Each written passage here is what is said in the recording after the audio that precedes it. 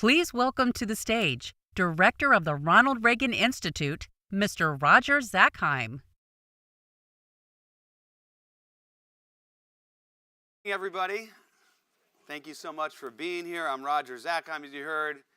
I have the honor of serving as Director of the Reagan Institute, which is the DC office of the Ronald Reagan Presidential Foundation and Institute. It is my pleasure to welcome all of you to our second annual National Security Innovation-Based Summit. And we're honored that each of you has joined us today, whether you're here in person in Washington, D.C., or joining us online. Today's geopolitical landscape is characterized by soaring tensions, proliferating conflict, and technological advancement moving at speeds that we can barely comprehend. Gone are the days of U.S. overmatch across a spectrum of warfighting and technology. Our adversaries are determined to offset areas of U.S. superiority, and they're trying to remake the world in their own autocrat image. America's innovation and leadership has never been more important than it is right now. And while America remains the global leader in innovation, defense budget uncertainty and the deterioration of the industrial base has coincided with sustained investment by our competitors to erode U.S. military superiority. This threat has become so severe and systemic that the Reagan Institute decided to create a permanent program dedicated to strengthening the National Security Innovation Base, or NSIB as we call it. Now, to help empower this vital ecosystem, last year the Institute launched its inaugural NSIB report card, a first-of-its-kind initiative to measure the health, effectiveness, and resilience of this ecosystem and provide recommendations for its improvement. Now, it's our privilege today to unveil the second iteration of that report card at this year's summit and have all of you discuss it during today's proceedings.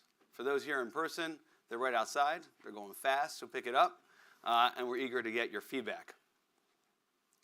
President Reagan recognized that America's preeminence in innovation is a critical source of our national strength.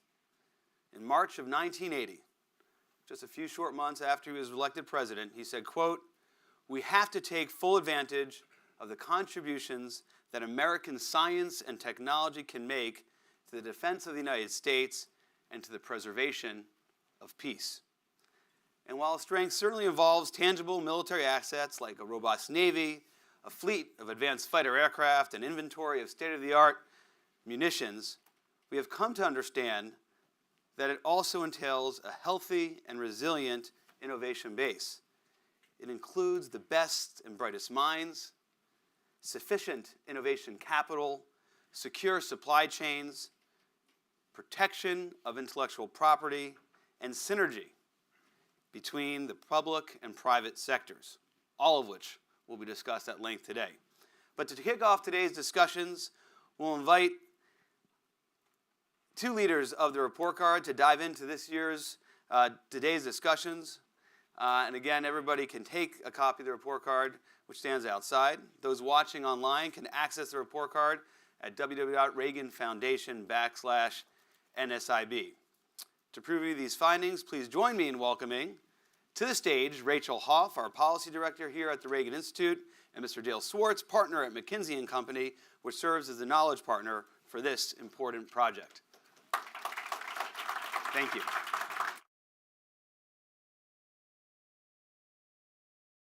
Roger, and thank you to all of you for joining us today and for those watching online as well. All right, it's really save 1 minute. Such a privilege to launch our second annual National Security Innovation-Based Report Card. We published the report card yesterday. Maybe just a word to build on Roger's remarks in terms of why we do this report card. There are a lot of convenings, a lot of conferences, a lot of conversations around national security innovation. And as the Reagan Institute started to do more policy work in that space, we identified that there was a gap. There was no baseline assessment of how we're doing and where exactly we need to improve. Just conversation that we need to improve. And so this report card is really an attempt to provide that baseline assessment, to look in depth across what matters in this ecosystem, to assess where our relative strengths and weaknesses are, and then to provide recommendations for improving those weaknesses. It's going to inform many of the conversations that will happen on this stage today. We hope it will be useful to you as a policy tool in your work in this space, and so we thought we'd start with just a few minutes between Dale and myself, digging into the findings, previewing some of what you'll see throughout the day in the report card.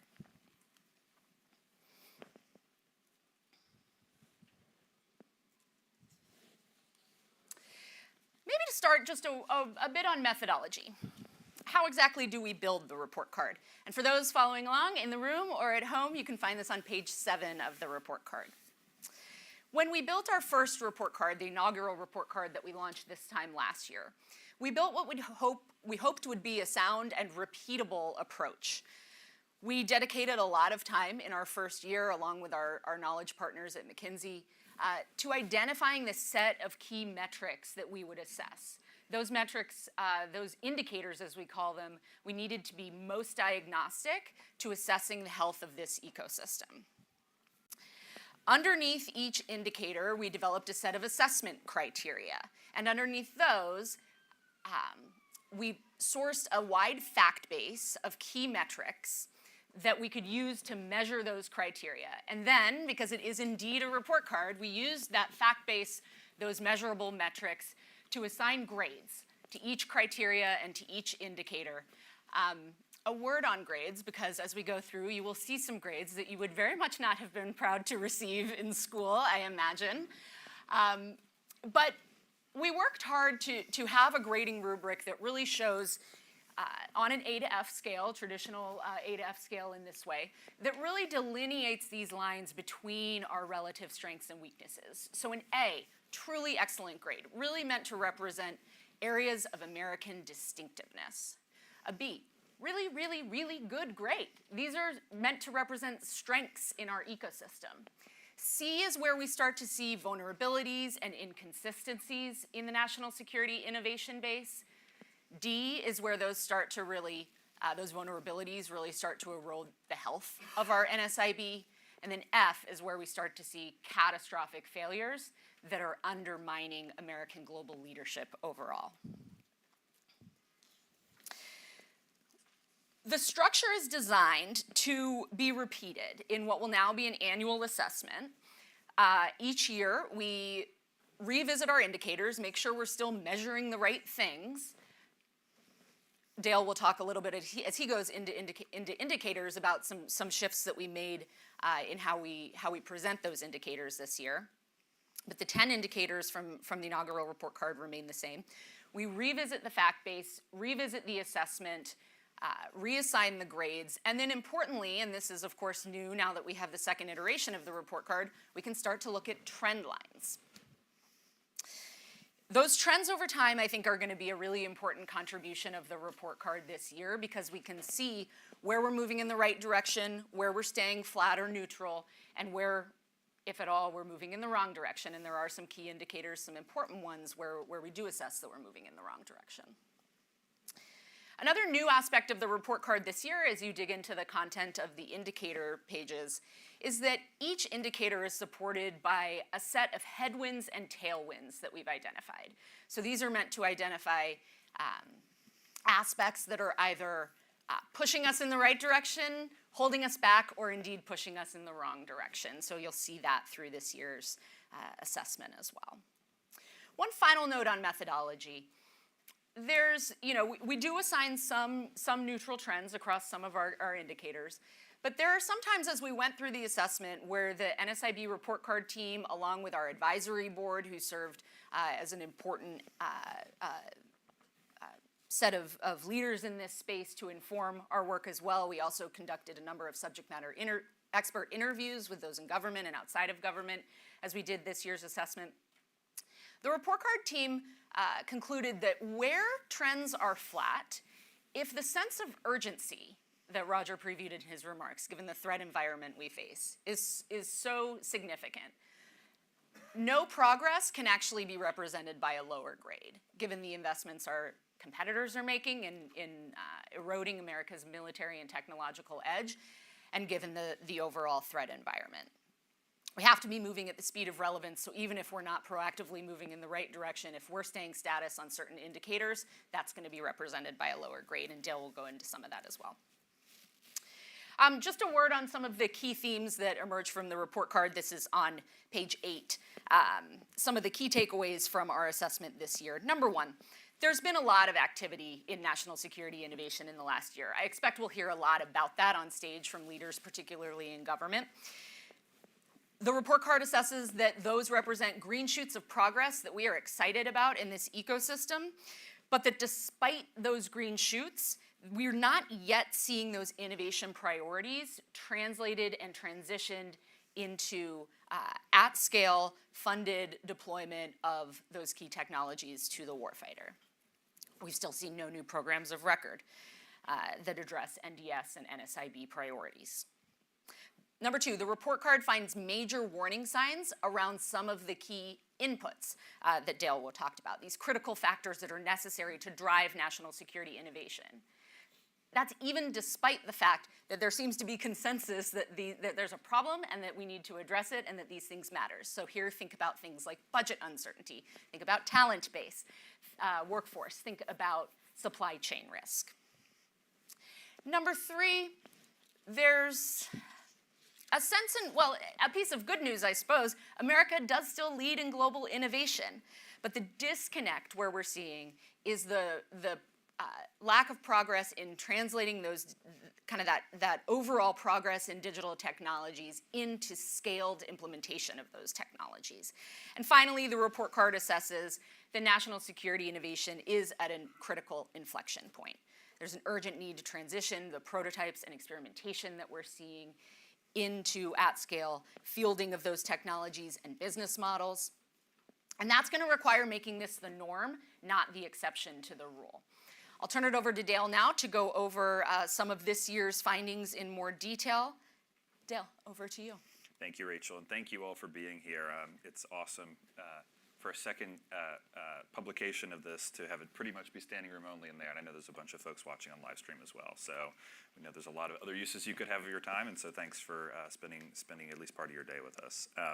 And it's also a privilege for us at McKinsey to continue to collaborate with the Reagan team on the report card again this year. Let me do a couple more things just to orient folks, and then let's get into what people really care about, which is the grades and sort of what has changed.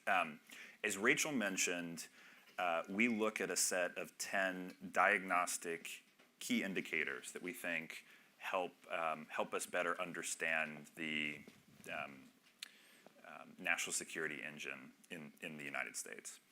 One of the things that we're really highlighting this year, the indicators haven't changed, but we're really focusing on those three at the top this year. The idea of sort of outputs and outcomes being a really important thing that we should ultimately be sort of driving toward at the end of the day. You can see the definitions on here for folks who are following along in your trusty report card. It's on page 9, but maybe just to orient a little bit.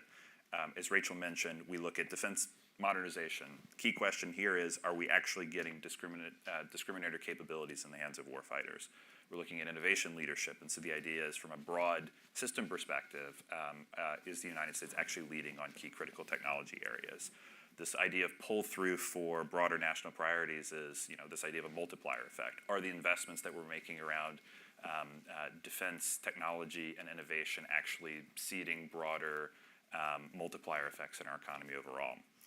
And then we look at a couple areas that we think of as inputs or drivers into the system. So one that gets a ton of debate, and I know it will this year as well, is customer clarity. The customer in this case is the holistic set of national security government agencies within the United States. So it's not just the Department of Defense, it's also the intelligence community, increasing the Department of Commerce, to some extent the Department of Energy, and many other folks sort of here who are ultimately asking for and acquiring capabilities across the board.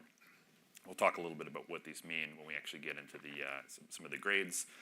Innovation capital is the idea of the set of government, public, capital and private capital resources are actually used to seed and scale the ecosystem. And then we look at a variety of different actors. So the private base, which we'll talk about, is actually very all-encompassing. Often this gets shorthand as a discussion on startups. It's not just startups. We'll talk about why that's important.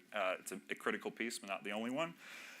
We look at the public and civil innovation base. The idea here is the national labs. It is FFRDCs. It's a variety of other folks. UARCs, the academic community is incredibly important here.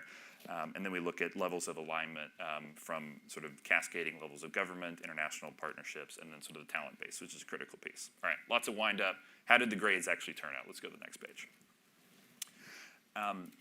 If you are purely calling balls and strikes, Rachel, in terms of how you all scored it this year, you would see 4 grades that went up, 3 grades that were flat, and 3 grades that declined. That's a pretty mixed story, as I think you were talking about, and there's a little bit of signal and noise, and what is the actual interpretation out of this?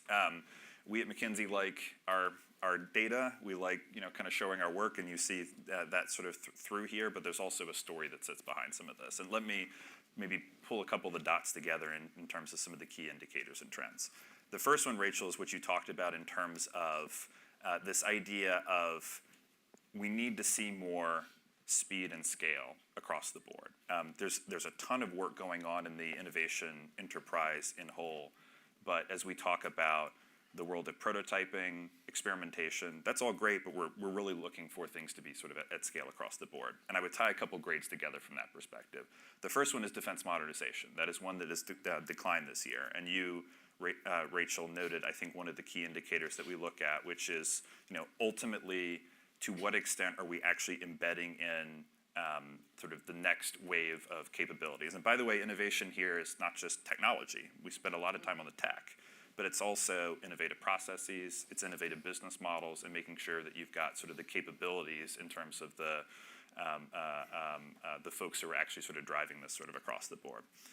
When we look here, there are certain areas. We're going to talk about space, for example, today, where there actually is a lot of commercial technology that's getting sort of embedded.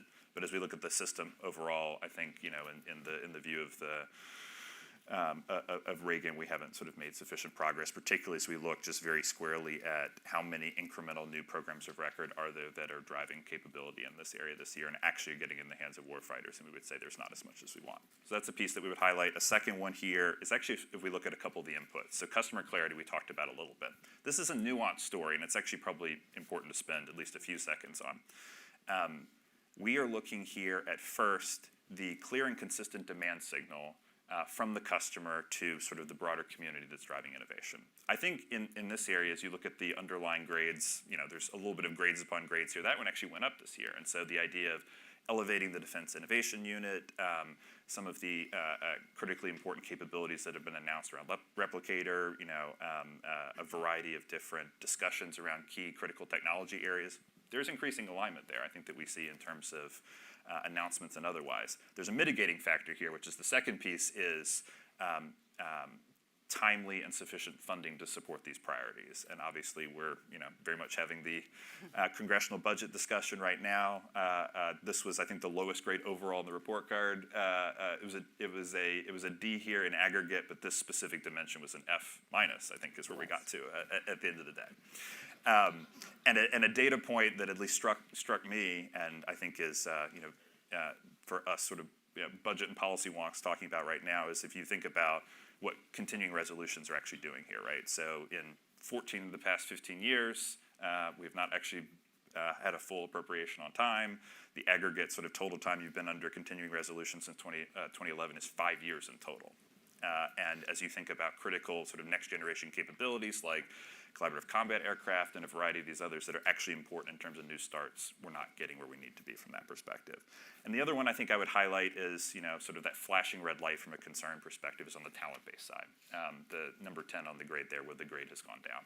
Now, this is not to say, and it's very important, and many of you all are in the room, there are amazing, incredibly talented technical folks, leaders, and otherwise who are driving innovation here across the board. But one of the things we're looking at is the speed and scale of that from an ecosystem perspective. One of the nuggets that sits with me is in this domain, almost a third of the workforce is at or nearing retirement age, right? And so as we have the graying out here, we're not actually replacing at the same rate. And you know, while there I think are promising signs that increasing number of folks in younger generations are moving into sort of these areas, I think it's not exactly where we'd like to be. The final piece, and then I'll turn it back to you just to do sort of a quick on the recommendation side, is again, we should acknowledge some of the promising higher end pieces. It's not all bad news here, but I think, you know, this is very much a sort of year to prove it from a speed and scale perspective.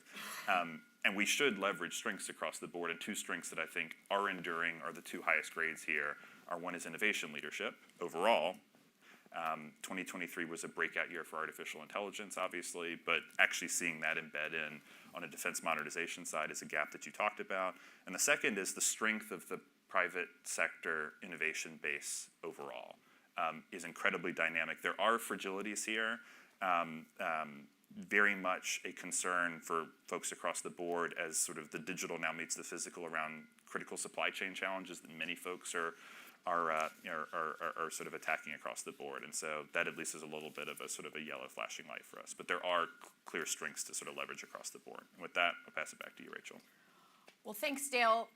Lots to cover and unpack throughout the day. As you can see, I just, as we wrap up, want to highlight that there are 6 signature recommendations embedded at the end of the report. We developed these in partnership with Eric Snellgrove, who served as a subject matter expert for the report card, and thank him also for his work on the policy product. I just want to breeze through a couple highlights for you. I'll talk first about number 1. This is simply around funding stated innovation priorities, new program announcements, Replicator, CCA, that's great. They should be fully funded. We talked about that grade. Number 3 is around developing novel manufacturing processes to help overcome some of our shortcomings in that regard.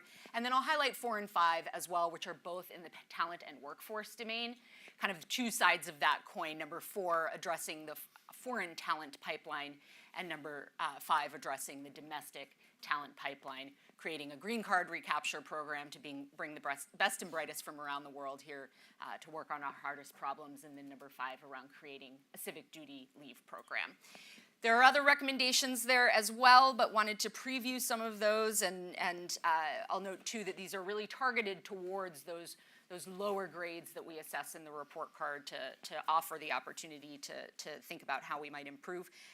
That is what we have for you this morning on the report card. Dale and I are eager to dive in with each of you and chat more on the margins of today's event. Please don't hesitate if there's feedback that you have in terms of the report card, questions, happy to address those. We hope it's a useful tool to you in your work as part of your toolkit.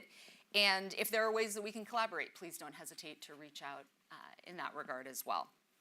I'll end where Roger started, which is just the sense of urgency that you see throughout this year's report card. I think we'll hear a lot of that on stage today as well. And I would commend you all to leave here whenever it is that you leave today and take that with you along with some of the fact base in this assessment. Thanks again for joining us today. We'll take a quick break and reconvene at 9:10 for our first session with policymakers. Thank you.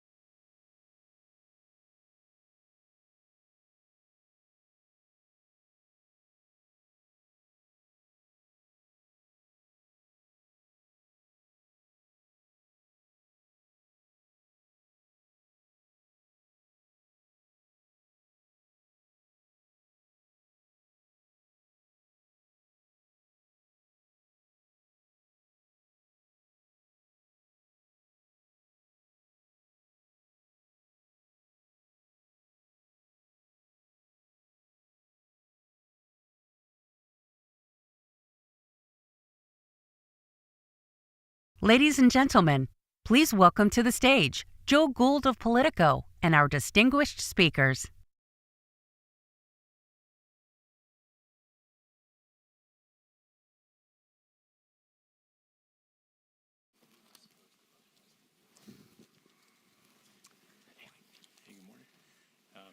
Hey, good morning, everybody. I could not be more pleased to be moderating this discussion with House Armed Services Committee Ranking Member Adam Smith, who has shepherded 14, I learned backstage, defense... 13. It's about to be 14. Getting ahead of ourselves. Yes. Defense policy bills into law, and Senator Todd Young, who authored and saw through the CHIPS and Science Act in 2022, which plants $52 billion towards semiconductor research and manufacturing across the country. First of all, I wanted to get us talking about the report card that was discussed in here before we walked in.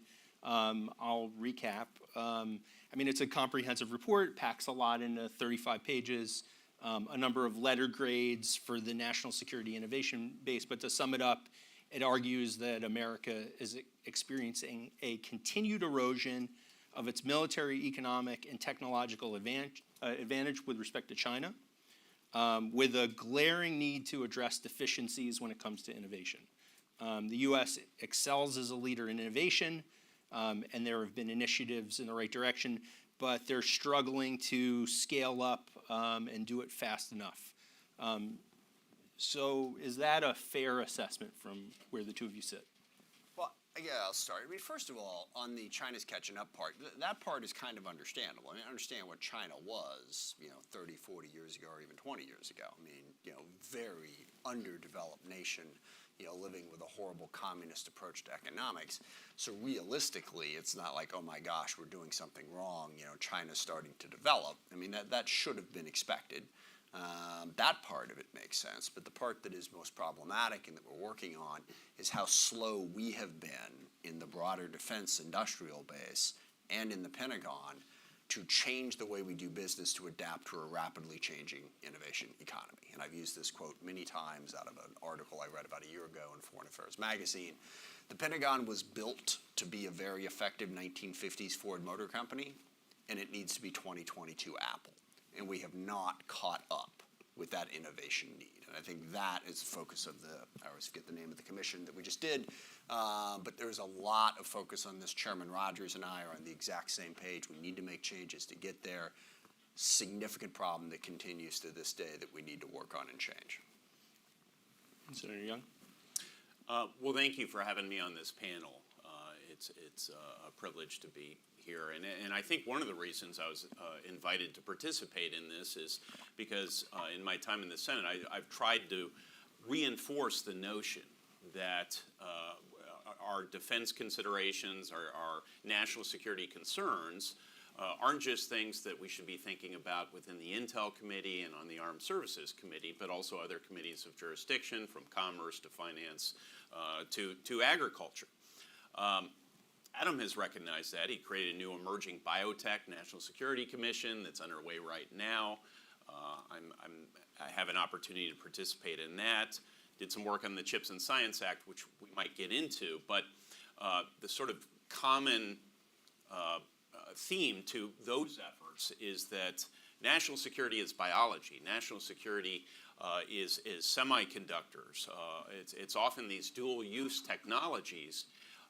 And what we haven't done effectively enough yet is to take the private sector innovations, to incorporate them into some of our defense thinking, to figure out how we might utilize some of these innovations in a national security context. And we need to get a lot better at that. We know that our allies are working on this as well, but so are our adversaries. And so to the extent we can formalize those efforts, we need to.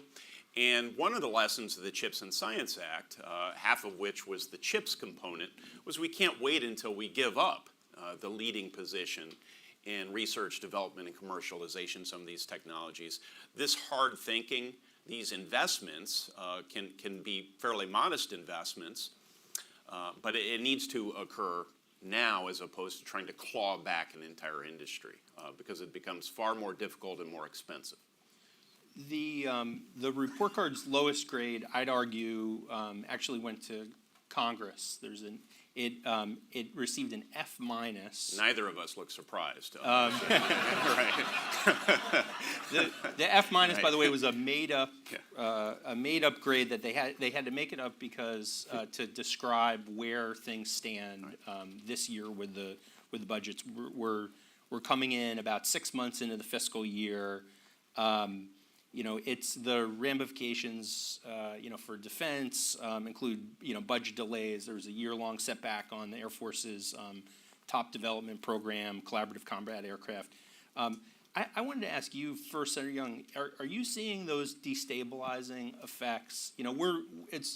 What happens on the defense side is pretty well known, but are you seeing destabilizing effects in terms of implementing the CHIPS and Science Act, or Purdue is in your state for research and innovation? Is there a knock-on effect outside of defense? Well, listen, I think occasionally Congress gets something very big, very right. And we did in passing the CHIPS and Science Act. We did that in a bipartisan way. So let's occasionally celebrate the really big wins institutionally so that complete confidence isn't lost in these institutions. So I'm very proud of that fact that Adam and I and so many others worked together to get that across the line. It wasn't easy. Implementation hasn't been without a wrinkle here and there. But to answer that entirely candidly, there have been some things that should happen so that implementation would go more effectively. For example, a permitting effort for fabs was recently negotiated. It's the first consequential, as I would characterize it, permitting reform that has occurred in the last number of years within Congress, and it was shot down by a prominent Republican member of the U.S. House of Representatives because it wasn't inclusive enough. Setting aside the substantive merits of that member's concerns, we could debate it, and it would be appropriate in another setting to do so.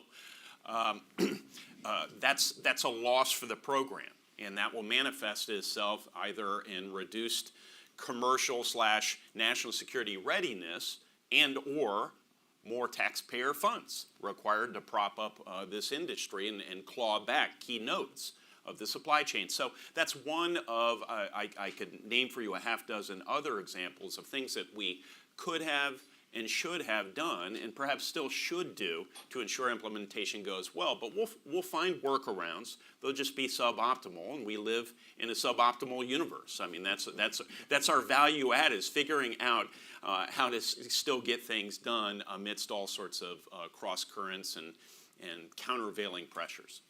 And then, I wanted to ask on the budget dysfunction. I mean, from where you sit, we know CRs are disruptive to the Pentagon, but how do you break the cycle we're in? There's a multi-layered problem, and blaming Congress completely and totally misses the point. The reason we have the budget problem that we have is because the American people have a clear set of priorities when it comes to our budget. They want us to balance the budget, they don't want us to raise taxes, and they don't want us to cut spending. Okay? That's what they want. Now, part of the reason that the people want that is because politicians have been promising it for so long. And so, who's to blame there? But we don't like to deal with reality in America. We like to believe that we can alter reality because that's just how special we are. And hey, I say that sarcastically, but sometimes it's true. We've accomplished amazing things that people would have never thought possible, World War II, went to the moon, the list, okay? So having that can-do attitude has its positive side, but also sometimes it just becomes completely divorced from reality and becomes a problem, all right? And we're running around talking about how, again, we got to balance the budget, not raise taxes, not cut spending, and people come up with all manner of fascinating arguments. Well, if you cut taxes, it actually increases revenue. No, it doesn't. If you spend $1 on this program, you'll get a $5 return later.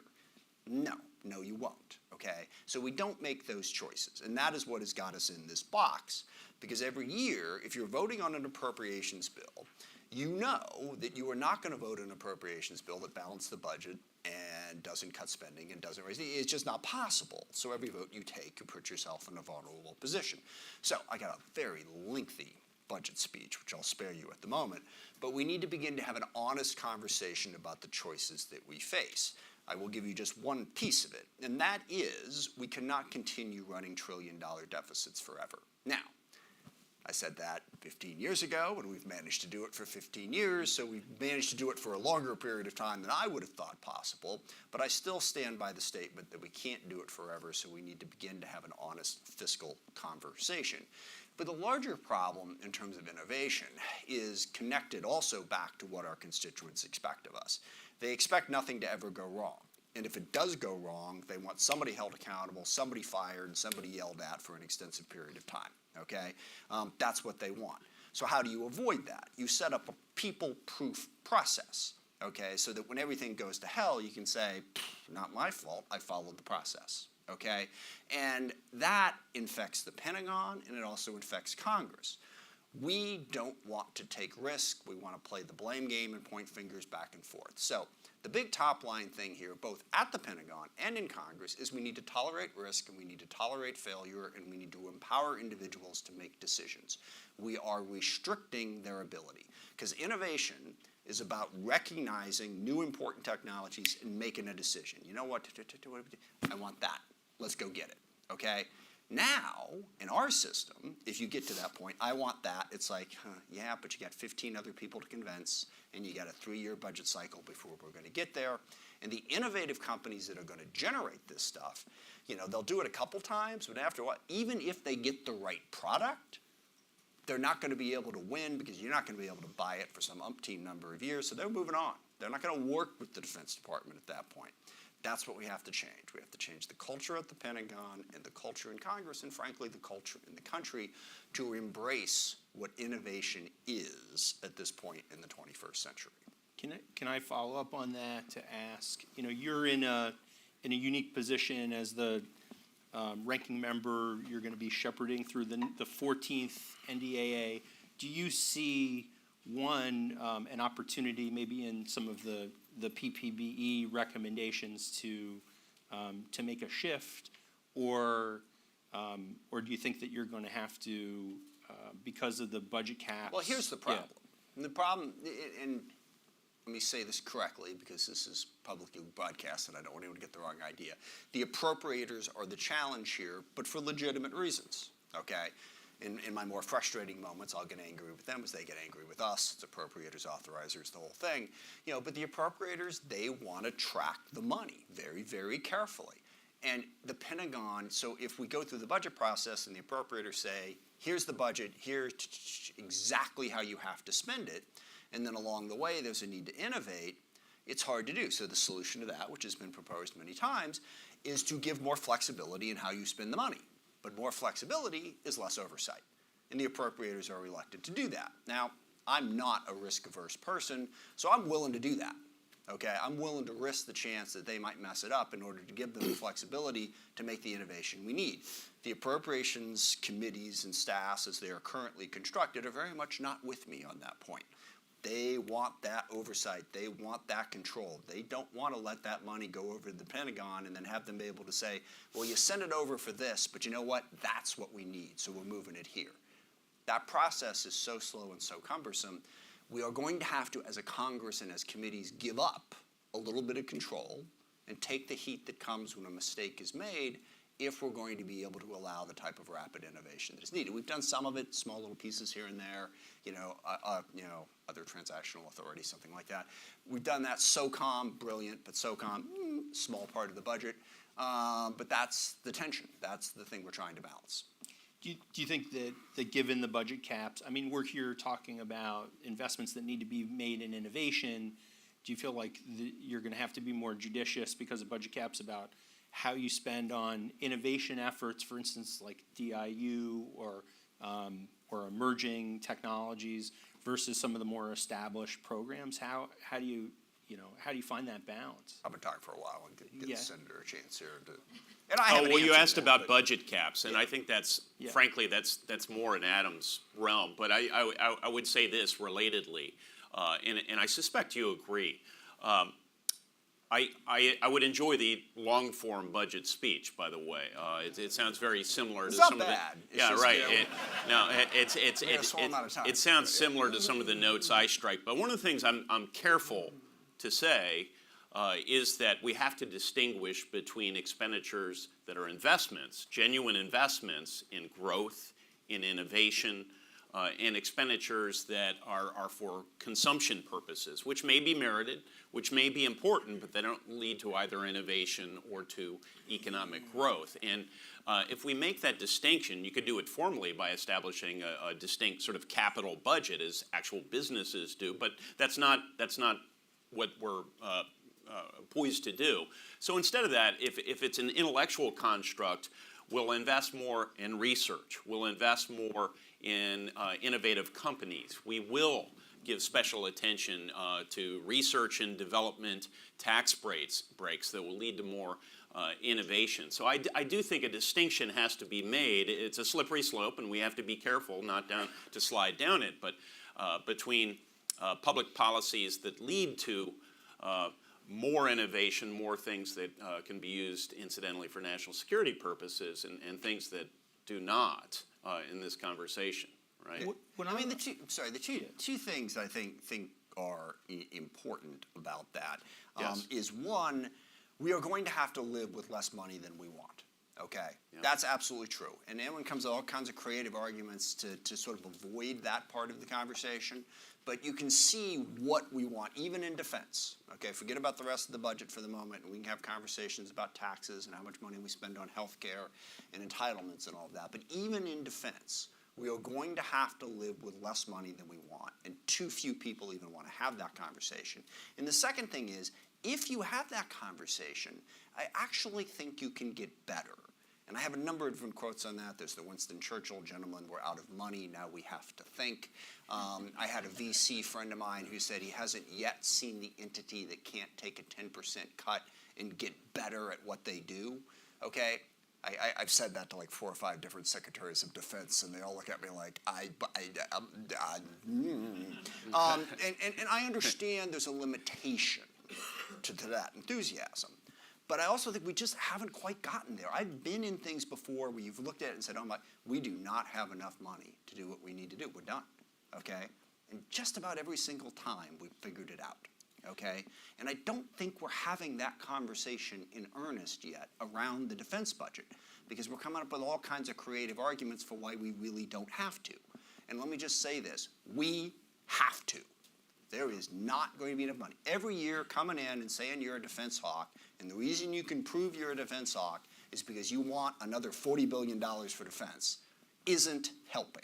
Yeah, okay? let's make sure I'm not on the other side Oh, of no, that I know argument. you're not. Because, I know you're not. I wasn't because implying that. yeah, Right, no, yeah. and I know you weren't. Yeah. But I want to make sure all That's ears fair. are as sensitive as your lips.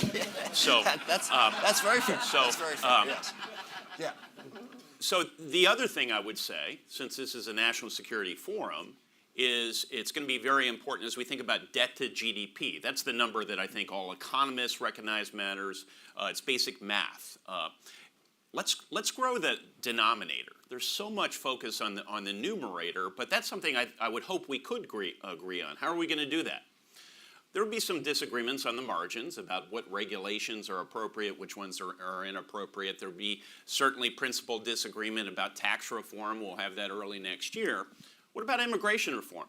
Yes, no disagreement there, but we need to boldly embark on legal immigration reform so that we can get more growth-oriented workers, entrepreneurs, innovators, investors in this country, helping us with our economic growth. This is national security. I mean, this is a key component of national security. We need to improve our nation's education system fundamentally. Compare our pre-K through 14 testing scores to those in other countries. This is a national security issue. The Chinese, to choose one example, are thinking along these lines. We need to think along these lines as well. And permitting reform is a huge part of that. Indeed. And the shame of it is, the reason those members blocked the effort at permitting reform was because they were angry that we hadn't done enough permitting reform. Which is like... I followed it. Yeah, it's like, I hear you, Yeah, I know. but, I know you want the whole loaf, but here's half. So we need to get past that too. Yes. I have a question on a promising area of the report card was artificial intelligence. It calls 2023 a breakout year for American leadership in artificial intelligence.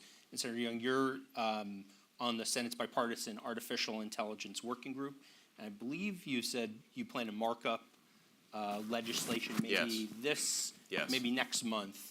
Is that still the timeline? Can you say something about what your targets are for that legislation? And maybe Adam Smith has something to say about this. Do you think that the NDAA is a potential legislative vehicle? The NDA I regard it as always potentially a legislative vehicle, and then I'll approach a number of folks on SAS and that's outside of the realm. What? Yeah. You see, I'm with you on that, by the way. Right. Oh, we got to work on the same. Everyone Yeah. complains, oh, the defense authorizing bill has become the ominous authorizing bill. And I'm like, you say that like that's a bad thing.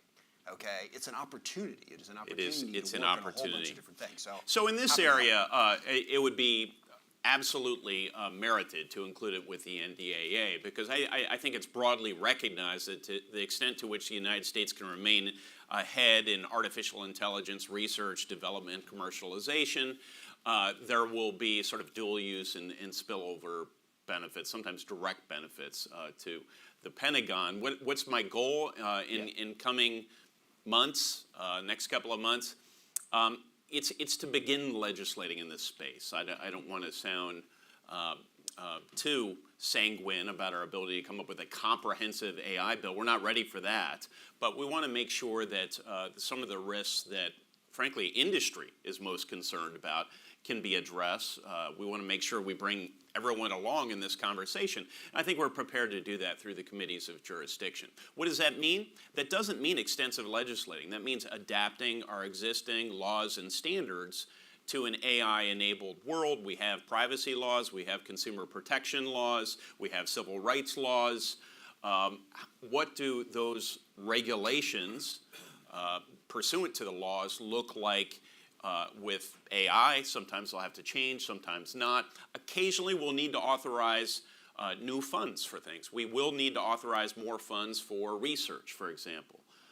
More funds for educating people in artificial intelligence, although much of that will just be reprogramming of existing funds. What's most consequential from a national security standpoint in this conversation is and Adam can speak to the direct DoD acquisition of AI-related systems, which has really been going on for a number of years.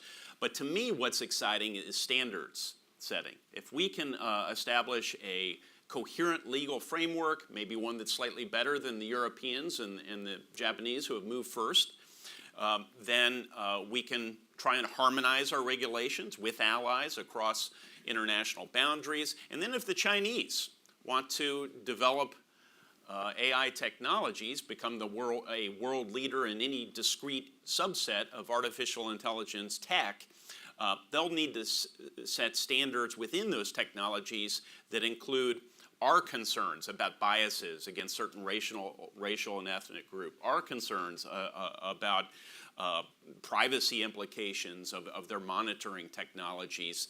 So it's effectively, that's game, set, and match from a technology standpoint. As you set the rules of the road, you invite the Chinese to make a decision. Either they're going to comply by our tech standards or they're just going to have to spend exorbitant amounts within their own domestic economy and with a couple of vassal states to sell into a much more limited market.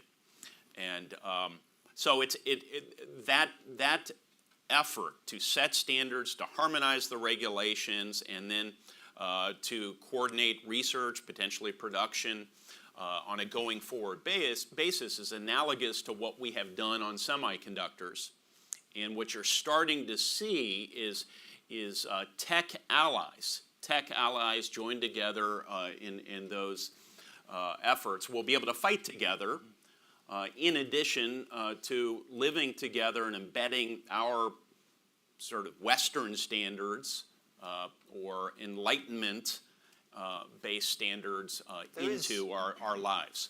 One final piece, yes. And that's the workforce that goes into this and how we get the right people working at the Pentagon, something that I typically bring up when we have these conversations. I want to make sure I don't don't not bring up now. We got to get innovative people working at the Pentagon and working for government, and there are a number of impediments to that. Right now, the whole security clearance issue and classified information and what we're doing and how we're making it far more difficult for people to work for the government than it should be is a major problem. And I have this quote from the Oppenheimer movie when they're questioning Oppenheimer's background and whether or not he should have been hired in the first place. And the general says, well, gosh, I wouldn't have hired any of them based on that standard. And that's sort of where we're at. I mean, look, people are people, okay? They're going to have issues. And then once you get into, well, who are your friends? Who are you connected to? It's like if you're connected to someone, a lot of people just throw up their hands and say, yeah, I'm going to go to work for Apple. Because someplace I'm going to deal with that. We have to be more focused on bringing in the type of talent that we need and less focused, again, on being risk averse, on saying, nah, we got to look into you for 3 years to make sure that you're okay before we're going to hire you. And oh, by the way, even when we do that, we still have people come in who spy on us. So it's not like the system is exactly working 100%. There's a perfect guarantee. We're pushing the type of innovative people that we need to come in and develop the AI systems and all of that and make sure that we're using them in a way that is going to be helpful to U.S. national security interests in addition to the private sector. We're pushing those people out. And we need to bring them in if we're going to get to where we need to be on the innovation that we need. All right. It looks like we stuck the landing. Yes, I wanted to say overshot the runway. Overshot the runway. That's standard these days. So. Want to say thank you to you both for coming here for this discussion. Thank you so much. Thanks for having us. Thanks. Thanks, Brent. Yeah, thanks.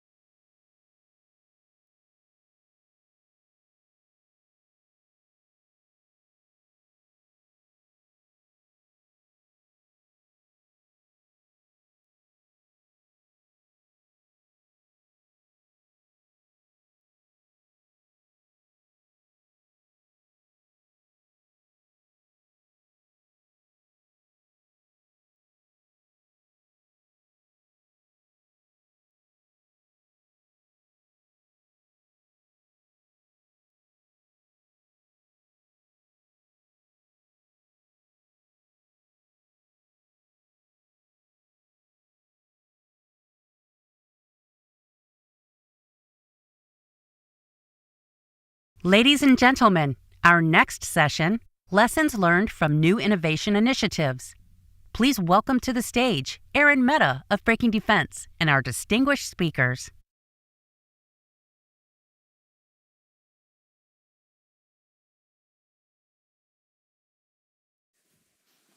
Good morning, everyone. Thank you all for joining us here for a jam-packed event.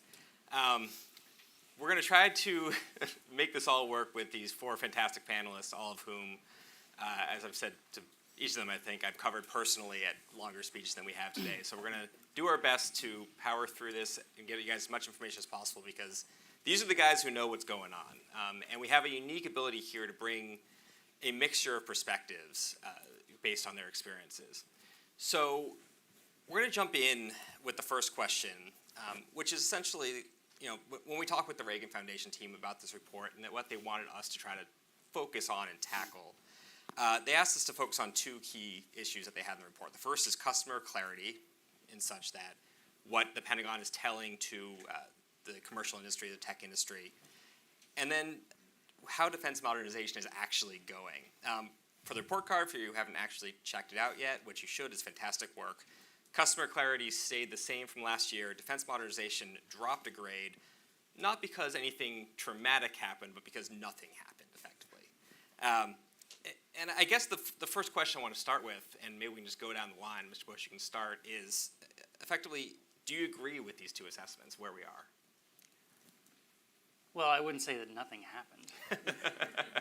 I mean, I know the Army signed a lot of contracts and bought a lot of stuff and fielded a lot of equipment, so I think it depends what you mean by nothing. I think, the headwinds that the report correctly points out, our lack of ability to get funding to do new things, that's a fair point.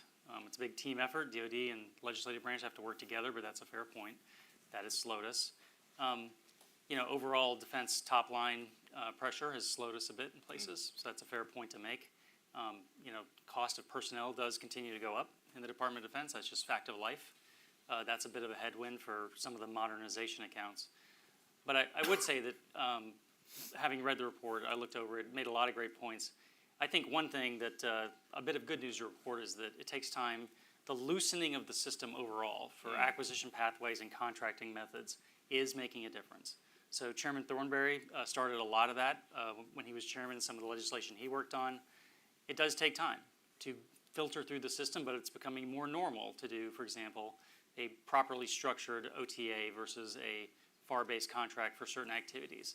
We're moving away from fixed price development where, except in very exceptional cases, we're able to go much faster with middle tier acquisition pathway, software pathway, much faster to get programs started, respond to urgent needs, actually get stuff in the field. So I think the loosening of the reins, so to speak, is having an effect, but we're far from as far down that road as we want to be. Raj? Thanks, Aaron, and it's great to be here. No one likes a D or lower on the report card. Look, I think there's a couple of trends that I'd maybe point out. So one is if I look at what's happening in the private sector, right? What is the engine of innovation? It's capital, it's talent, and it's technology. And I think we've never seen more of all three of those interested in national security and defense. So it's a really, really exciting time. But I would agree there's a mismatch between what we hear senior leaders say they want and need and their focus on innovation to what actually gets executed. But I think there has been things that have happened, and there are a variety of acquisition organizations and pathways that are improved. But I think there's, if I look forward and I think about, okay, what is the next part of defense modernization? And I think the element that I think is the most challenged, we haven't really focused on, is factoring cost, meaning the impact of low-cost systems, right? And that modernization is not just better technology, but also cheaper one, right? I had the opportunity to go to Ukraine in the fall, visit several of the drone factories. There are 600 drone factories, building these $500 first-person vehicle drones. They're basically replacing artillery. And I think there's some stat that says Ukraine's losing 10,000 drones a month, right? And they're going to build 1 million of these. And the Pentagon and Congress is moving towards building more drones, but we're talking about numbers in the thousands, and at cost points ranging from $25,000 to $100,000. It's just orders of magnitude difference. And so I think the next part of defense modernization again is how is low cost and mass a impact on modernization in and of itself that's different. Jared, I'd love to, a broader question, but also if you have any thoughts to what Raj just said, because I think that falls into your purview there. Well, I think to the initial question, I would say yes. I like it. Yeah. So I don't disagree with the findings in the report. I think one of the things that strikes me is we don't have a lack of imagination about how to innovate and what the future could look like. I don't think that's the problem. I think the challenge we run up against is how to get from as is to be, right? So if you envision a very different future than the present that you're in, that's not actually the hard part. The hard part is figuring out how to get from where we are to where we want to go. And in a flat or, in some cases, declining budget environment where we have present real commitments around the world, in the Red Sea, supporting Israel, supporting Ukraine, maintaining a presence west of the international date line. I mean, we have global commitments, and the force structure that it takes to do, to fulfill all those commitments is the same force structure that is tying down most of our ability to invest in that very different future. And so, I mean, this is the heart of the issue from my perspective. It is not a lack of imagination about what we need to do. It's perhaps a lack of imagination about how we're willing to accept risk in order to get there. Mr. Chairman? All of us have heard a lot of talk and churn about innovation-related things, different offices, different programs, different funding. But I think what the report card emphasizes is there's really only one thing that matters, and that's the capability that's in the hands of the warfighter. And all this churn doesn't really matter much if we don't have the capability they need available to them at scale. And so differentiating outputs and inputs, I think, is a really good thing that I think a lot of us too much focus on inputs and not on outputs. And the crucial factor to me is time. I mean, you heard from the first presentation this morning about urgency. We can be better than we were last year, but if we're not good enough to keep up with the change of technological innovation, if we're not good enough to keep up with the change of threats from adversaries, then again, we're falling further behind. And I think that's what you see reflected in that modernization report. On customer clarity, it shows it's a little better, and I think that's largely because of Replicator. The Deputy Secretary will be here this afternoon. There is a brilliant Defense Innovation Board report, I'm sure you've all read, that, saying tongue-in-cheek, that talks about the importance of culture and leadership in affecting the culture. And to me, the most amazing thing about Replicator is the Deputy Secretary put it on her shoulders to say, I'm responsible for this, and we're going to deliver thousands of things relevant in the China fight in 18 months. So it's like a pass-fail on herself. And that sort of accountability is exactly the sort of thing we need to change the culture, to take more risk, and so forth. So to me, yeah, customer clarity may be a little generous, but it's that change in culture as much as the substance of Replicator that is remarkable.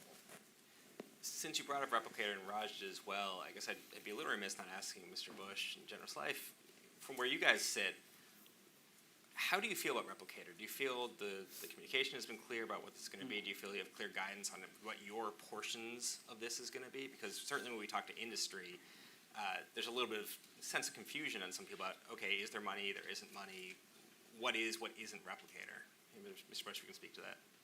Sure. So first of all, the Army's, was, I think actually we're the biggest participant. If you look at what's actually going to come out of round one in terms of quantity.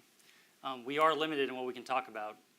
That's a choice the department's made to keep it rather buttoned up. So those in industry who are working with, of course, know, but there's going to be a bit of a gap on those who aren't involved directly, just because of the classification structure they put around it. But I think it's a good goal. It's the funding, for the first year, we're taking a reprogramming approach, and we need Congress's support to get through that. Hopefully we'll get it. Going forward, as long as it's done the right way, you've got to, when you're handing out hundreds of millions of dollars of the American people's money, there has got to still be some process involved to make sure that's done fairly and appropriately. Right. Now, that's the case so far. We just got to keep at it. But I think the urgency the DepSecDef has added to the system is welcome. In the Army's case, we had something we were already working on that was similar, so we nominated that, and luckily that made the cut. And so that was a win-win for the Army. So those are your ideal situations, I think, when it's something the service needs to do can't quite get through its own system. OSD doing its kind of cross-look oversight and accelerating where they believe it's necessary for the entire enterprise. I think that's the best use of a OSD-led system approach like Replicator. So for the Army, that's what we got on round one. We're hoping to do it again on round two. Interesting. General Slade? Yeah, I think, so the Air Force has got several compelling programs in the pipeline that will be considered. They're not quite as technologically mature as some of the Army programs that are going to be kind of in the round one on this. But we're excited, frankly, about the prospects of Replicator. I mean, I have the opportunity, and I charitably describe it as an opportunity, to sit in the meetings where we're talking about all things budgeting on a weekly basis. And the person that sits at the head of the table is the Deputy Secretary of Defense. And so to Chairman Thornberry's point, when she takes it on herself and says, this is what we're doing, there's no question from anybody in the room that we are going to do this. And so the question is, how quickly can we go, and not whether we're going to do this or not. So we're excited about it. Great. I wanted to ask about budget, actually, and following up on what the previous panel talked about a little bit, the impact of Congress and kind of the broader attempts to move some of this stuff forward. One of the things the report called out specifically on defense modernization was, there are a lot of great ideas, a lot of contracts have been let, things have happened, but without real regular budgeting, it's kind of hard to move some of this stuff forward. And I thought it was interesting because we have this unique panel where we have Mr. Bush, obviously experience on the Hill, but also now as the buyer. Raj, who has been in the building, but also now represents the commercial, the customer in this context. General Slife, the end user, and of course the chairman, who helped guide a lot of the language that's now being used in this world. And I wanted to ask, and maybe we can start with Chairman Thornberry with you and kind of go in reverse, what your view is in terms of how, what let's charitably call the congressional deadlock right now over budget issues is having in your mind on this kind of specifically the new tech, bringing commercial ideas, trying new things, modernization efforts. Oh. I'll give you a nice softball. You can just right. I don't think you need me to go through the litany of how we are hurting ourselves and making it harder for us to defend the country, making it harder for General and Doug to do their job as well as everybody else. I mean, it's kind of unbelievable. I'll spare you my talk about incentives for Congress and our political dysfunction, because that's really at the heart of this. There's a lot but in the meantime, I'm not sure it's going to change in a time frame that is going to solve our problem competing against China and so forth. So I guess the one thing I would say is we're going to have some degree of budget dysfunction for a while. It is essential, in my opinion, that there be greater flexibility for the money that is given to the Pentagon. Partly because of the change that we were talking about a while ago, but partly as a result because of this dysfunction just makes it even more imperative, whether it's under a CR or whether it's an appropriation bill. And you can talk about portfolio or funding or various labels that would get put on it, but it is damaging us to an incredible degree, and to me, it doesn't fix everything, but a Band-Aid to help mitigate the damage is greater flexibility in how the funds can be used. What a cliche to ask a general about the impact of delayed appropriations and budget. It's good, right? Everything's fine. Yeah, I'm not sure I'm going to add anything to the public record on how damaging this is. To Chairman Thornberry's point, I think he's got it exactly right. So, at the risk of eating up too much time, just a little bit of story time with Uncle Jim here. So I started my career as a helicopter pilot. I went through training at Fort Novosel, Alabama, and my instructor was about a 10,000-hour former warrant officer from the Army that had, multiple tours in Vietnam, and I mean the guy had, more flying hours than I had been alive. And so we're low-level navigation flight, flying around South Alabama. I'm completely lost. We're at 50 feet over the tops of the pine trees. The map is upside down. I'm looking at it, staring outside, trying to find something outside that looks like something on the map so I can figure out where I am. And this guy in the other seat finally can't stand it anymore. And he looks over at me and he says, "Lieutenant, you're going to have to navigate from where you're at, not where you wish you was at." And, you know, I have found timeless wisdom in the words of this instructor pilot that I had when I was a lieutenant. And I think to Chairman Thornberry's point, this is where we are. And so the question is not, is this helpful to the United States? Is this helpful to the Department of Defense or not? Of course it's not. But we have to navigate from where we are and not where we wish we were. So that said, what can we do to mitigate the impacts of what, as the chairman describes, persistent dysfunction in our appropriations process? And I think there are a number of things that are reasonable. They will require some discomfort in both the executive branch and also the legislative branch, because they will involve change. And anytime there's change, there's a potential to lose influence or power or however you want to characterize it. But certainly some of the highlights in the Reagan Institute's report, the PPBE Commission has recently made some recommendations that I think are useful. The Atlantic Council produced some recommendations. So I mean, none of these things are particularly mysterious to us, but there are things that we can do to mitigate the impact for the world that we live in, and I think that's really where our focus ought to be. If only there was somebody who could speak about the findings of the PPBE Commission. Mr. Shah. Thanks, Chair. As I say, budget is strategy, right? If you look at the budget, you can really get a sense of where our priorities are. And look, I think there's been 42 blue ribbon panels on budget reform, and we're probably the 43rd. But I'm actually optimistic. I think that there's a broad recognition in the department, in both houses of Congress, that we need reform. So I was part of this 18-month commission on reforming the PPBE, McNamara-era process. And there's 5 buckets of recommendations. I'll focus on the first 2, which is aligning budget to strategy and encouraging innovation and agility. The other 3 around modernizing the technology, the workforce, and most importantly, the rebuilding the relationship between Congress and the department. But if I think about the alignment of strategy, I mean, I think that's really at the core of this conversation. Is I think everyone can agree on the types of things and changes we need to compete against China and to prevent authoritarianism around the world. So how do we go from having 30,000 line items to a more compressed number? I think there was one line item in the 60s for fighter tactical aviation, and now there's countless. So I think there's a set of recommendations around that. As we think about innovation and agility, to the chairman's point, how do you give the department flexibility within year? How do you just change the construct of color of money, particularly when you think about software? So look, I think there's a whole host of recommendations. We made 28 of them.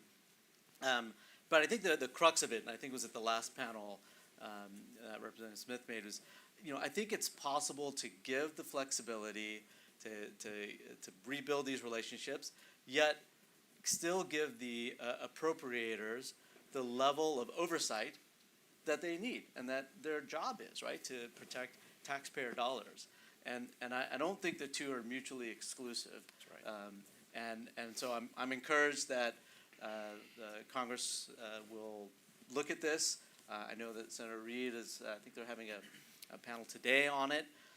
And then the final point I'll make, so recommendation of those outside of our core scope, was I think there are also tweaks within the CR construct that new starts could still occur if that were to happen, right? And again, to go with my 2 previous speakers, we are where we are on that, and we still need to operate with that. You're talking about Secretary Kendall's language or other Well, there's some recommendations in the report of how do we redefine what a new start is, and even if we are within a CR, do our Pentagon leaders have the ability to start new programs?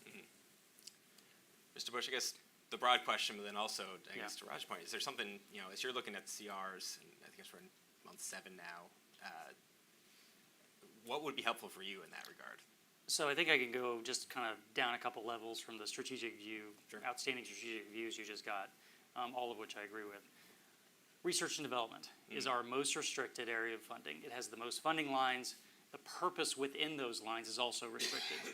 6.1, 6.2, 6.3, the difference in those activities. So if you look at restrictions broadly, where's the weight of that most heavy? It's by far in research and development. So that's one thing. Now, where does that come from? It's not all Congress, actually. I've done, the team in the Army's been looking at since the report came out. For example, as far as I can tell, and someone here might know otherwise, those differentiations of function within R&D are self-done by the department in our regulation for financial management. Now, they might be in the spirit of what appropriations committees wanted, but we did that. We can change that, is my point, working with Congress. So, but R&D spending, and the other reason I mentioned it is where when we need to do something new, something that an opportunity comes along from an experimentation event, we have an urgent need from theater. Entirely new technologies emerge. We see something in the intel. We want to get ahead of it.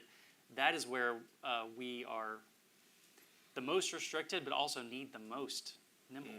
We need the most flexibility to do those things quickly. Now, it's not all that we don't have any flexibility. So, there's legislation. We used it twice. It's Rapid Acquisition Authority.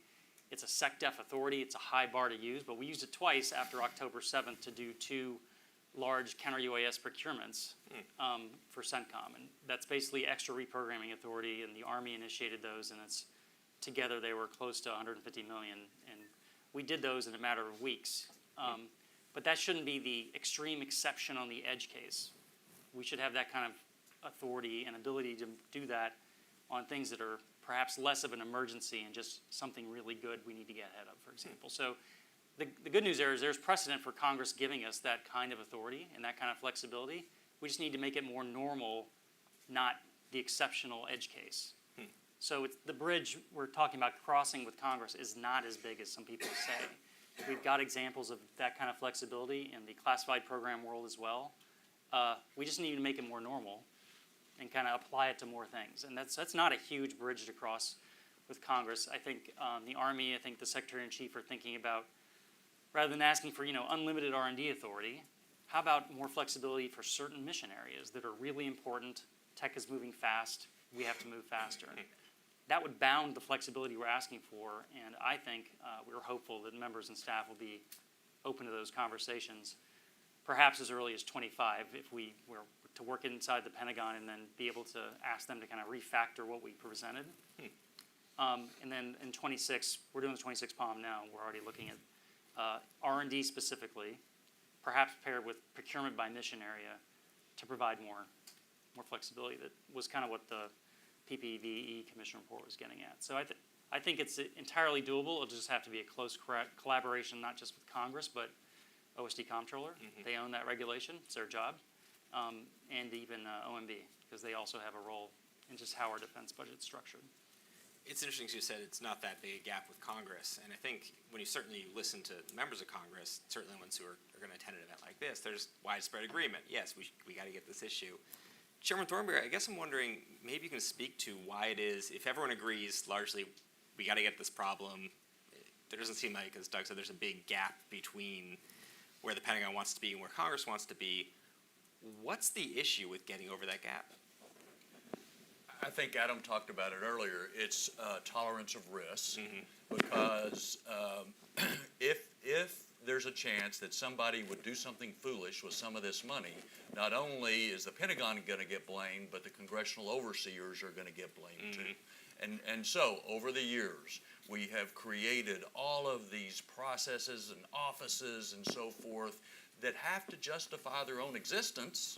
And so it's easy to put this yellow card down, whether you're in the Pentagon or you're on the Hill, in a cautious manner to make sure that that's exactly going to turn out just right.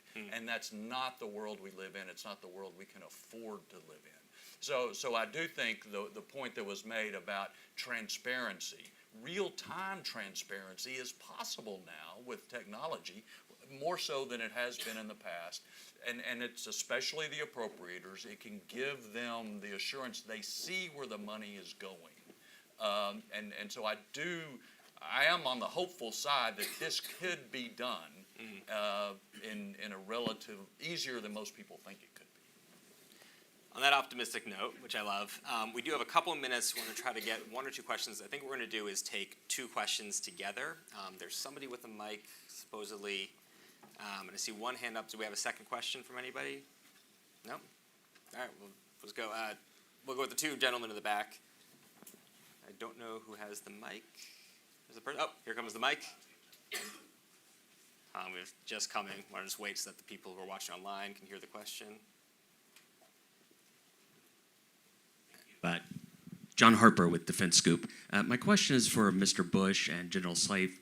From a service perspective, how effective do you think the Defense Innovation Unit has been in helping you acquire and scale commercial technologies? Are you satisfied where things stand, or do you have some frustrations with the way that process is playing out?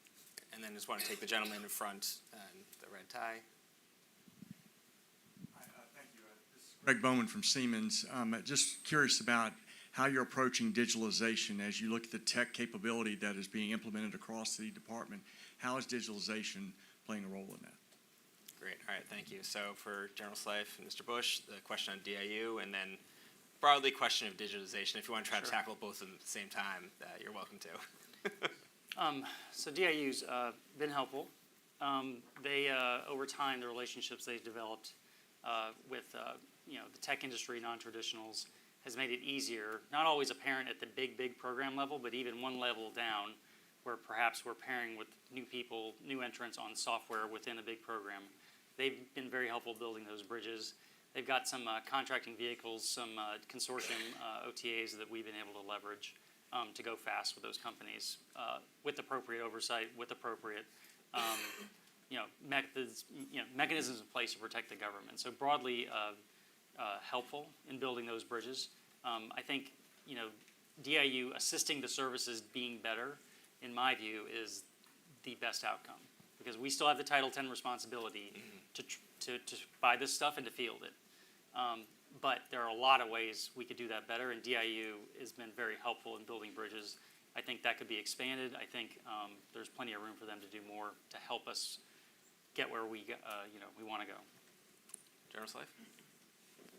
Raj, do you feel like we're judging you here? I was going to let Raj do the response. As a former DIU director. So I think DIU has been fantastic. It highlights we talk about this valley of death, and the DIU has been helpful in helping us move things kind of from good idea into program of record, but it's almost a Band-Aid. The DIU and funds similar to this are really Band-Aids to a more foundational problem, which is that the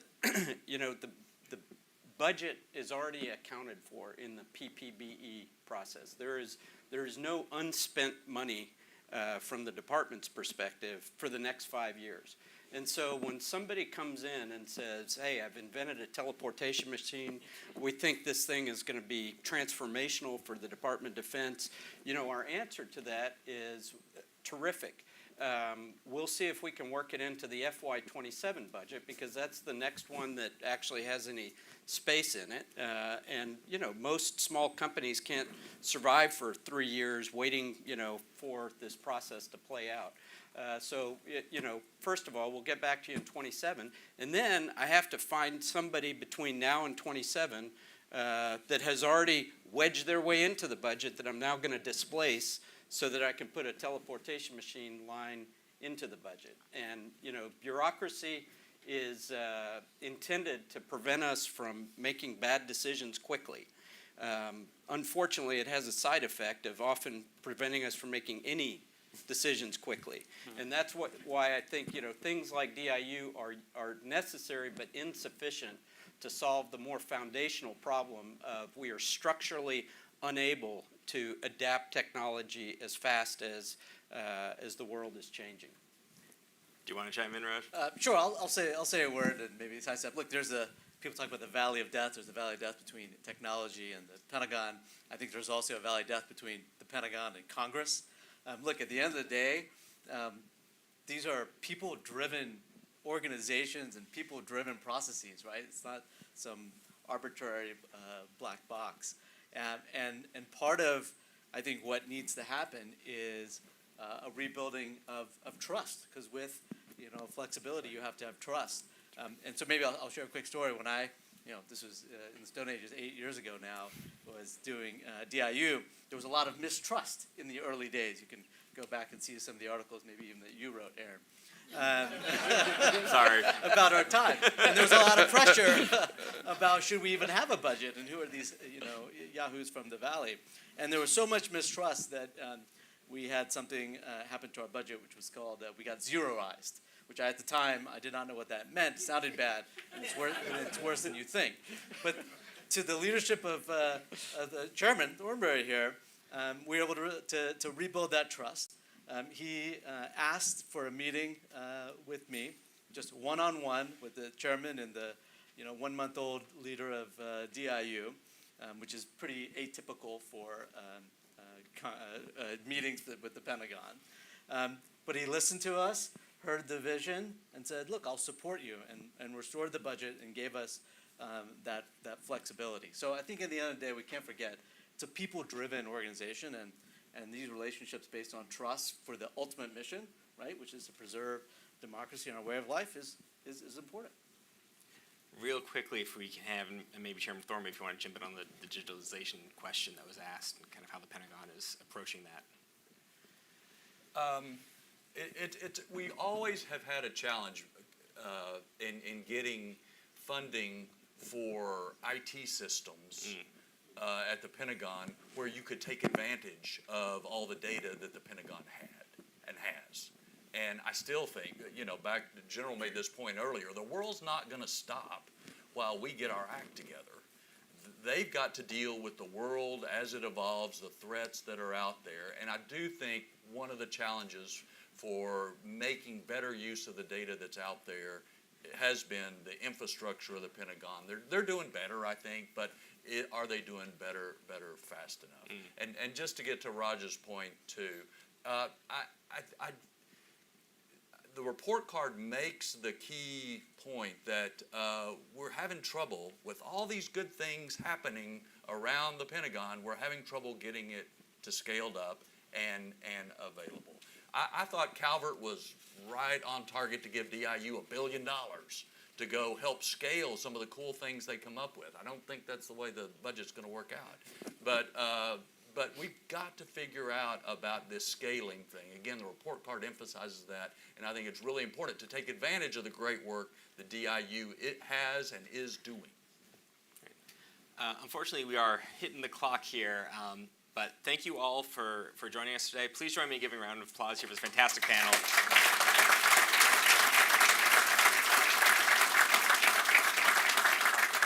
And please stick around for the rest of the conference. It's going to be great.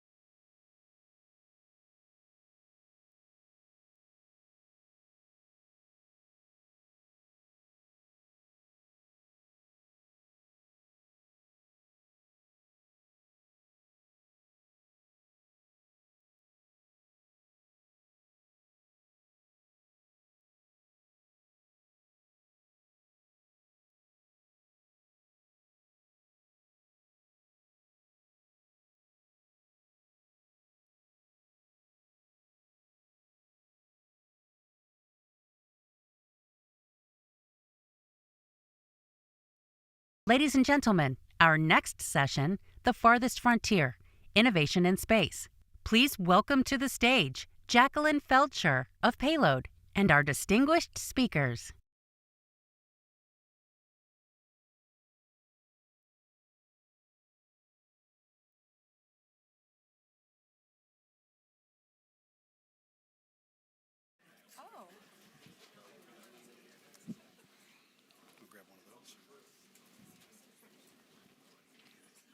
Is it possible to get an extra chair? Can I just... Nobody will complain, watch. Thank you so much.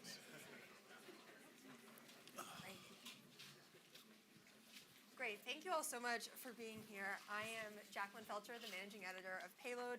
Hopefully most of you in this room are familiar with us, but just a quick background, we're a media startup covering the business and policy of space, and we publish a daily newsletter at 9 a.m. In addition to a couple weekly offerings, including a weekly space policy newsletter that covers national security and policy here in DC. I am so excited for this panel today. We have a star lineup of guests from DoD to industry to Capitol Hill. Joining me are General Michael Gutlein, the Space Force's Vice Chief of Space Operations, Senator Mark Kelly, a member of the Senate Armed Services Committee that oversees national security space, Christopher Scalise, the Director of the National Reconnaissance Office, and Joe Laurenti, the founder and CEO of Ursa Major. So thank you, gentlemen, all so much for being here today. Dr. Scalise, I'd like to start with you, delving a little bit into the report card that was released by the Reagan Institute this week, which has a couple markers that should relate to innovation more broadly, but we're here talking about the space domain. One is the Defense Modernization Score, which received a score of D, obviously not anyone's goal. Do you think that grade accurately represents the space-specific field as well, and how is the NRO trying to address that? Well, I think in space we're innovating. In fact, tomorrow we have a launch out of Wallop's flight facility where we're going to be launching some payloads to go off and demonstrate some advanced capabilities. And that's one of the things that we have to do in the space environment is in order to stay ahead of not only threats but to reflect the change in the space environment. There's a lot of new companies coming along that are bringing a lot of new capabilities. There's a lot of new technologies that are coming along, and we need to stay ahead. So I would say on the space side, we're constantly innovating. We're making a lot of progress. There's still a lot to do because it's a very challenging environment, both the environment itself and the challenges that we have to do in order to stay ahead of our competitors out in the world. General Gutlein, I'd like to come to you next. The military has talked about going to the commercial sector to going to them with problems to be solved, not necessarily going to them asking for specific solutions to allow the industrial base to innovate. So what are some of the problems that you can talk about where the military is looking to the commercial sector to innovate? So I'll give you it from a space perspective, because I would say space is a little bit different right now. We're different because we are experiencing a significant increase in the threat. The increase in the threat is requiring us to think about the way we get after the threat in new and innovative ways. The threat is also coming in the near term, not in the far term. So that means I don't have time to go off and build a lot of new capability. If you look at the DoD way of the past was, hey, we needed to build the capability and own the capability to make sure that we could have the capability there during times of crisis or conflict. That's all changing. I can't build enough capability fast enough to get after the near-term threat, so that means we're going to have to rely on partnerships with allies and partnerships with commercial. So from a space perspective, what we're really looking at and pursuing now is what we call hybrid architectures, which is an integrated and networked architecture of both DoD organic as well as commercial and as well as allied assets. And as we do that, we're able to reach into industry and take advantage of their innovation, which we're seeing now for the first time in a long time since the push to the moon, a significant increase in the capabilities and the innovation coming out of industry, which gives us a leverage to get after our competitive advantage of our partnerships. So you talked about the threat that the U.S. is facing in space. Senator Kelly, I'm hoping you can provide a bit of an overview about how adversaries are approaching space, especially Russia and China, and why it's so critical for the U.S. to innovate to keep pace. Yeah, well, thank you, Jacqueline. And morning, everybody. Great to be here.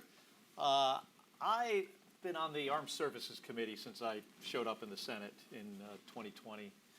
But more recently, I've been assigned to the Intelligence Committee as well since the passing of Senator Feinstein. I took her spot on Intel. And when you're on the Intel Committee, you have a more detailed and in-depth view of threats that's out there. And the space stuff kind of surprised me, to be honest. Just the proliferation of our adversaries' capabilities in not only LEO, but MEO, GEO, the kind of capabilities they have and what we have to do to counter those. It's clear to me, and I think it's probably to most other folks that pay attention to this, that the next big conflict between near-peer adversaries to us is going to be fought to some extent with kinetic action in space. That's a real possibility. Not what we want. We've got certain agreements between countries to try to mitigate against these issues, which are rather significant. I mean, you start battling it out in Earth orbit, it's going to have a big impact on commercial space as well. So, my role on these two committees is to make sure that our adversaries, understand that this is not a road they should go down. And my goal is to make sure that we are more capable than they are. And so far, I think we've been successful. But like any, in preparing for any future conflict, you've got to be trying to think ahead of your adversaries and figure out where we need to be 10 and 20 years from now. We're doing that now. Just to follow up on that, the fact that you as a sitting senator and a member of the Armed Services Committee were surprised by what you learned on the Intel Committee, is there, what do you say to your colleagues, or what can you say to the public or to industry to make sure that they know this if you in your position were surprised by what you learned on the new committee assignment? Yeah, I'd say it's where we've come since I was on the other end of this business, flying the space shuttle, to where we are today is a really positive thing to have this level of competition and to have multiple providers. Helps the Space Force, helps the NRO, helps industry, helps our economy. So we've progressed in the right direction from where we were, as the general mentioned, when it was a DoD capability, and DoD wanted to retain this, but now that's no longer practical. I think we're in a much better spot.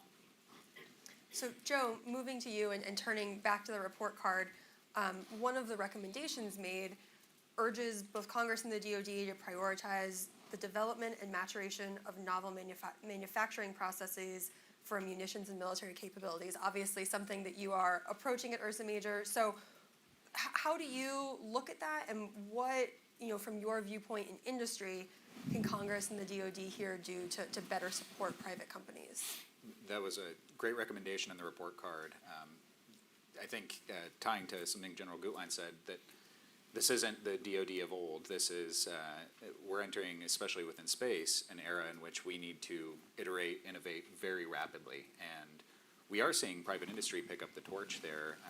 Without advanced manufacturing, that might not be cost affordable. So I will flag one of the things that has really impressed me just in recent months.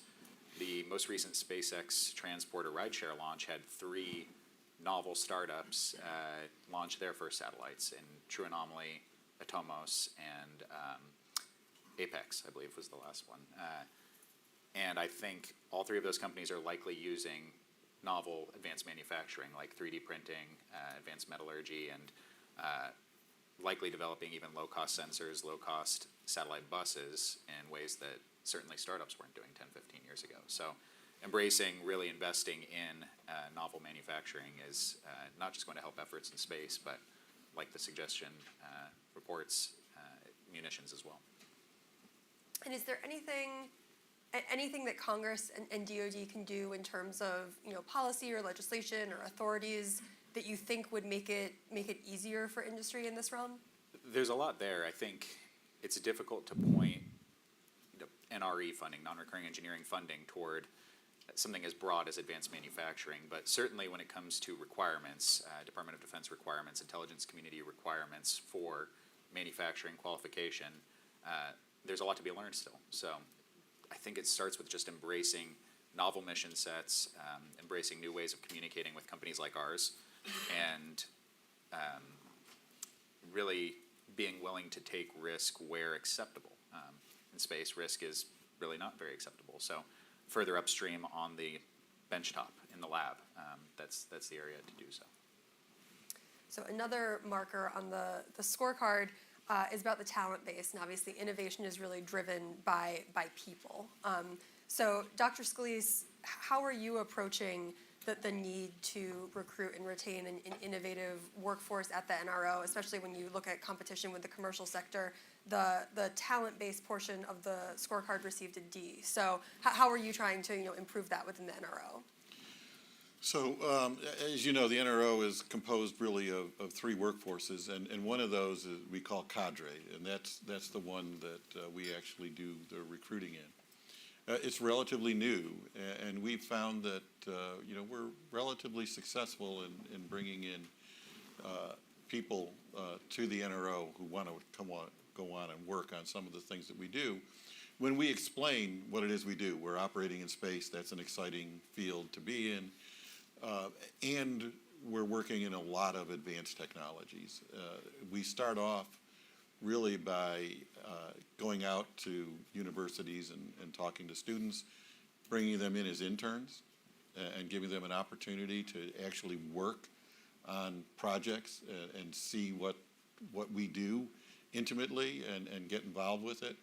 In some cases, they actually go off and make things, so they get to see firsthand what it is, and we find that attracts a lot of people that to come in, and we have a pretty good record of retaining interns and bringing them in. And then, of course, we also recruit at more senior levels. In that case, it's a much more experienced workforce that knows what's going on.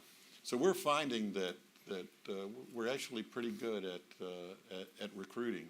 It doesn't mean that there aren't challenges. There certainly are challenges in certain fields, and that's where we partner with industry to go off and fill those gaps. Information technology, IT, for instance, is an area, networking, where it's very difficult to compete with industry. But on the other hand, we can work with industry to go off and get some capabilities. And it's been mentioned earlier, there's a lot coming out in the commercial sector. So we view it more as a partnership. There's a lot of innovation going on there, and we want to take advantage of that as well. And we work that by going all the way from, as was talked before, very early stage developments where we're willing to take a lot of risk, and the companies are willing to say, hey, I want to know what the NRO is. They may decide that they want to work with us. They may decide that they don't. Usually they do. And then we can progress all the way on up into actual critical systems that we're going to go off and rely on. And that's everything from components to satellites. General Gutlein, I don't know if you'd like to weigh in here as well. I know early on in the Space Force's history, leaders said, we have no trouble recruiting. Everyone wants to come work for the Space Force. Is that still the case? And are there any kind of talent gaps you have that you're trying to fill? No, luckily that is still the case. We have more applicants than we are able to assess into the Space Force, which is a good problem to have. It allows us to be very picky in who we're picking. We are valuing technical backgrounds because it is a very technical career field, a very technical domain. But in addition to that, we're also leveraging a whole lot of other tools that Congress allowed us to use. One is direct commission. I can bring in expertise as a colonel in the United States Space Force, having never had any expertise, any military background.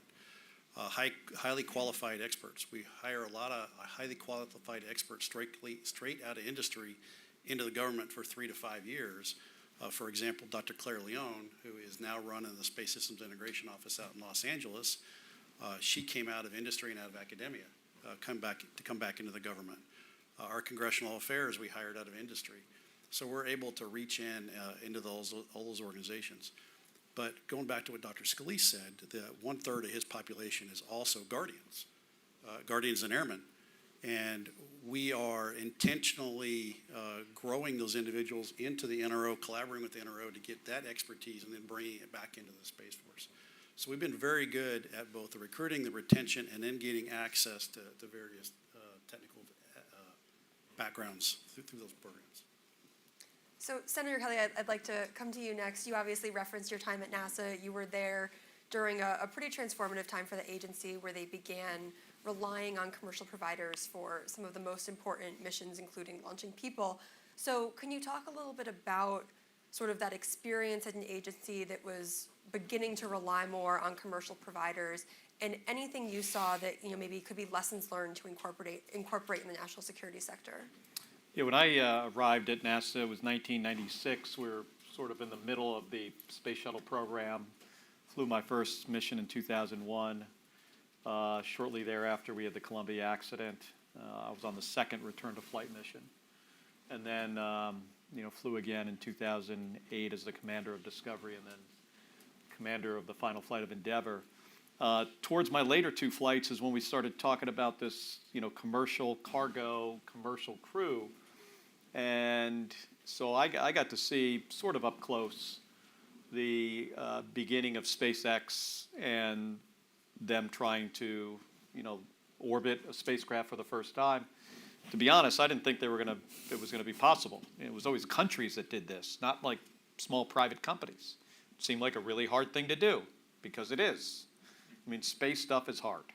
I mean, you're trying to get, machinery moving at the limits of its capability at a very high rate of speed, unforgiving environment when you get there. It's really, really challenging. So I was a bit of a skeptic. And when we decided to, it was during the Obama administration, decided to throw all this money over the fence to these commercial providers, I didn't think they were going to be successful. I mean, I've been proved wrong. I mean, this has been a great move by our country to do this, to get away from where the government owned all the capability. The government built the rockets, or, we had contractors, but we owned the system. It's turned out to be a better approach to allow companies like SpaceX and others to innovate, to try to stay out of their way, to allow them to be the best innovators they can be, and then when necessary, we get in there, we make adjustments along the way. It's reduced the cost to LEO and beyond by, probably nearly, compared to the space shuttle, probably an order of magnitude. So this has been a real benefit for us, and I'm really glad it worked out. And it just puts us in a good position here for the future. We always got to be looking at how do we make adjustments, and the general here and NRO and NASA is paving the way, and we want to be helpful in Congress. I know we're not always helpful.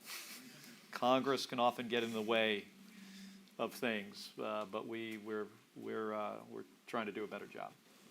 So, Dr. Scalise, I want to bring you in here since you also obviously worked at NASA before coming to the NRO. As Senator Kelly talks about, SpaceX and some of these now major commercial space companies grew out of early investments and early buy-in from NASA. So, are national security agencies doing enough to invest in and help grow this, next generation of national security-focused commercial providers? I would say we're doing well. We can always do better, and we work. Our systems rely much more on commercial than they did before. An example that many people know is we're buying commercial imagery. Now it is integrated into the national architecture so that we can make that available just like we can do national technical means. That really allows us to do a lot more. We can focus the exquisite systems on the things that you need an exquisite system for, and we can utilize the commercial systems to address many of the other issues that we have to go off and deal with. So that's one example. I think the other example that we've had, and you mentioned NASA, they started relying on commercial satellites quite some time ago. Our weather satellites, for instance, are based on commercial buses. We're now looking to do the same thing as we're seeing commercial satellites become much more available and literally becoming a commodity. That offers us a lot of flexibility. So now we can go off and use those capabilities in ways that we'd never thought of in the past. So I think it's still relatively new, but I think it's going in a very, very positive direction. Is there more we can do? Yes, but I think that actually I'll let General Gutlein comment as well. But I think between Space Force and NRO, we're doing a lot to really advance the utility of commercial. Yeah, General, would love to get you to weigh in here as well, and in terms of Space Force investments. I would say the first advice I'd give everybody, if you've been out of this business for more than 12 months, your knowledge is dated. That's how fast our industry is changing. The way we are partnering today with our commercial partner, with industry partners, is completely different than we did 2 to 3 years ago. We are arm in arm going forward. And what do I mean by that? First of all, within the Space Force, we have the Commercial Space Office. Their job is to build those partnerships. One way they're doing that is what we call reverse industry days, or through the front door. The front door is your one-stop shop. If you're a small business and you don't know how to do business with the federal government, and I will tell you it's extremely complex, come to the front door. We will show you how to come through there. We'll show you how to do business with the federal government. We'll talk to you about SBIRs and STTRs and TAC FIs and Strat FIs and all those. You know, it is a very complex business. So we are first and foremost trying to make it easy for you to come through the front door and then mentor you when you do come through that front door. But then we have these things we call reverse industry days. In the days of the old, we would not tell you what our thoughts were until we put a proposal out on RFP out on the street, and then you'd have to read between the lines to understand where we're thinking and what we want. Today we're having reverse industry days where I will tell you a problem. I need a mesh network in space across all orbital regimes to guarantee space communications. And this is how we're thinking about doing that. You, industry partner, what can you bring to the table in a very transparent, open dialogue that we're having going forward?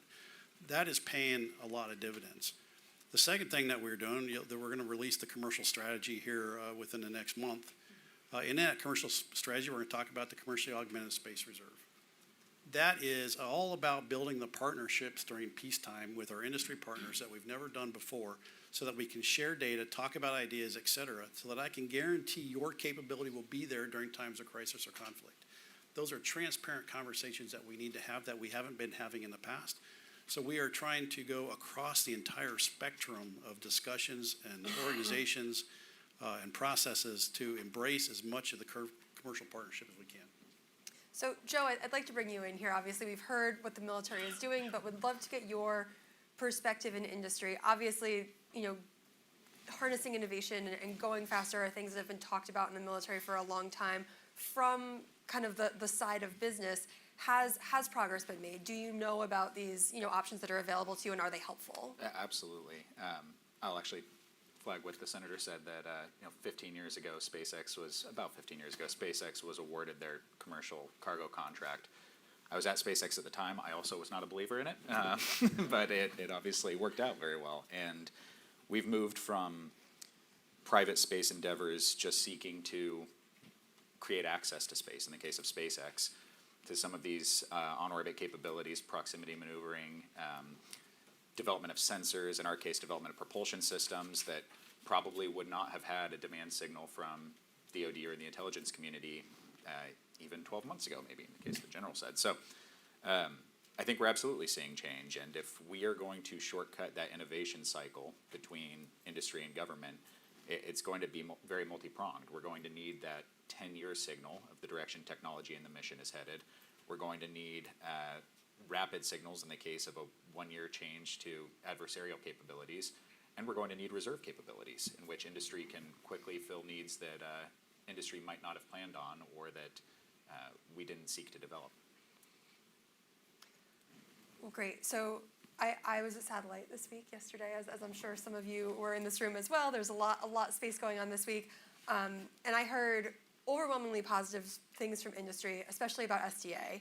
That they are really setting the gold standard for working with industry. But generally, I'd like you to talk here a little bit about ways, whether sort of that innovative spirit of the DIU or the SDA, how and whether that is kind of translating over into the broader force. Are there pockets of that in these offices that industry has had a lot of success with, or do you think it's really starting to be service-wide? I think it's starting to be service-wide across the Space Force. We are starting to incorporate it in every aspect of our mission. So if you go back to what Space Development Agency's been able to do, they've proven from concept to launch in 24 months.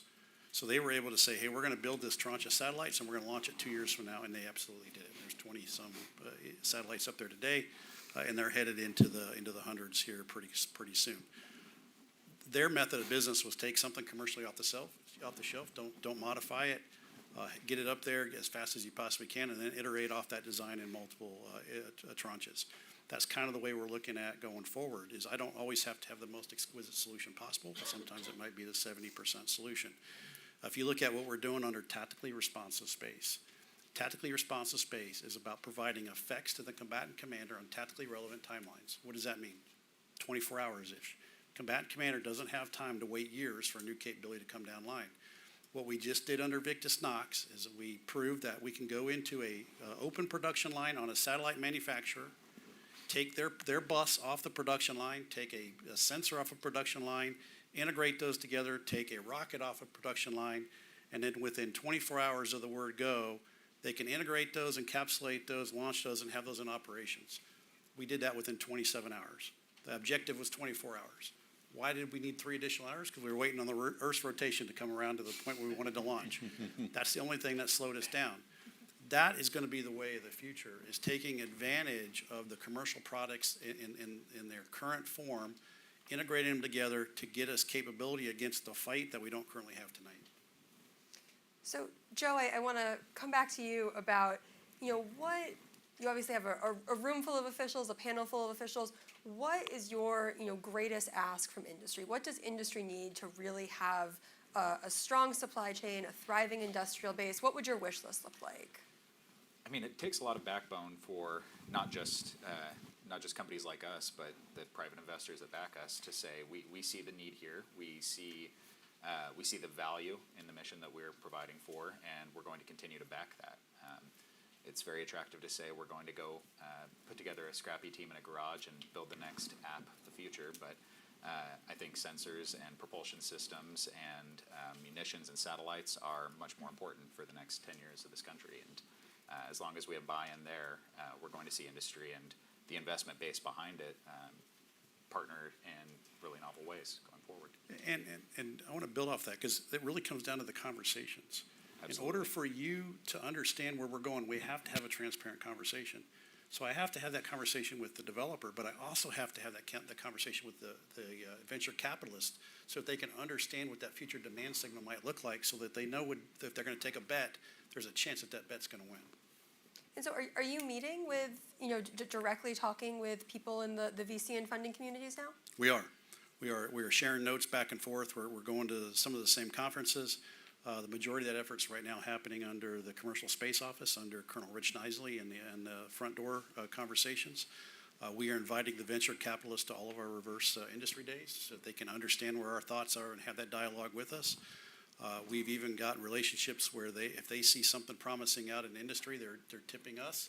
And if we see something out in industry, we're tipping them as well.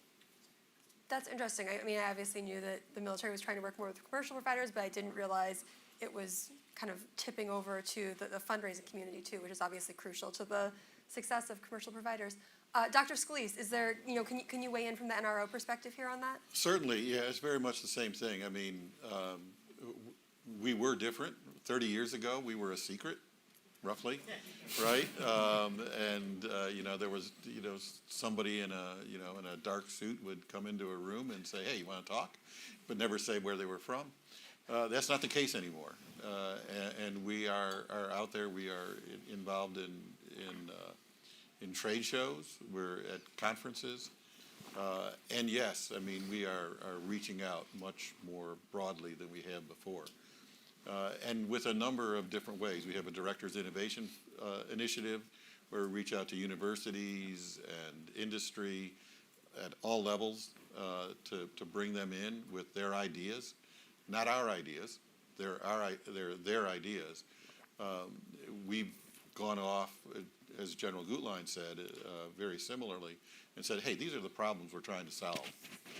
And companies can come in, we can provide some degree of funding, some degree of direction as to what we meant by it. And then we try and find a ride to get it done, to go off and demonstrate that we can actually do that in space and deliver that product. And what it's done is it's built relationships between academia and I'll say non-traditional industry just because it's not who you'd expect us to go to, and built those relationships. And it has allowed us to go from development times of 5 or 10 years to 2 or 3 years to go from concept to delivery on orbit. And that's making all the difference in the world. And I think the collaboration has been huge, because when we do our reverse industry days, Chris's team is right there with us. Yes. So they're communicating back and forth what the IC demand signal is going to look like as well. But then when we're looking at what the future contracts might look like for commercial, NRO's leading the way in their GEOINT contract is ELCL. So we're using that currently as our model of a way to get after having capacity during times of crisis or conflict. So you're starting to see, or not starting to see, I guess it's been for 3 or 4 years now, a very strong collaboration between Title 50 and Title 10 with the Space Force and the NRO. And I think it's worth adding, too, that this partnership is broader than just commercial industry. It's also, I mentioned academia, but it's also our international partners.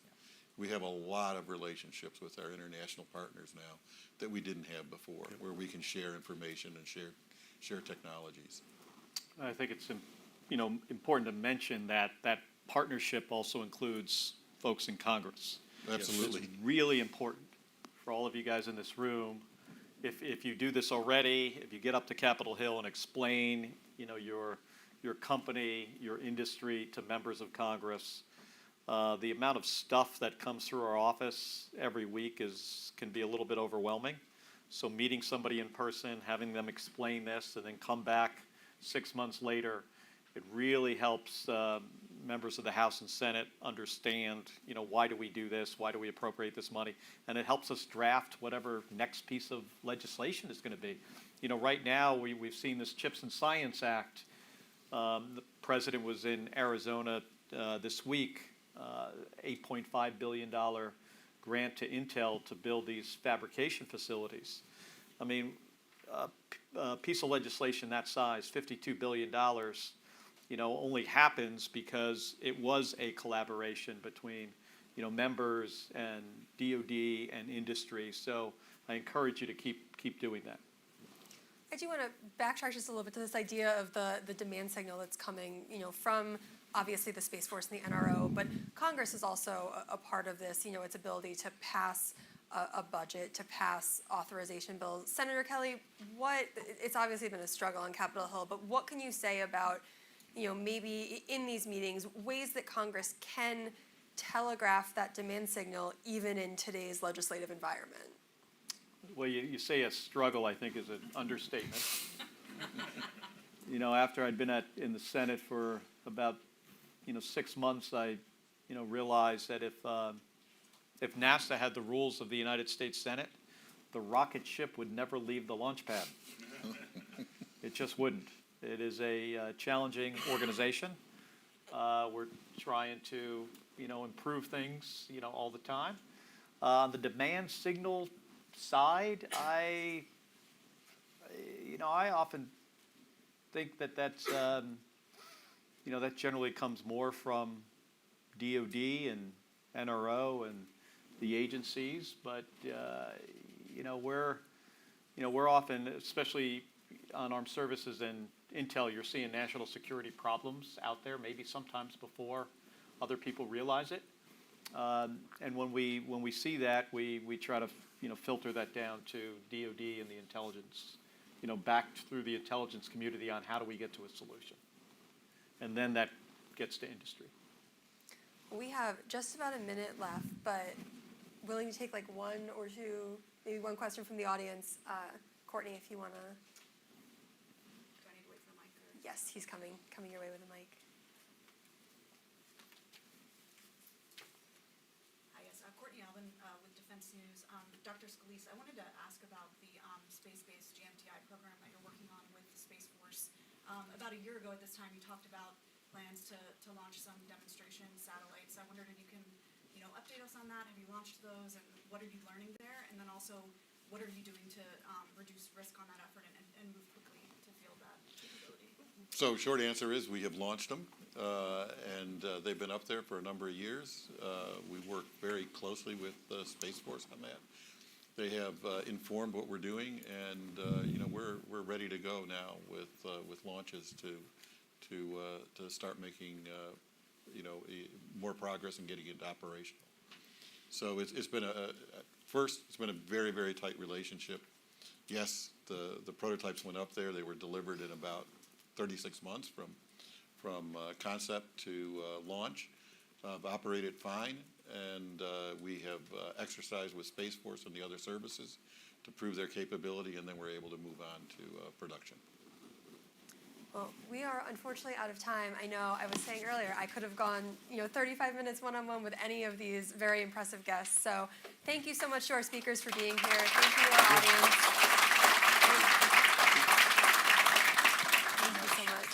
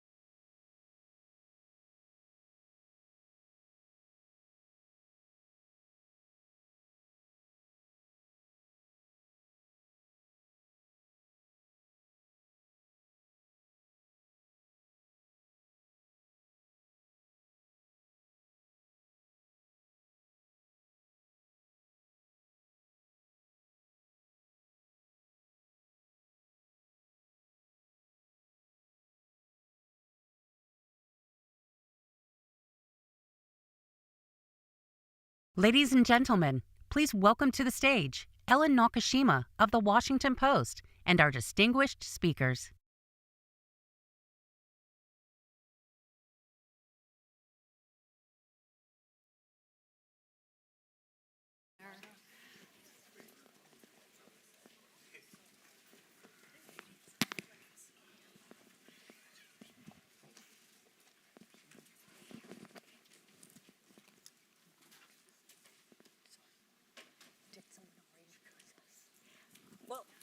Good morning, everyone. It's a thrill to be here today with two more illustrious and accomplished women I couldn't imagine.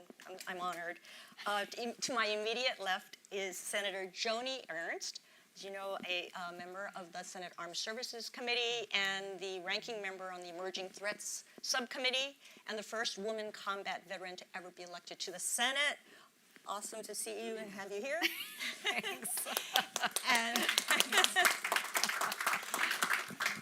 next to Senator Ernst is Ann Neuberger, the first ever Deputy National Security Advisor for cyber and emerging threats we've ever had at the White House. And as part of her portfolio, she has made a focus of strengthening the relationship between government and industry and private sector, especially in the area of innovation, both in the U.S. and with allies and partners. So I think, though we have only 20 minutes, this should be a rich and lively conversation. And I think it's appropriate that we're doing this in Women's History Month, because these two women are making history every day, not just every month, so it's every day Women's History Day. All right. Let's start here with Senator Ernst. Yeah, thanks, Ellen. As we sit here today, 5 months into the fiscal year, U.S. warfighters across the world are being trained and equipped on last year's budget and a continuing resolution, the third year in a row that DOD is operating on a CR, right? And Congress is only now getting around, maybe, to passing this year's budget, never mind fiscal 2025. Senator, how are these budget battles affecting efforts to modernize the defense base and spur innovation? And what can be done to get your colleagues on the Hill to move faster? Yeah, thanks, Ellen. Next question. And thank you, Ellen, for bringing this to the forefront, because as we all sit here, yes, there is a lot of work that is going on the Hill right now, and we do have very high hopes that this current fiscal year's appropriations will actually get done. What I understand is that they're busy in the House right now with the language. We anticipate it will come to the Senate on Friday. Now, if we are able to compress the time, we could actually take a vote on Friday. So we are hoping to get it done, again, at the nth hour before a shutdown. But you raised the important issue of the continuing resolutions. And every single one of you in this room knows how harmful continuing resolutions are to our military. We're not able to engage in new starts, new programs. Certainly holding us to a previous year's appropriation is not helpful when we have an ever increasingly dangerous world.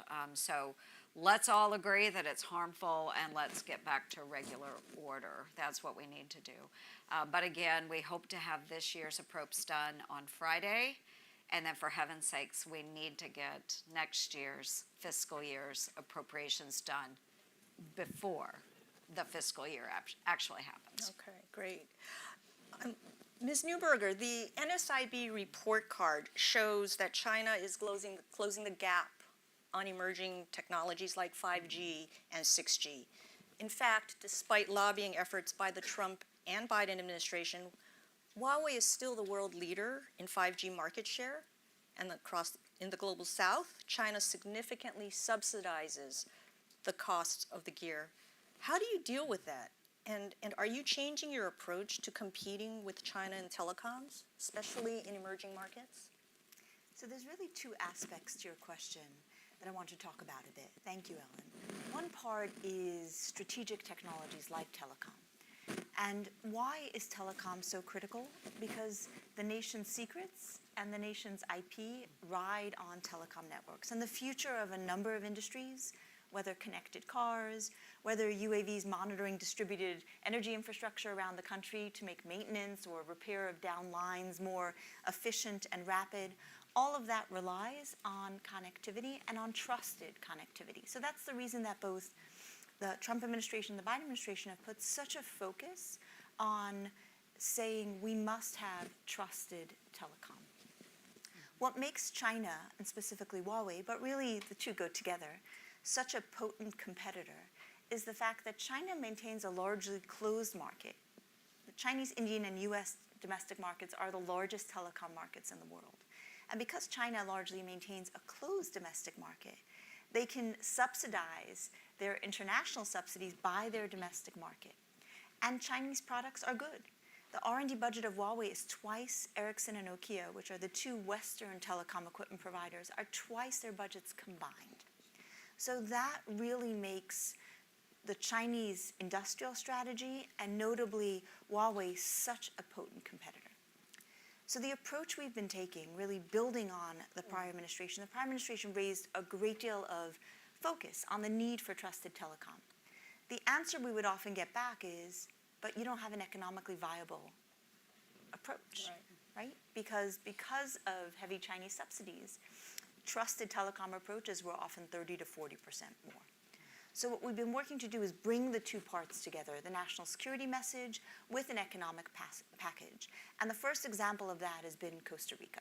In Costa Rica, one of our most trusted allies in the South, a host of the Summit for Democracy, one of the co-hosts, President Chavez really, following when he came into government, the country faced a very significant, at the time it was a ransomware attack against government systems. Essentially, Costa Rican's government systems were shut down. And it raised his awareness about the need for trusted digital infrastructure in Costa Rica. And as they were doing their 5G tender, they started working with the US government to say, how do we ensure that we can incentivize trusted vendors? So the US approach has been a combined three parts. Part one was a $25 million cybersecurity grant for Costa Rica to stand up a security operations center. That will become a regional security operations center. We'll be cutting the ribbon on it next month. The second piece, the first ever $300 million EXIM financing grant for trusted infrastructure. Export-import in Costa, exactly, thank you, in Costa Rica. So bringing together the finance and our trusted goal. And the third part of that has really been investing in Costa Rica. We're lucky there's a strong, to your point, private sector base. Intel Corporation has a major place. There are other companies investing, many call centers in Costa Rica. And indeed, next month, Costa Rica will be hosting a forum for 10 other regional countries to learn about their approach to trusted telecom. The US will be there with DFC, with EXIM, with our financing on the table, ready to discuss specific packages, taking the Costa Rica model to a broader set of countries in partnership with Costa Rica. So staying on the theme of competition and emerging threats, Senator, threats to critical infrastructure involve not just attacks on power grids and oil pipelines, but on businesses, right? Especially small businesses that support innovation and modernization. How concerned are you about, I know Ms. Neuberger works on the cyber angle a lot, but about acquisitions of these innovation companies by investment from adversaries like China, or efforts by these U.S. companies to work in adversarial countries, and what are you doing about it? Yes, thank you, Ellen. I have a unique opportunity to be the ranking member, not just on the subcommittee for emerging threats and capabilities, but also the ranking member of the Senate Small Business Committee. And this is where we have seen our adversaries come in through the use of shell companies and other types of organizations that will use our existing programs through the federal government to gain access to grants and those small businesses. So we have various programs like the Small Business Innovation Research Program. We have the Small Business Technology Transfer Program. All of those are meant for American small businesses. They provide grants and opportunities to develop technologies that would be used by our Department of Defense. But what the Chinese and, again, other adversaries have been able to do is tap into that, those various programs, and really use our own research dollars, our own grant dollars to take our innovation. So in 2022, I did have a measure that passed that would prohibit any of our dollars going through SBIR, SBTT, to our foreign adversaries. So we have the efforts in place now, but we have to really pay attention. Again, they can use shell companies and other types of organizations to tap into those dollars. So it's really important that the SBA do their homework as well. through those programs and make sure that we're screening very carefully to make sure that we're not sending our taxpayer dollars to China, nor allowing them to access the innovation that's developed through these small business tools. So we are putting measures in place. We just have to make sure that we're enforcing them. Okay. Do you need more authority? Do you need to give them more authorities to plug these loopholes? We have the authorities now in place, and Okay. it's very similar to situations you have in any of our agencies, whether it's a small business administration, whether it's the Department of Defense. Anytime we're pushing new authorities out there, we have to make sure that those within the agency that have the opportunity to administer those authorities, that they're properly trained on the screening and how to use those authorities, and then actually does use them. So many times, I'll use the DoD as an example. There are a lot of authorities, especially in acquisitions, to acquire new tools, new products. Many of those in acquisition, they're afraid to use those authorities, or they don't want to assume the risk to take on those new products. So again, we have to modernize the way we do business, but we have to hold those agencies accountable as well and make sure that the staff is properly trained to execute those new authorities. Right. And Ms. Newberger, you've spearheaded initiatives to make critical infrastructure more resilient across industries. When it comes to the U.S. military, recent revelations about Chinese government intrusions into, say, assets on Guam and in Hawaii and ports on the West Coast have raised real concerns. What is the administration doing quickly, if you can say, because I know you're doing a lot, but briefly, to better secure these assets, and how much of that effort depends on an ability to compel, not ask, not induce, but incent, but compel the private sector to take these risks seriously through regulation? So as you note, and you've written about this quite a bit, Chinese doctrine really sees the value of cyber, electronic warfare, space in bridging the vast regions of the Indo-Pacific, right? In both disabling potential military platforms, precision targeting, all the way through to disabling or disrupting the critical infrastructure that we deploy from. In the United States, our service members deploy from the same ports. The water servicing our bases is the same water we use regionally. So our critical infrastructure is key to the ability of the U.S. to project power. I think what we learned following the Colonial Pipeline ransomware attack and any number of other attacks is that while voluntary standards have existed for a decade, many companies that own and operate critical infrastructure have not implemented them. So the administration has made a big push to really use either emergency authorities that each sector may have, or to expand safety authorities to ensure that the owners and operators of critical infrastructure are locking their digital doors, and we're talking about the basics we've been talking about for 10 years. Encrypting data, passwords are dead, putting in place multi-factor authentication. Because I've had the privilege of working both offense and defense. It's a lot easier to be an attacker than a defender. So at the very least, doing the basics to lock our digital doors is needed. So that's been piece number one, making ourselves a harder target. The second piece of that has been setting rules of the road with various adversaries to say that a cyber attack on critical infrastructure would be treated the same as any attack on the homeland. Cyber is not something different. If you've disrupted our digital infrastructure, that underpins our economy, it underpins our national security, that will be escalatory and will be treated in that way. And the third part of that has been truly building and deepening existing bilateral, multilateral partnerships. So in the Indo-Pacific region, we have far now deeper cybersecurity partnerships with Taiwan, South Korea, the Philippines, Japan, both individually and, for example, the president hosted a trilat of Japanese and South Korean leaders to bring those two countries together. So a number of those partnerships truly focused on both cybersecurity and the security of emerging tech are bearing fruit, both in the intelligence cooperation and in recognizing that the more secure we are, the more we can deepen intelligence sharing, the more we can deepen sharing of sensitive R&D technology. So having confidence in each other's digital infrastructure is the first step to the same kind of deeper partnerships we need in a potential Indo-Pacific crisis or conflict contingency. That was fast, I hope. That was really great, Anne. I have so many questions, but I just want to really get this one in for you, Senator. The Houthis are holding global shipping lanes at risk in the Red Sea with asymmetric warfare. We're spending millions of dollars to shoot down drones and missiles that cost tens of thousands of dollars. We're behind the cost curve in intercepting these missiles. What should we do? Strike Iran proper, strike the supply chain as parts move through Oman, or interdict them at sea? Or do we need to fight fire with fire and build cheaper drones at scale? What do you think?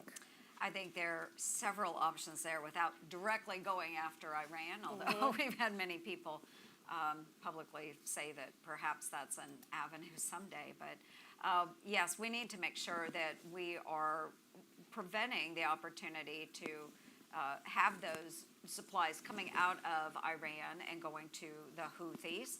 I would throw China in that category as well, or even Russia. But preventing them from being built in the first place is really incredible. But it's very difficult to do that. So we have to be able to counter their measures. And how do we do that as well? We do engage, if you look at Task Force 59 in Bahrain, we have opportunities there to test new technologies that would be much cheaper in the long run to interdict the Houthis, whether it's their ships, whether it's their rockets, their technologies, identify it, reverse engineer it, and figure out how to counter it. But we have to do it cheaper and we have to do it faster. That is key.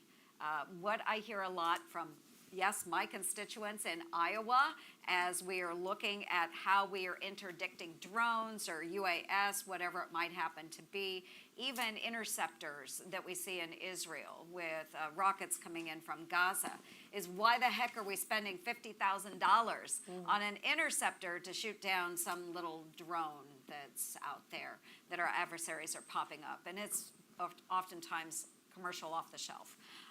So we've got to figure this out and be much more efficient with our taxpayer dollars, and they have to be more effective as well. So that is our task, not necessarily sitting in the role as Congress, but certainly as we're looking to all of our good friends here in the audience, those that are engaged at DOD, those that are engaged in industry, we all need you to produce what we can use effectively, but at a much, much lower cost. We were just talking about the budget. I hate to talk about it in front of a lot of folks, but we do operate in a constrained environment when it comes to the budget. And if you look at what President Biden has proposed for next year, folks, we're being hamstrung. So if we really do want to protect our homeland and project forward and do it in a manner that our taxpayers will approve of, then we've got to use our dollars much wiser. So that would be my challenge to industry, to our partners at DOD, is let's find a way to counter some of what the Houthis are doing in an inexpensive way. Let's find a way to bolster our friends in Ukraine and in Taiwan with the most effective platforms that can be done in a cost-efficient manner. So that's our charge right now. We don't need the most exquisite platforms to counter the Houthis, but we certainly need a heck of a lot of stuff that is much less expensive. Okay. Just wanted to get a quick question in on artificial intelligence. We talk about emerging technologies, I know. And look, Senator Ernst, you know both Israel and the United States are relying on AI to help Israel find targets for airstrikes. Israel has also used drones to map out Hamas's underground tunnels where the hostages are reportedly held. In your opinion, is the department moving fast enough to get these AI tools fielded in other combatant commands, other regions? Well, I would say, and just because we are running out of time, I'll try and keep it very brief. Right. I would say that the Department of Defense is working very well with our industry partners, to project AI forward and enable our friends in Israel, in Ukraine. I'm terrified by AI and at the same time really excited about AI. We see it everywhere today and we don't realize it's out there. But what I can say is, like SOCOM, and I see great friends from SOCOM here in the audience, they now have a multi-year contract with Palantir to work on AI in Ukraine, Israel, and elsewhere. And it allows us to take so much information through their large language model, take all of that information, just scrape the internet, get that info, put it all together. It saves a lot of our human capital, and then narrow it down to the most important pieces in determining targets and so forth. So I'll stop there, but man, it's so exciting. There is so much we could do in the AI space. Okay, and I'm getting the stop sign, but last question I know, I have to we get could go on forever. For Anne. How is the government seeking to ensure that adversaries are not using AI for purposes of war? Real quickly, in 10 seconds. You know, so the New Yorker in me will come out. So, you know, here's what I would say. In the example that the senator gave, AI demonstrates both the power and the risk. Because when we look at drone swarms, the opportunity to actually prevent them by shooting each one down or via interceptors, we can't. But adversaries using AI to locate our targets, potentially in a large sea, by target identification, and then rather than using GPS to navigate, but again, use the surface of where they are to find a target, is a major risk. On the promise side, there are more efficient ways also to defend on that side. So I think the call to action for us, exactly as the senator said, is to use the data stores we have, build the models to ensure that AI-driven defense is always a step ahead. Great. And notably in the arenas both of defending military targets that are deployed, as well as in the arena of cybersecurity, where amassing data can make a difference in speed, and the speed of finding an adversary who has exploited your network is key, because the faster you can find and push them out, the more you can manage the harm. So those are two areas where across the government, there are active efforts underway between DoD and the intelligence community, and notably, a real call to action and a lot of creative work coming in from the private sector that I think will really move the needle far faster than in many cases the department and government would do on its own. So a thank you for that partnership, and it's really the call to action in the 4 words on the wall right there. All right. Thank you very much, Deputy National Security Advisor Newberger and Senator Ernst. Let's give them a round of applause. Thank you.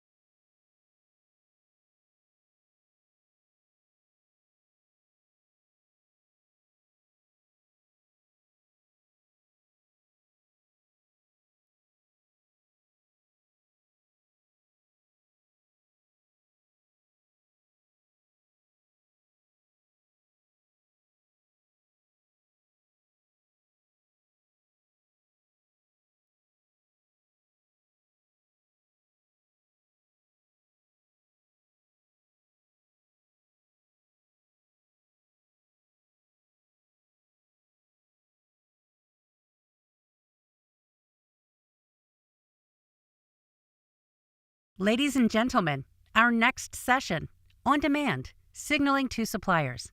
Please welcome to the stage Courtney McBride of Bloomberg News and our distinguished speakers.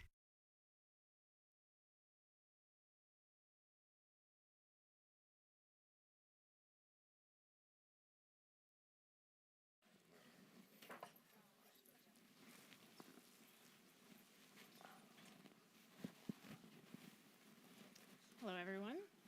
Thank you for joining us for this, what I think is going to be a great panel. We have Catherine Boyle, General Partner at Anderson Horowitz. Excuse me. Eric DeMarco, President and CEO of Kratos Defense. Dr. Jason Rathje, Director of the Office of Strategic Capital at the Pentagon. And Trey Stevens, Co-founder and Executive Chairman of Anduril Industries. The signal to suppliers earned a tough grade in the NSIB report card.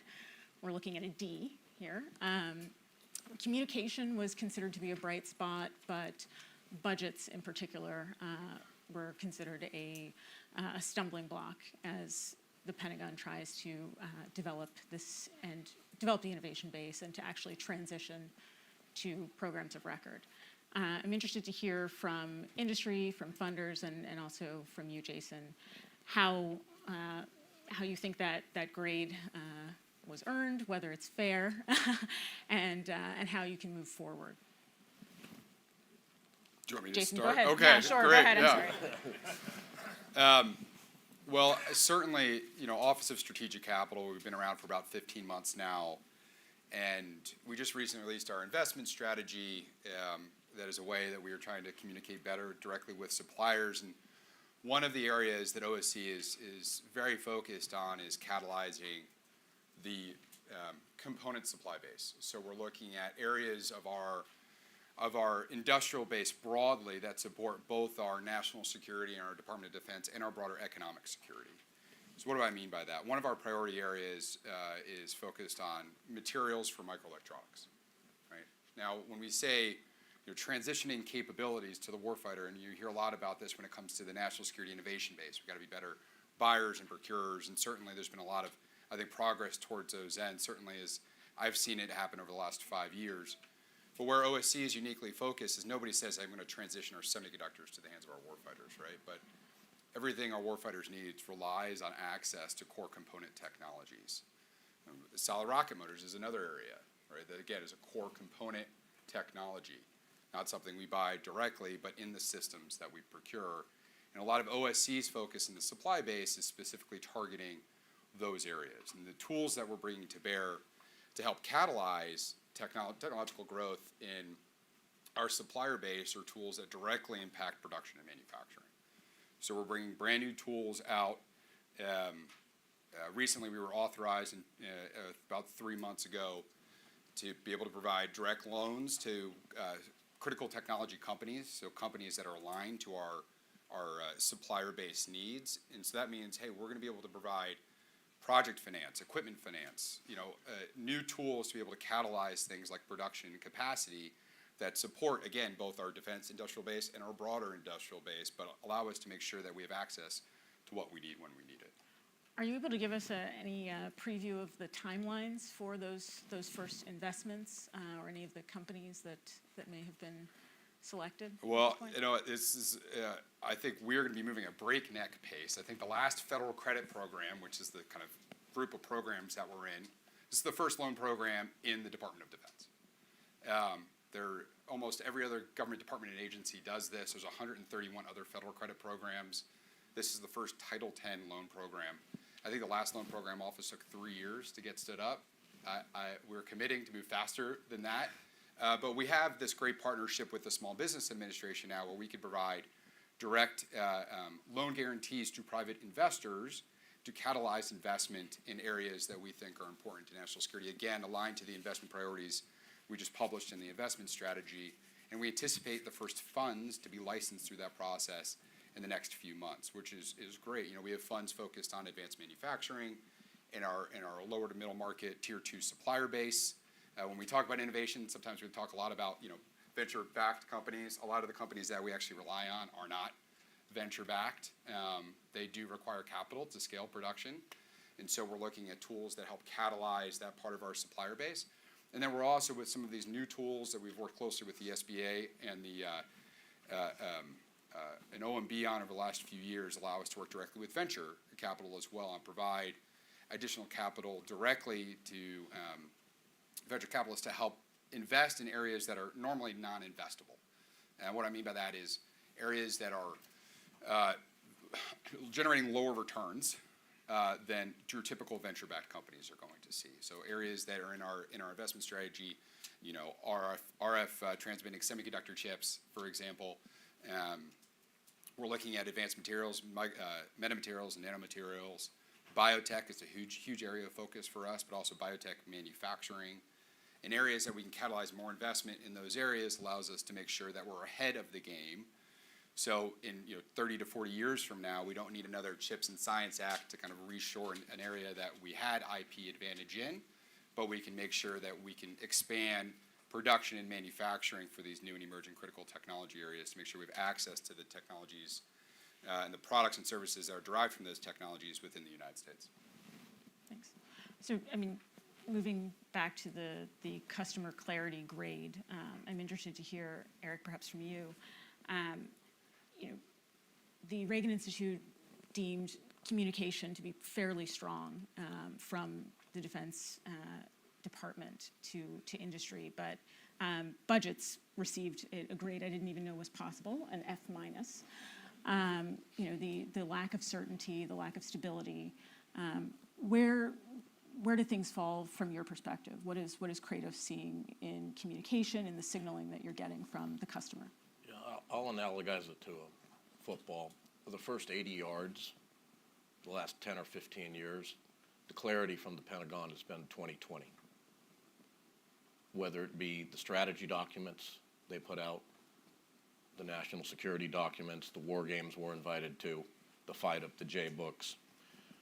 You look at jet drones, hypersonic solid rocket motors, propulsion systems for loitering munitions, software-defined ground stations for software-defined satellites.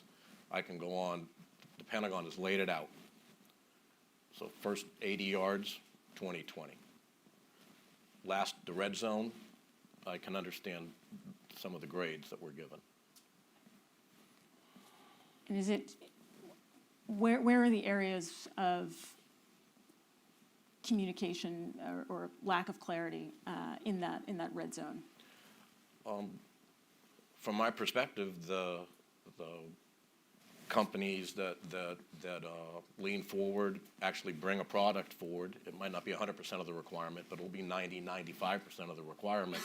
They get to that red zone, and then the traditional process takes over as far as a solicitation. And I'm not being critical. This is the game we play. And so you can show up with the right product at the right time at the right price, but then the process takes forward, like some of the other panelists this morning have said, and one of them said, you can have a teletransporter. I like to use a force field. We can come up with a force field. Trey will come up with a force field to protect Washington from anything coming in. He will. He'll come up with it. Ask him to do it. He'll do it. All right? But then it won't be bought for a number of years because the traditional process takes over. And so that's why I bifurcate it. First 80 yards, it's outstanding. It's spot on. Last 20 yards, we all need to work together. Trey, do you want to weigh in on the force field? And what are the barriers to creating and then selling and scaling? No, I mean, Eric is right. The government is not the field of dreams. Like, you don't build it and then the government's like, hey, you build it. Here we are. We're buyers. If that was the way it worked, then we'd have all sorts of things that we don't have today.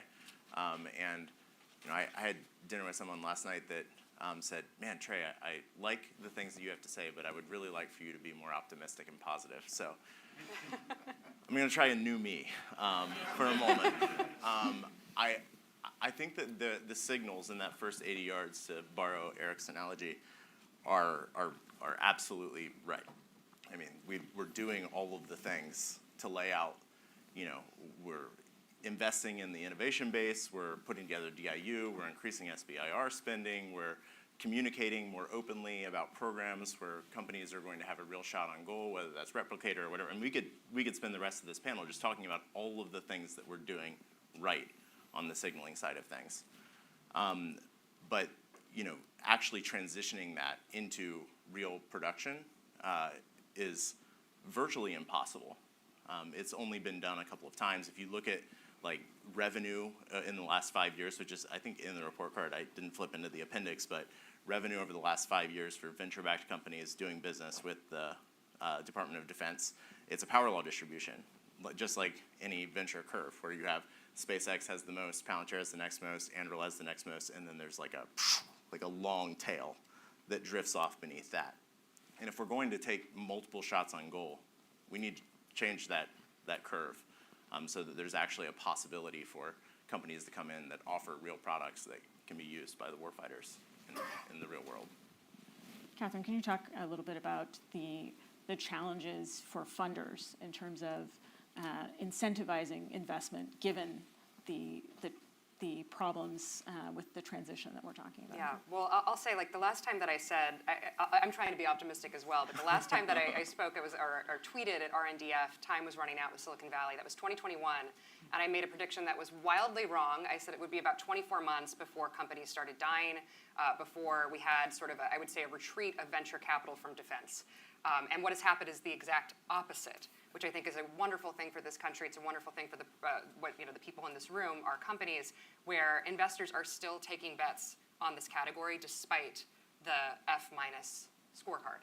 And I think part of that is there is, people are looking at that 80 yards and they're saying, okay, there is things that have changed. We speak the same language now. I'd say 5 years ago, if someone came to Silicon Valley from the DoD, there would be, it was almost anathema. Like there was no way that people could speak to each other, could have a conversation. The investors in the room didn't know the difference between an SBIR and OTA. Like there was sort of a, I don't understand it, therefore I want to invest. You now have a very, very educated investor base. You have educated founders. The vast majority of founders who are building new companies in the space have worked at places like Anduril or Palantir or SpaceX. Like they understand the difficulty of working with the DoD.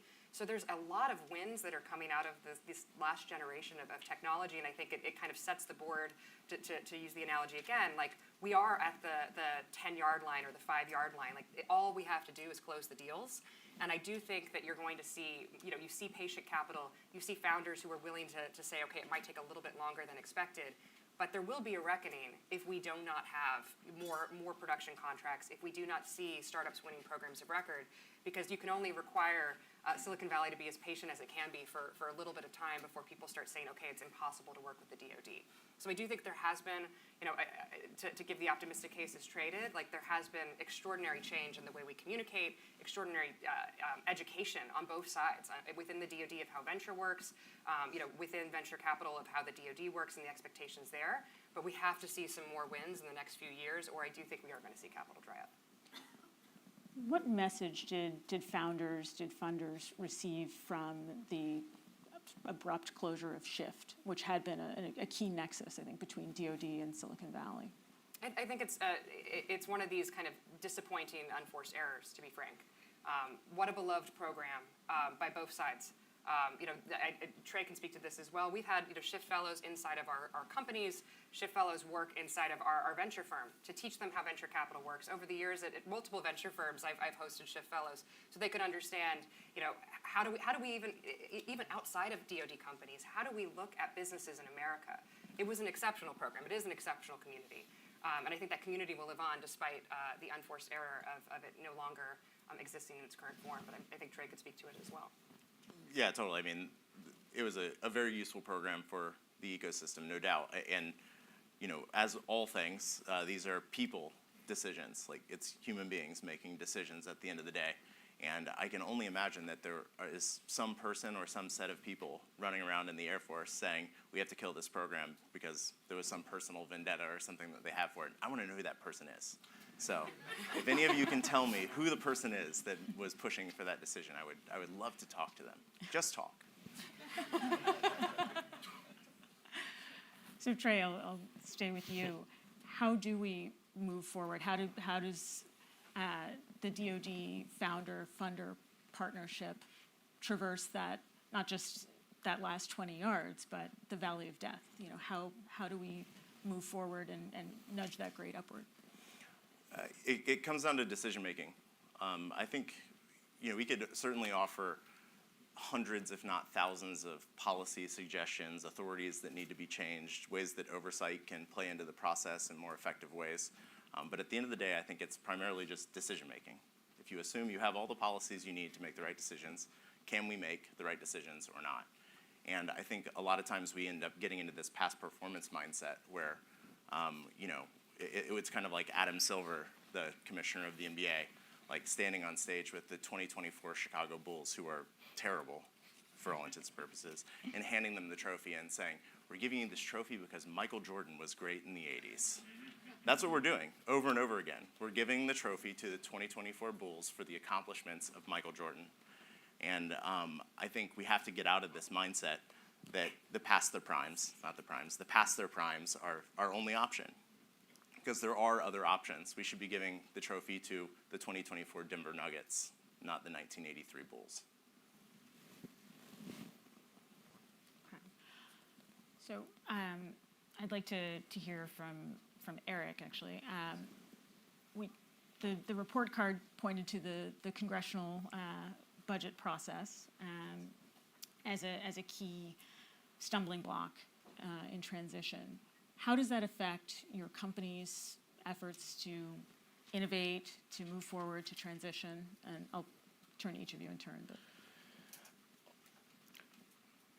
In my opinion, companies like us now, what's happening in Congress this is normal. And we plan for it. And we don't anticipate a budget will be done on October 1st. We this year put a plan together that we're going to have a 6-month CRA. We'll see what happens if we get one.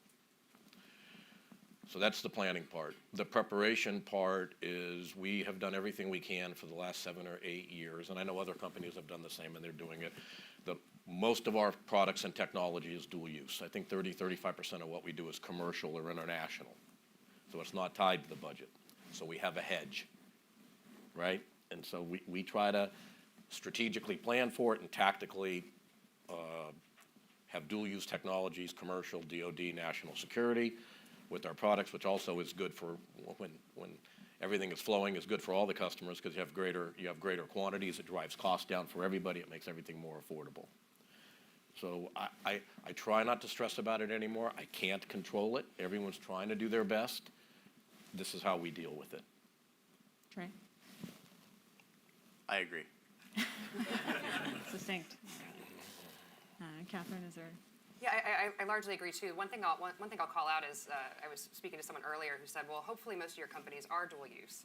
And yes, we have a number of dual use companies, and that might be one thing where it's like they can start focusing more on commercial versus DoD.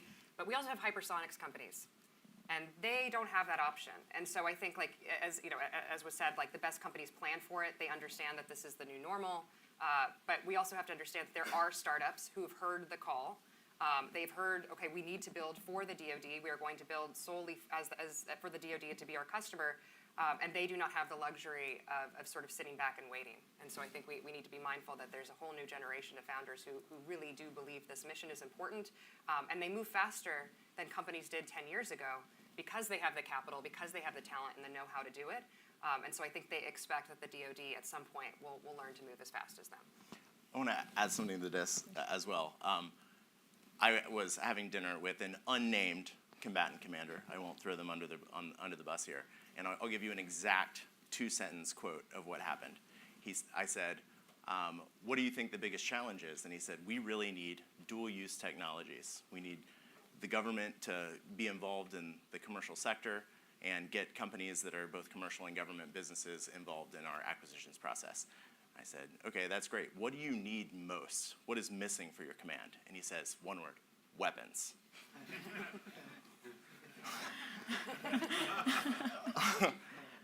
So there's like this weird thing going on where people are like, we don't want to own the risk and responsibility for the business being successful. We want dual use to, hedge that risk, as Eric said.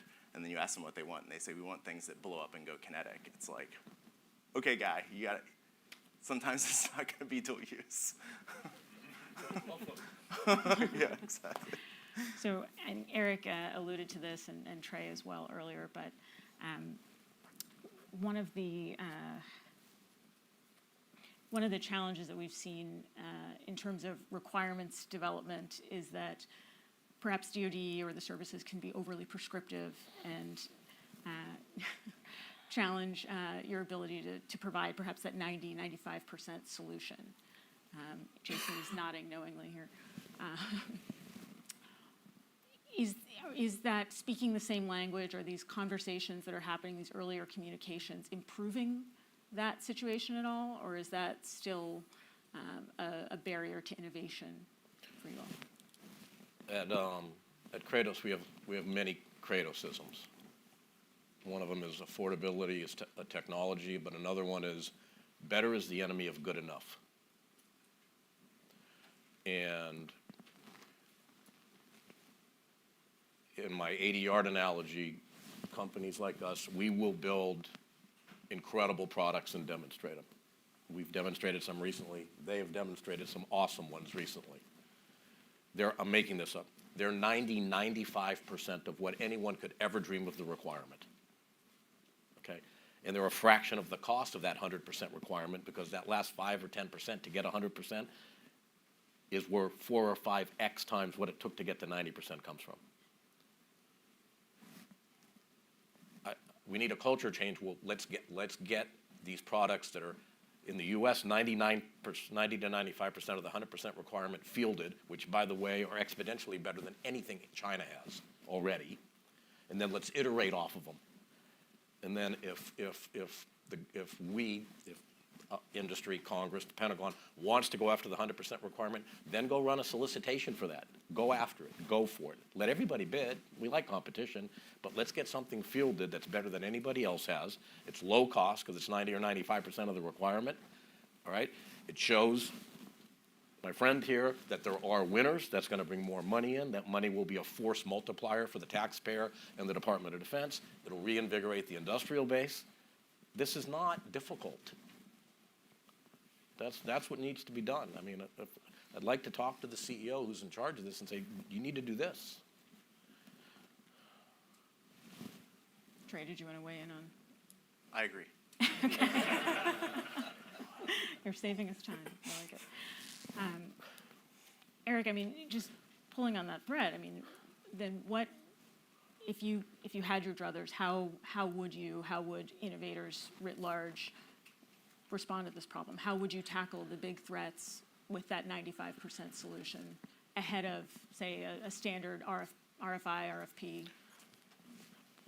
So back to my analogy, I think on this one, we're 90 yards down the field, we're on the 10-yard line. The products in counter-UAS, low-cost cruise missiles, low-cost drones, very low-cost hypersonic flyers, they exist. We're flying them. We're flying these all right?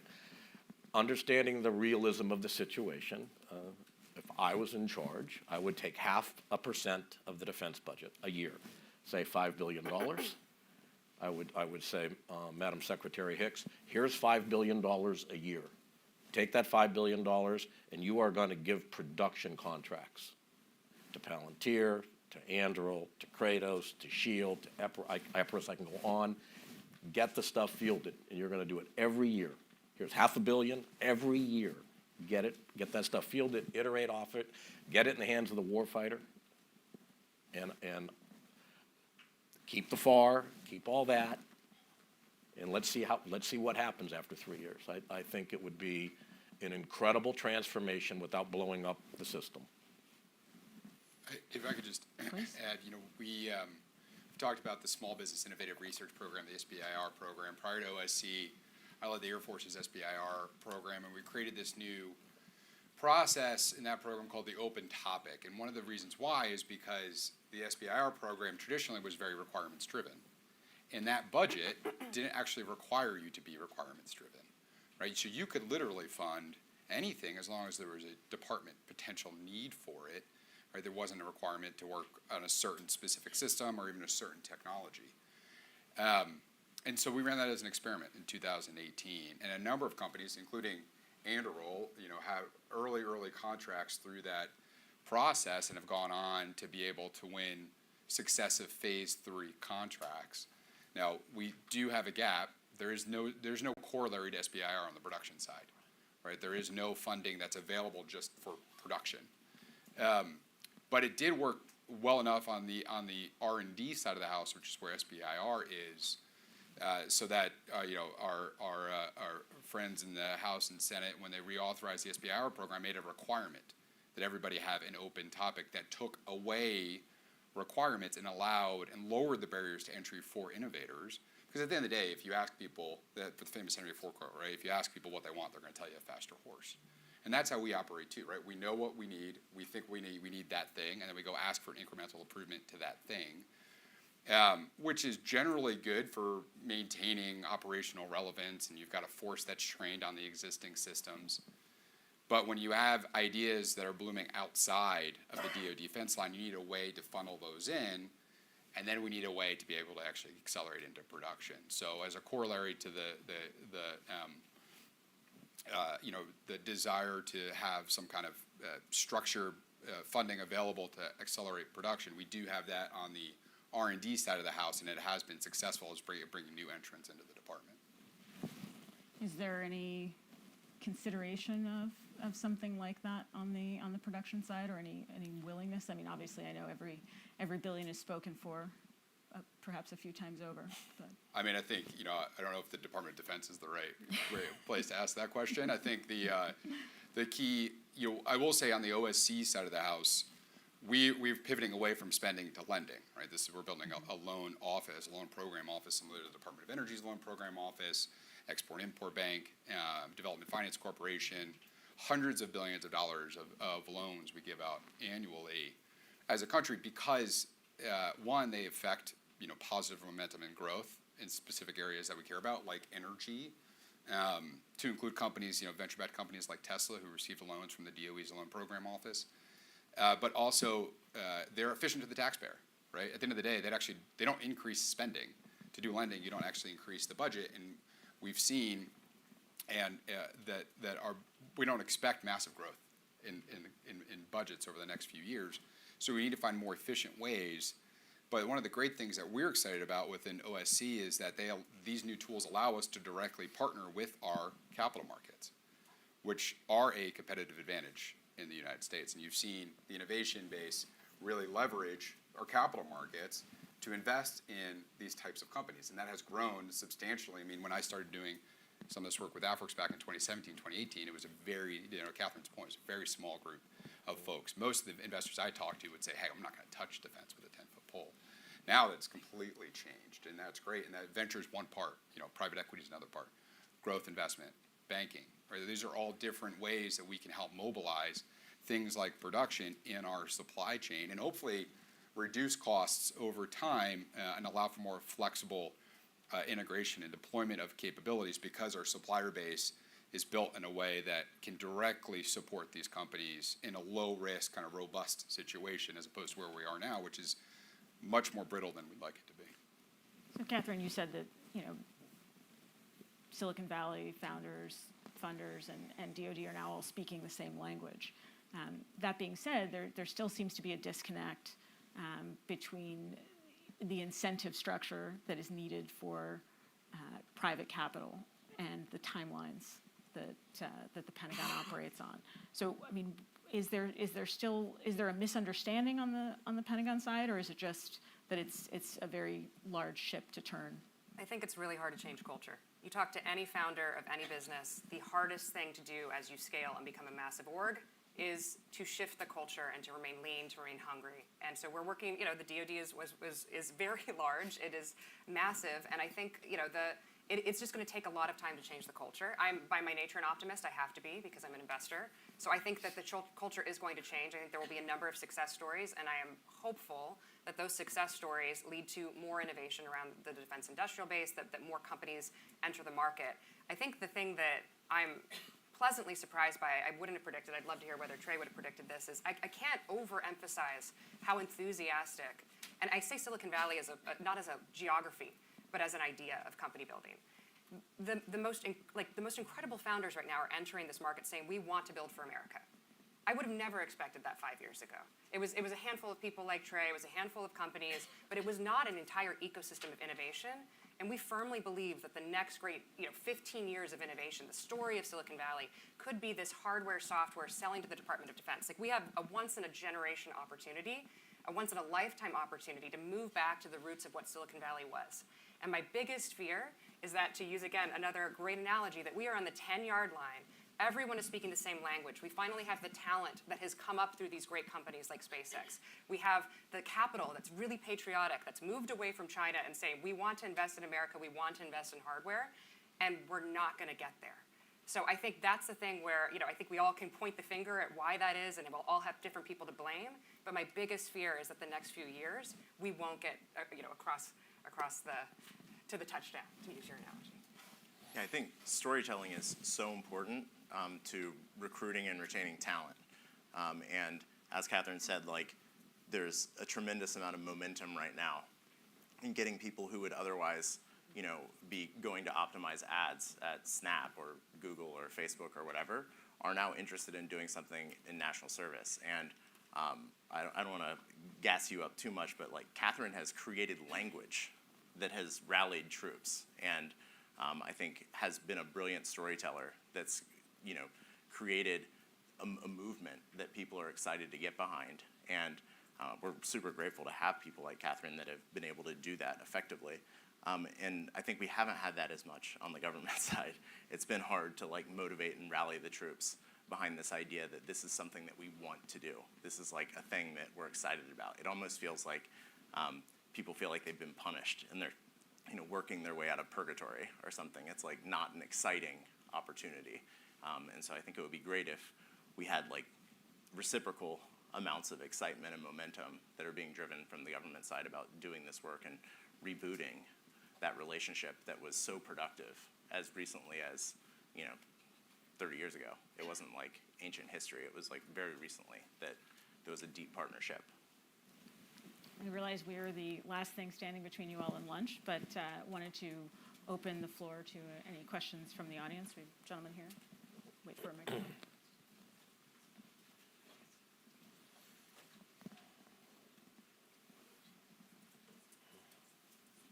He's back a couple of rows.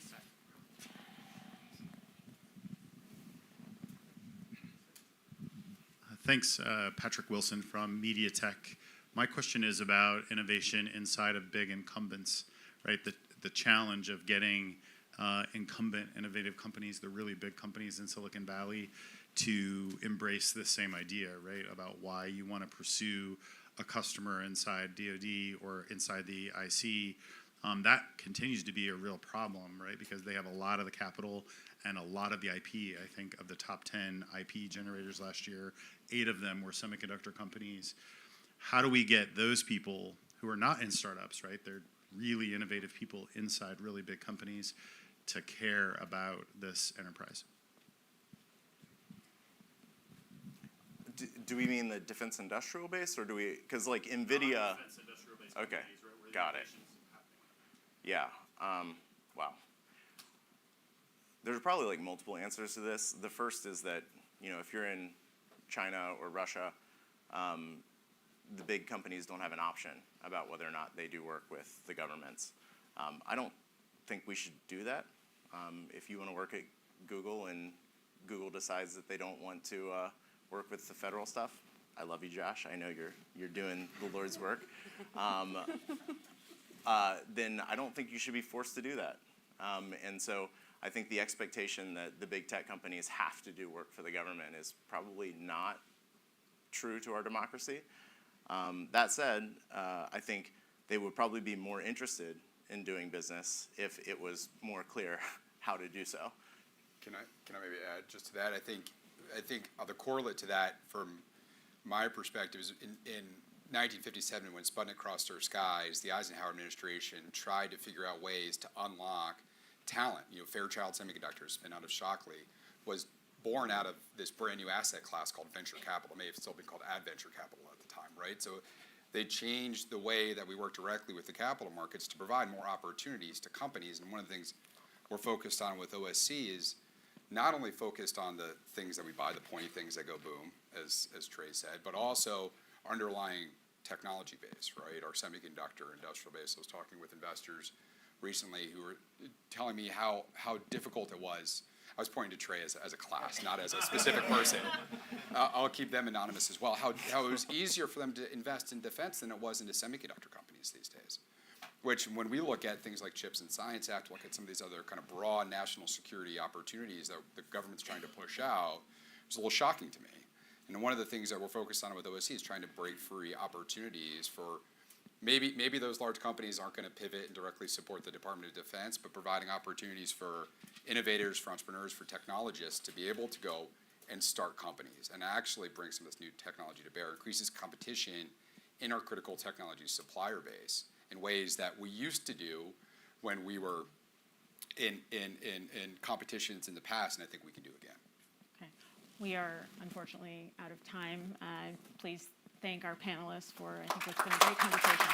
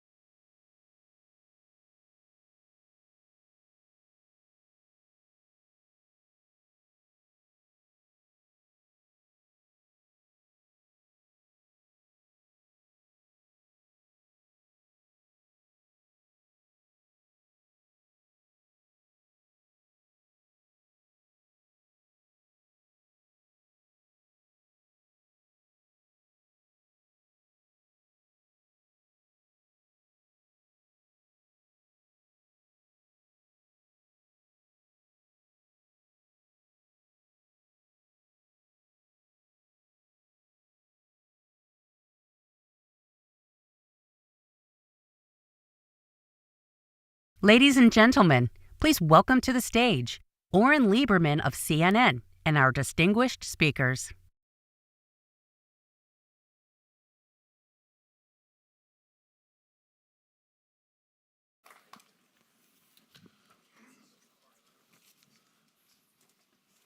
All good. Hey, everybody. How's it going? Thanks for joining us today. My name is Oren Lieberman. I'm joined here by Undersecretary of Defense for Research and Engineering Heidi Shyu and Congressman Rob Wittman, Vice Chair of the House Armed Services Committee, for discussion on the National Security Innovation Base, Research and Engineering.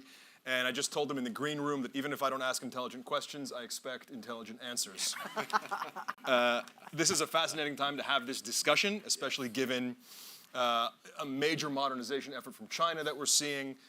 Lessons about the future of warfare we're learning in Ukraine, questions, for example, about hypersonic technologies, and on top of all of that, Congressman, we are facing a potential government shutdown in 48 hours or less. And I want to start on that point from the perspective of the innovation base. We have had multiple CRs, multiple threats of shutdowns, and this is becoming par for the course, for better or for worse, and especially for small companies in this space, companies that don't have multi-billion-dollar budgets to survive these. It adds a level of uncertainty, and I'll point out that the Reagan Institute's report card gave DoD a D in customer clarity, and on the question of sufficient and stable funding, an F-. Didn't know that existed. Secretary Shyu, what effect does that have on the research and engineering space, especially these smaller companies that need to know, hey, funding is there and there is a stable process here to play out? It is absolutely a huge impact on an annual basis. I can just give you an example, well, several examples, if you allow me, okay? We're about ready to award APFIT to, this is Accelerate Fielding and Procurement of Innovative Technology. This is a 10 million and above to help small companies to bridge low-rate initial production. We'll be sitting there waiting for awards, waiting to give these small companies. I can tell you these small companies has come up with incredible innovation. One company came up with an optical clock that does not depend upon rare earth materials from China. Okay, pretty fast, fabulous. Okay, so this is a prototype that DARPA developed. Okay, and DARPA miniaturized it. We just would like to get them going on low-rate initial production, but I can't, right? So for small business in particular, it's huge impact. And the other things, I'm about ready to, since last fall, I've been waiting to award one company to do an additive manufacturing solid rocket motor, right? We've been collaborating with the Navy. It could greatly shorten our bottleneck in terms of missiles, right? Because we can't deliver enough missiles because the bottleneck is solid rocket motors. I'm about ready to give an award. I've been collaborating very closely with Navy, but I have no money right now. So it's hurry up and wait. It's a lot of anxiety for small companies and startups. Have you seen companies have to essentially either turn away or go under waiting on a check? Well, I can tell you there are companies that tell me by March timeframe, if we don't get a budget, I'm going to have to basically start turning off lights. It's painful. But what's frustrating to me is this is becoming an annual process, exactly like you said. We're hampering ourselves. You know, we're giving China 6 months lead every single year, right? That's not the way I want to be in the race. It's not a winning strategy. It's not a winning strategy. So, Congressman, you get the follow-up, and this is my first question to you. It is a loaded question, yes. So choose your words carefully. How do you break this cycle of CRs, and is this going to become par for the course for the U.S. when it's a closely divided Congress? Well, listen, over the past 18 years, unfortunately, it's been par for the course. If you were to figure out a way not to run a business or to run a government, continuing resolutions would be your way not to run it. Listen, I think it has to be some fundamental change. I've been advocating now for almost a dozen years to say, let's make sure it's members of Congress that are held accountable. First of all, I think we need to get a budget done, which is the top line number, by April 15th of every year. If you don't, members of Congress should not get a paycheck. We can't take your pay away, but we can hold it until you get the job done. This archaic process of August recess, here's the craziness. We leave town for 5 weeks, knowing when we get back, there are 13 or 14 days we have to get the appropriations bills done before the end of the year, and especially with many of them not even having gone through committee, we know what the end result is going to be, another CR. So why don't we do this? And I talked to the speaker about this year. Why don't we make sure that we stay in town in August, no recess, no vacation, until you get the job done? You know what? I bet you'd find a lot of things would get done as people were waiting to get out of town. So there has to be a fundamental change in how we operate. You can't keep doing the same thing and expecting a different outcome. I think if you start to place a responsibility on members of Congress and said, by the way, you want to leave town, you want to go back to the district, especially in an election year, you got to earn it. If you want to make sure that you earn your paycheck, you got to make sure you get things done on time. Those things to me are fundamental. And here's another perverse incentive that happens when we come to the end of the fiscal year and we face a shutdown. If a shutdown occurs, guess what happens? We tell the federal workforce, some are essential, some are not. By the way, those that are essential, go to work, and we're not going to give you a paycheck. What business would do that? But guess who gets paid during the shutdown? Members of Congress. Just reversed the table, said, listen, we're going to continue to have the federal workforce come into work. You're going to continue to get paid. Members of Congress do not get a paycheck until government reopens. I mean, you just have to change the incentives there. The process is broken. There's no focus or accountability on members of Congress, which is where it should be to make the process work. Just for the record, I love this man. Speaking of motivation to pass a budget, before coming to the Pentagon, I reported in Jerusalem, the Israeli government automatically collapses if you don't pass a budget and goes to elections. It's one heck of a good motivator for a budget. Yes. I do want to ask one big picture question on this. I asked you specifically, Secretary, about the effects it has on the small companies, but does it also slow down or grind to a halt the bigger efforts like Replicator, and how? Absolutely. It affects everything that we do. Even the programs that we're in production, we're supposed to be ramping up because you can't spend more money than what you had last year's authorized. So that means companies that were supposed to be ramping up, well, you can't. So if you are short in deliveries of quantities, i.e. munitions, well, guess what? It would be nice to actually not have a CR so they can actually ramp up production, right? So you're right. It's the impacts are broad and it's across the board. There was one other point in the Reagan Institute's report card that I wanted to ask about. It was the talent base, where we got I want to make sure I get this right, a D, which was a worse grade than before, but last year it was a D+. So this is not a DoD problem. It is a national problem. The ability to attract a talent base in this space.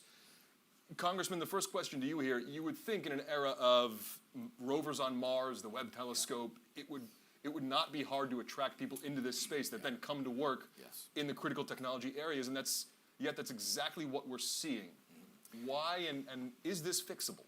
I think it is fixable. I think what needs to happen is there needs to be a constant demand signal. I think people need to understand, too, how do I take the things that I develop, that is the small companies that are the innovators and creators, how do they take what they develop and figure out, is there a place in the Pentagon for this? I was just talking to Secretary Hsu about what DARPA has done and essentially create a windshield for people that may have a software package or may have an app that they can say, well, I think this has an application, but I'm not quite sure.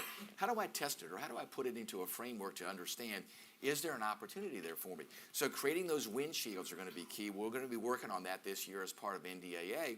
And then making sure, too, that they understand, what are the things that the Pentagon is looking for? And the good news is some of those things are starting to bubble up. I just spoke recently at the National Security Conference there in Massachusetts, there at the Massachusetts Institute of Technology and Harvard. Students are coming there, and they're keenly interested. The participation in this program doubled this past year because those students that are the innovators and creators, the ones that are developing ideas at Lincoln Labs and other places, are saying, hey, I want to get in this space because they see what the threats are. And they have some incredibly creative and innovative ideas. They just want to know, how do I navigate? How do I get it to a point where somebody can give me that opportunity? How do I make sure that I have that conduit to a place like the Defense Innovation Unit at Doug Beck? How do I make sure that I get those ideas before Dr. Rathje there at OSC to say, hey, how do we leverage resources? I mean, it's those kinds of things that are incredibly important. And when those creators and innovators see that there are those pathways there, that the Department of Defense is interested in that creation and innovation, and there are opportunities for them, I think more folks will gravitate to that because they see the gravity of the challenges we face from China and others. Secretary Xu, I'm just curious, you meet with a lot of these companies, many of them. What do you hear when it comes to the talent base? Is there a shortage of workers who can fill these spaces? Well, I think in general, if you look at the number of STEM students that we have, we're short nationally. So it's not just within DOD that we have the problem. Companies are also short of talent base that we can draw from. We're competing for the same pool of talent, right? So one of my other responsibilities is really in the area of basic research and helping out how to nurture students and increase the number of students going into STEM. So one of the things that I did this year, I spent a week visiting 3 different universities that's all in Texas.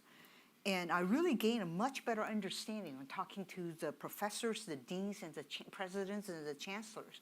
What are the struggles that these families have? What we ended up doing, for example, I said, well, we have a lot of internship programs across DOD. They said, well, we can't afford to let our students, let our sons and daughters be gone for 6 weeks because they support the family. The incomes of those families are so low. They need extra body there, okay? So I said, okay, now I understand the problem. Here's what I can do to change the internship program. So we did that.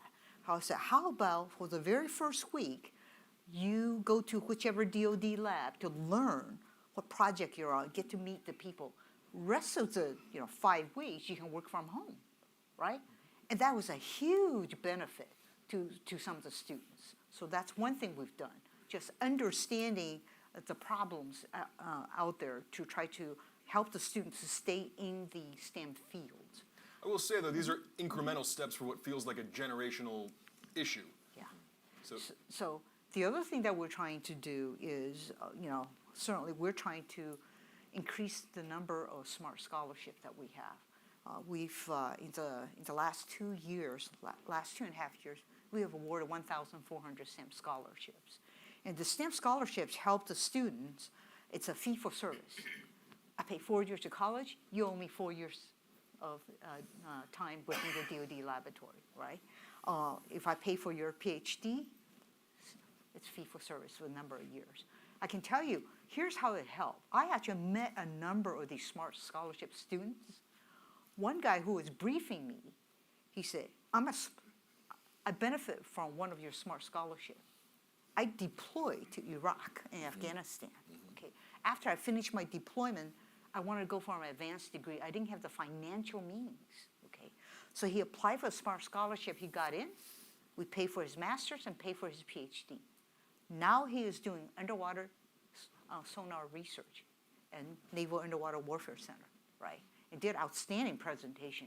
But this is the power of having SMART scholarship, so we can grow our talent pool. I know it's a bit easy to forget in the current news environment with 2 wars, Haiti, and a list of other stories, but China remains the pacing challenge for the United States. 2018 and 2022 national defense strategies made that abundantly clear. A broader question to you, Secretary, and then a more specific one to you, Congressman. How do you fit into this space, right? It's not just a question of building more ships than China. And then specifically, how does the research and engineering, the innovation base, fit into the question, the mission, perhaps, of AUKUS? Yeah, great questions. So I would say 3 weeks into my job, literally SecDef asked me to meet with him. And literally, we spent time sitting. And you said, what took so long? That's right. He's been a busy guy, okay? But literally, we sat down. He wanted me to kind of lay out hypersonics strategy. So we did. We laid out the hypersonic strategy, where Russia is, where China is, where we are, where North Korea is. Gave him the whole scope. And that evening at 5 p.m., DepSecDef called me up and said, SecDef wants to meet with you at 8 a.m. tomorrow morning to hear counter-hypersonic strategies. Got it, ma'am. Okay. Yes. That's agile, okay? Yes. Next morning, I showed up. I had one piece of paper, a few dots for me to talk about. And I laid out the entire strategy of how we have to look at the entire kill web. and how to counter it. Okay. He loved it. He said, I like the concept. 30-minute meeting, lay it out. This is the power of what we've done. From that, well, I thought I already laid it out, but it was verbal. He wanted a piece of paper, okay? So the next 2 months, I cleared over 300 people across different technology disciplines, DOD, IC, FFRDC, UARCs, COCOMs, right? All together, locked them up 3 days, classified level, to lay out this is a whole strategy we're laying out. And you're not to come out of this room and tell, I like your strategy. You know? I'll throw food underneath the door, but you, day 3, I am coming back here and we're going to lay out exactly the tasks to counter PRC. Okay. From that, we laid it out. We went back to SecDef, gave him the briefing. Okay. So now remember, I walked in end of July. So August was his request. We went back to him in, well, his schedule slipped until December. Okay. But in November of 21, DepSecDef, Little told me, and Kate told me, you have to come brief for the budget, right? Because the books are locking, and I don't want to slip a year, right? So I went in and say, I'm not going to give you details because multiple levels of very high classification, okay? But I will come in and talk. So I went in, I did a verbal DMAG, Defense Management Action Group 4-star meeting. Yeah, verbal, okay? I talked about here's the threat, here's how I'm going to counter it, and here's a portfolio. I want money in this area, in this area, and this area. And they went around the room, this is less than 5 minutes, which I took, okay, and went around the room to every service, every COCOM, every undersecretary. Thumbs up. I got the money. And then it's a 2-year PPBE process, so I had to hurry up and twiddle my thumb and wait until I get the 23 budget, okay? Thank you for looking at him for that one. That's right. And after the CR, we got the money, we started sprinting, okay?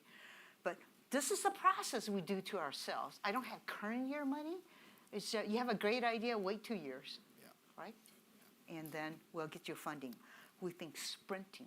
Literally, the initial delivery of capabilities against that is this month. Okay, highly classified, I can't tell you because China will find out. So, but it's. We'll use email. Sure. That's right. Well, Oren, to build on what Secretary Hsu said, it's also about changing how we do things. And there are several things that have happened here recently that I think really move us in the right direction. One, Congress, through the appropriations process, put a process in called APFIT, which is accelerating procurement. We're going to put some dollars there to make sure that developmental ideas that are in phase 1 SBIRs now get to scale, so they get to phase 3. So we get those companies that are small that have great ideas into production, the things that are operationalized. Another thing, too, is RADAR, rapid development. How do we make sure that we're doing those things quickly? How do we change the process? Because as we know, through the years, the whole process, both in Congress and in the Pentagon, has been slow, but it's also been focused on exquisite systems. How do we build big systems, big ships, and those sorts of things? We have to change, and we are in the process of doing that change. We just had Admiral Aquilino, Dr. Ratner, General LaCamera with us on a posture hearing. Our focus needs to be not just exquisite systems, but how do we get capability and capacity quickly? How do we get expendable platforms? We see that happening in Ukraine. Those are incredibly effective. How do we get attritable platforms that are also great conduits to use technology that leverage what we can do quickly? We can generate mass. We can increase the risk calculus for China. All those things are incredibly important. You talk about the AUKUS agreement. The most important part of AUKUS is not Pillar 1, which is the building of nuclear submarines. The most important part of that is Pillar 2, which allows us to collaborate with Australia and the UK in things like artificial intelligence, quantum computing, and technology. And how do we do more to make sure we can transfer technology quickly? Actually, we treat Canada better than we do Australia in how we transfer technology there. So we have to do a better job in sharing technology. We have to elevate the level of trust so that we can actually have these partnerships that utilize what countries do in unison. We will not be able to by ourselves as the United States be able to fund and spin up this technology by ourselves. When we have countries like Japan who's doubling their defense budget in the next 5 years, we have the Philippines who are doing many, many things to work with us. We have Australia that are leveraging resources to work with us. That's how we are able to deter and in turn, if necessary, defeat China. Can I add to that? Yes, of course. Yeah. Oh, thank you so much for giving my speech. I would say a part of AUKUS, I just want to let you know, when I first came on board, I realized Australia has a lot to provide in terms of information and as well as technology. I created a special access umbrella between our two countries so we can share the most sensitive information. So we are in very close cahoots with them, okay? Yeah. And the other thing, just to let you know, to expand upon AUKUS Pillar 2, which I forgot to answer your question, I'm sorry. But the important piece there is literally, in addition to all these technology we're collaborating with a trilateral on, one of the things that we're doing, which Radar will help, is literally from seafloor up to the stratosphere. How can we command and control and integrate all of our unmanned systems from seafloor to the stratosphere? I want to come back to a point you made on exquisite versus attritable, and there's an example in my mind that I'm thinking of when the West first got its hand, this is years ago, decades ago, on a MiG-21. They were amazed at how simple it was, gas and go. Yes. U.S. airplanes, to put it mildly, are complex. Yes. And DoD buys complex systems. Yeah. Do you believe DoD can make that transition from focusing on exquisite systems that are all too often over budget and behind schedule to attritable systems that we're seeing have a tremendous effect in Ukraine? Listen, I think absolutely they can. I think we have to. I think it's a necessity. I just met earlier today with Secretary Kendall. They are all in. The Joint Program Office understands what we need to do with F-35, but how we enable the F-35 platform as we get the software right, how we enable that to work in that highly contested environment will be to add capability for that aircraft with attritable platforms. And what's happening today is we are seeing companies that are software-centric that are getting into that space. Here's what needs to happen in the Pentagon. The Pentagon for years has been all about hardware. And listen, through the years we needed to do that. But in today's world, it's about software. How does the Pentagon become a software-centric organization? You know, great examples are Palantir. Palantir just won a major contract, Titan, with the Army because they show that they can get things done. That goes to show that those software-centric organizations are going to be a big player in this space going forward. The Pentagon has to be able to stay not just with technology, but ahead of technology. It's software that's going to inform what we can do, and then you build hardware around software. If you look at the companies that are in the CCA space, they are, many of them, software companies that figure out very quickly how to make hardware, off-the-shelf hardware, fit into what they can do with software. And remember, software changes almost on a daily basis. So if we use things like digital twin, we can learn on the go. We can keep up with what happens with our adversaries literally on a minute-by-minute, hour-by-hour basis. I have two more questions, and I'm determined to get them in here. This is an OSC question. In laying out the investment strategy for the Office of Strategic Capital, Defense Secretary Lloyd Austin wrote, in contrast to global competitors that coerce and control investors and companies, the U.S. has an unmatched ability to invite and empower those who seek to contribute to our shared security. I'm curious about, in this specific space, what you need OSC for. Yeah. It seems like it would be an advantage to have something like a got to find the right word here, the Chinese model of guidance funds where you can say we're putting money there instead of the OSC mission, which is we're going to use public dollars to attract private investment. If you need to move fast, it seems you're at a disadvantage in this specific space, no? I would say OSC was based upon a couple of things I experienced. I would say a couple of companies, one of them is in this building, in this room, okay, actually came to me and talked about how they really needed some capital to scale up into production. And I was just like, it would be great if I could help the small company. This small company would rather not have venture capital owning them. But I don't have like $10 million I can just throw out, right, and provide it to them. Another company came in and talked about how they're developing state-of-the-art switch, which was eye-watering. They decided to fab it in Sweden, and the foundry was bought out by China.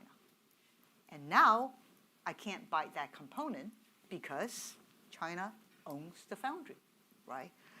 And he mentioned that he would love to be able to onshore the capability here. And requires 100 million. I don't have 100 million to give you, right? So offers a strategic capital, if we could provide guaranteed loans to companies like that, it would be fantastic. Let's say we spend $5 million and Treasury provides $95 million. We have a huge leverage, and they can pay the loan back as a function of time, right? This will really boost up our capabilities. It benefits a lot of small companies. So I'm all for Office of Strategic Capital. Jason has worked, and his team has worked unbelievably hard this year, working with all 4 committees, try to get them to understand what we're trying to accomplish. And I think we're almost at the goal line, right? As soon as there's a budget, sir. That's right, yes. We will get there in the next several days. Listen, I think the 2 models are very different, but I think the OSC model is the way to go. Yeah. Remember, the Chinese model is a command and control model, and it's myopic. And listen, they take risks, but when they fail big. What we are able to do here is make a lot of bets. So if we fail, we fail on a small scale, we move on, we do something else. Last year, we were able to do some things in the NDAA that really gave flexibility to OSC, gave them the ability to utilize to maximum extent possible public resources with private resources to make sure we're sending the proper demand signal, to take some reasonable risk in certain areas. The only way that you make quantum leap of progress forward is to take some risks. And we want to do that, and we want to make sure, too, we're sending the demand signal so the private equity markets, the venture capital markets go, hey, OSC is saying that this is where things are going. And remember, OSC's decisions, too, are informed by what's happening in the overall scale within the Pentagon. So when Secretary Hsu says, hey, these are the places we need to go, or when Admiral Aquilino says, hey, in my 1302 requirements, these are the things we need to do, then those things can be operationalized. And you look at where capital wants to flow, all they need is the demand signal. OSC does that much better than the Chinese model. And remember, too, I want us to take risk. And we need to take a lot of risk. Some of those bets are going to pay off, some are not. If we fail, let's fail fast. But let's learn from that failure. The advantage we have over the Chinese is they make a lot of bets, but they make really big bets. And when they fail, and they do, they fail big.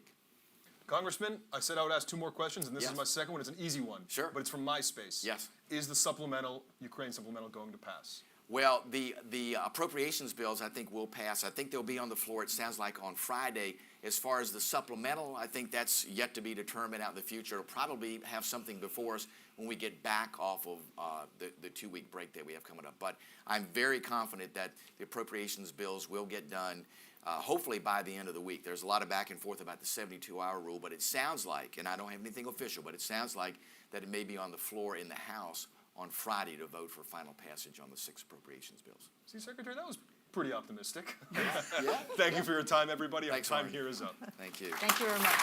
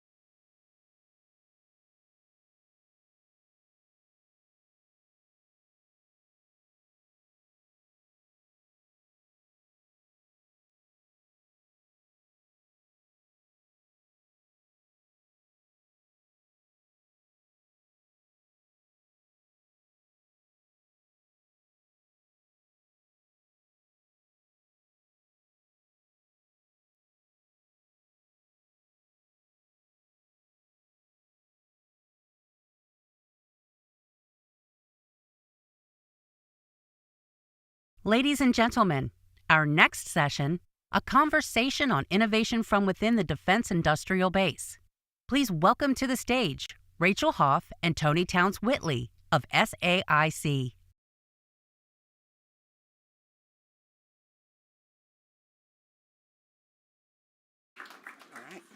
Well, thank you so much.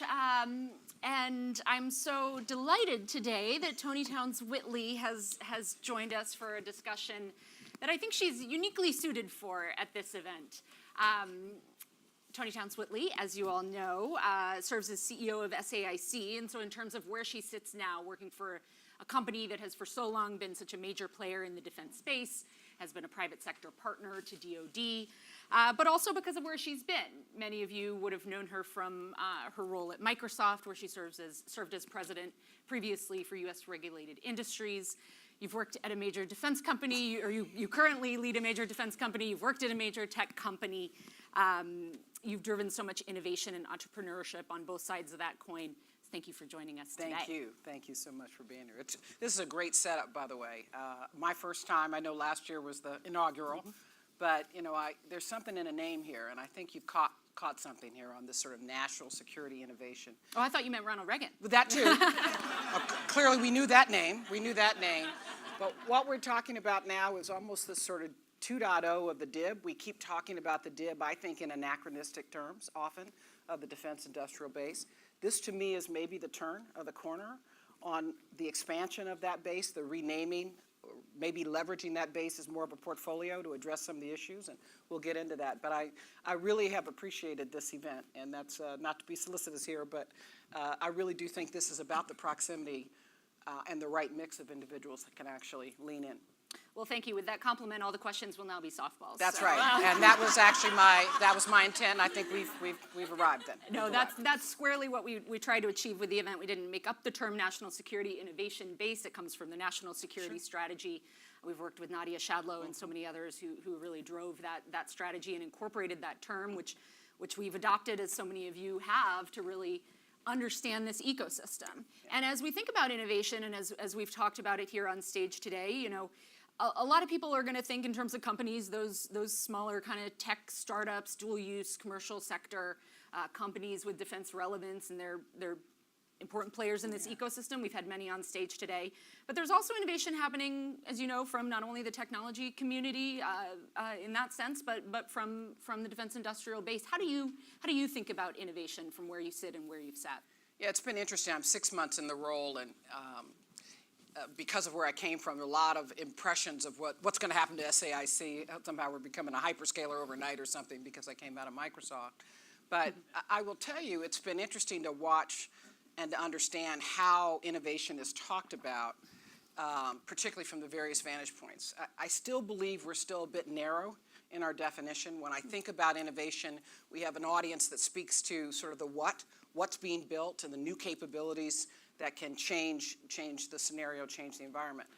I think there's a set of individuals that focus on business model innovation and how things are delivered, how they're integrated, what DevSecOps looks like, how we sort of integrate on the ground real-time mission. And then I think there's I would say even to attract some of the talent, as I spend some time at universities and I get to be a visiting professor. Arun lets me visit the folks from Stanford, not often because of what I say, but from time to time I get to go back to my own alma mater and talk to some fairly cranky computer scientists at Princeton. What I'm finding is this idea of applied innovation is what they're thinking about. The idea of going from build innovation to applied innovation, and what the public sector requires and what they're trying to almost get over the transom is, how do I take my build innovation passion and get into an applied innovation environment? And that, I think, can attract even new players, if you will, and new talent from some of these universities. So the way we talk about innovation, I think we have to broaden a bit our aperture of what we're saying and be clear what types of innovation we're talking about. And I think we also have to attack some folklore that's been built up over years. We talk about, it was interesting, I left Microsoft and I came to SAIC. I remember when I joined Microsoft in 2015, we were called old tech. I left Microsoft, we were new tech. I joined SAIC, we're old DIB.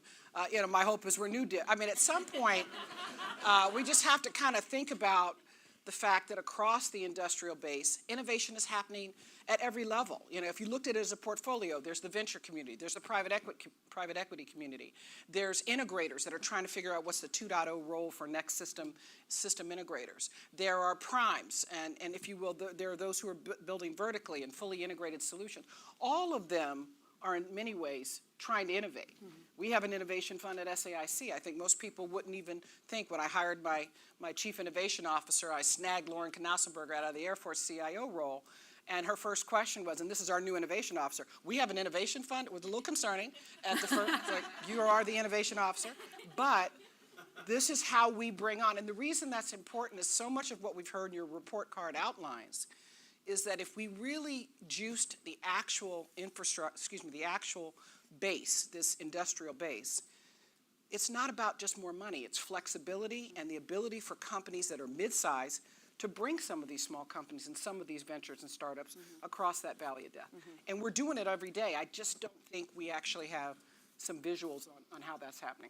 Where do you see the biggest challenges in doing that? The report card delivers some low grades. We were talking about that earlier. Where do you see the challenges to building those bridges, to doing that integration that is trying to, well, look, is trying to pursue? As a former gifted and talented teacher in Fairfax County, just giving an F, I just want to commend you. That's a super hard thing to do, super hard. Because look, let's get realistic about what we're seeing. So I think that brings a lot of credibility.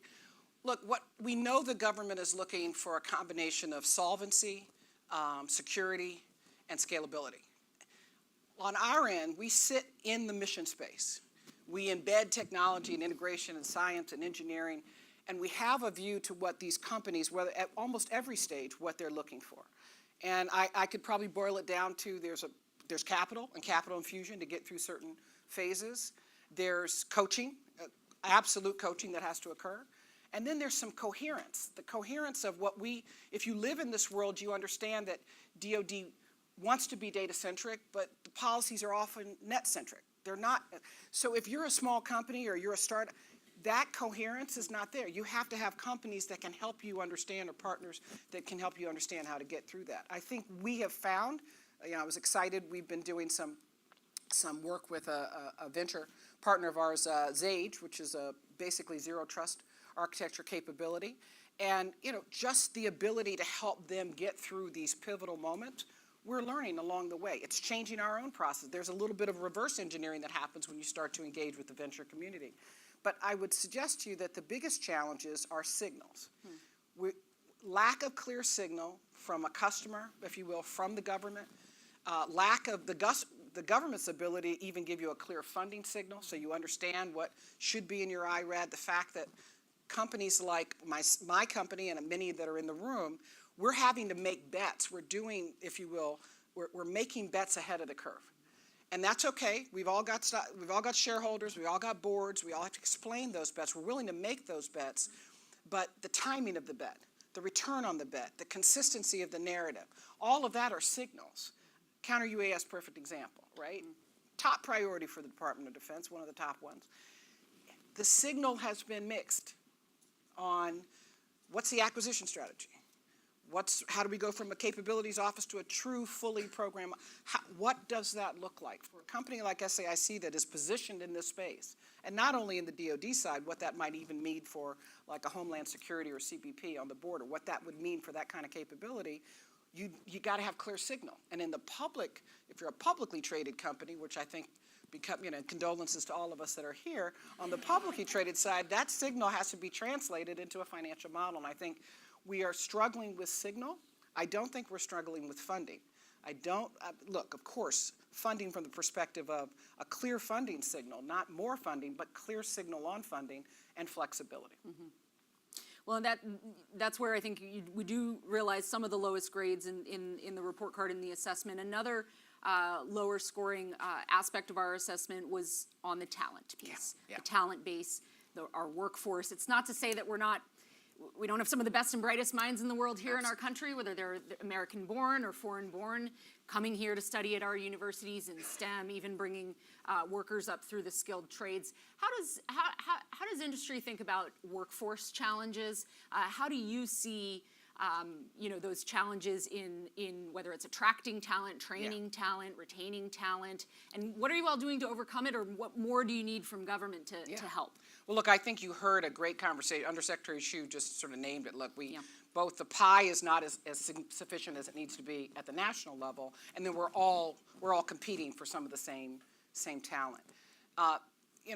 You tend to have your critical talent tends to follow where your company or your organization is trying to differentiate. And so when we're all trying to differentiate in AI or data security or if you will, cloud, we're all kind of going after some of the same.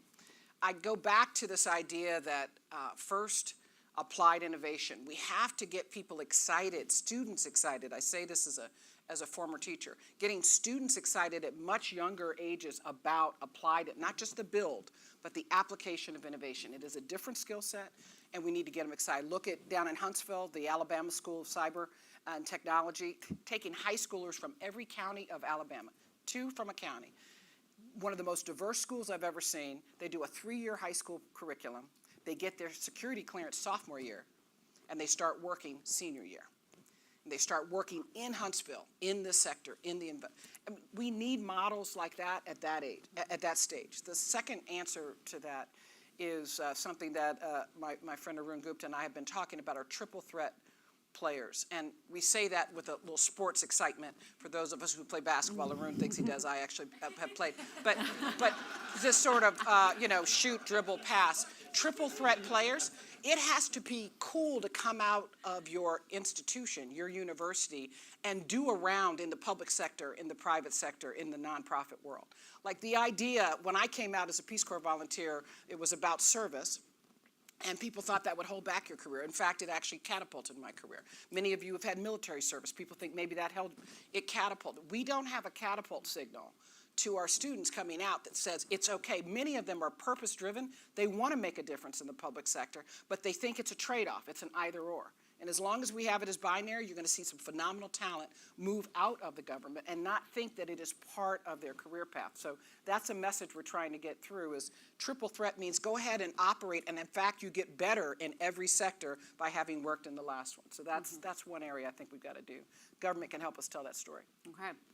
A little basketball analogy during March Madness. There we go. Let's take a question from the audience before we end the session. We've got mics here. Any audience questions? Oh boy. Well, I'd love to jump in with one final one of my own. I wanted to end kind of on a broad note. Yeah. Industry, again, back to your time in the tech sector, you think a lot about national challenges. We've talked about some of those today, the talent piece, the demand signal. What do you see as the biggest national challenges that you're trying to help solve? So look, as part of building our strategy, I'm 6 months in and we've been building a sort of a growth strategy for our company. But part of that was the articulation of where was our company going to stand as it relates to national imperatives. Why? Because we're a 55-year company that was built, for those who know SAIC, that was built as one of the most unique models of its kind. But they kind of enjoyed being the gritty, on-the-ground science. Before tech was cool, before STEM was cool, before DARPA was known, they were there challenging the government in some of the most complex problems that the government was trying to solve, particularly around national security. So to reinstill our strategy was to identify where are we going to do the long-range commitment, long-term investment, differentiated technology around 5 key national imperatives. And those that are critical probably to this conversation would be around all-domain warfighting, where we've made a commitment, undersea dominance, where we make a commitment. Yes, we are part of the reinstitution of the Mark 48 torpedo, as well as what's become Mark 710 for the Navy. But this undersea dominance component, next generation space, where we are all over this conversation around space domain and space trafficking, air trafficking. And so I think that the thing that was interesting, I've talked now to 4, I won't mention which political figures, but 4 political figures, very senior political figures, as well as the Secretary of Defense. And it was interesting to hear their reaction. Companies need to commit. The government is also looking for signal that we are willing to commit to long-term national imperatives. And whether that's the ethos of the company or whether this is what helps you retain your talent or you have a very mission-oriented company, we've got to, and don't hurt yourself, well, you're the cameraman, you can hurt yourself. No, I'm just teasing. Get a great picture. But we've got to commit to imperatives that are national imperatives that are not just company imperatives.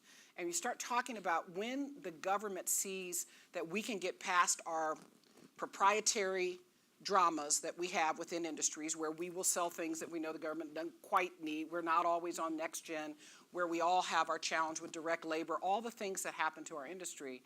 Is there something that ascends beyond that we're willing to come together? And there's no way we're going to address these national imperatives as one company. This isn't about a SAIC market share. It's about who's with us as we start talking about all domain warfighting and who's going to show up in Indo-Pac to really, and look, that's a number of different companies. It requires us to build an innovation ecosystem, and that's our way of sort of spurring our company on to say, what do we believe in, what's our ethos, what's our purpose, and how are we going to be here for the next 20 years doing that work? You can tell she's good because she left me 10 seconds before the end of the session. No hard question. 4 seconds, Simply. 3. Simply to say thank you. A great conversation, I think pulling on a lot of the threads that we've heard from today, and a good charge, I think, there at the end in terms of the demand signal that the partners in the private sector are sending to government that I think we can all take with us as well. Please join me in thanking Tony Townsend. Thank you so much. Thank you.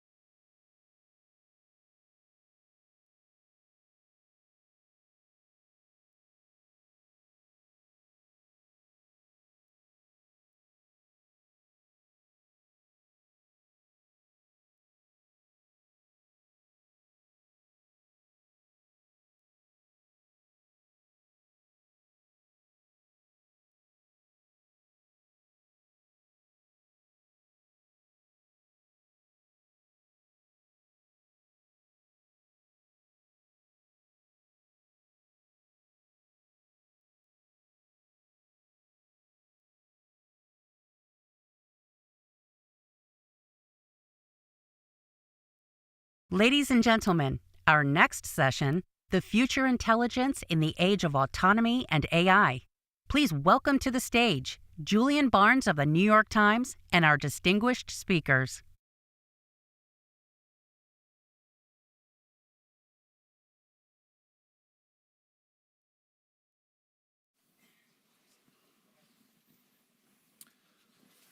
Thanks, everyone, for joining the panel on the future of intelligence in the age of autonomy and artificial intelligence.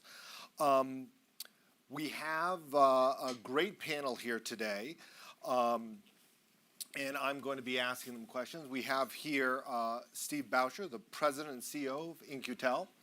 We have Aki Jain, the CTO and president of Palantir USG.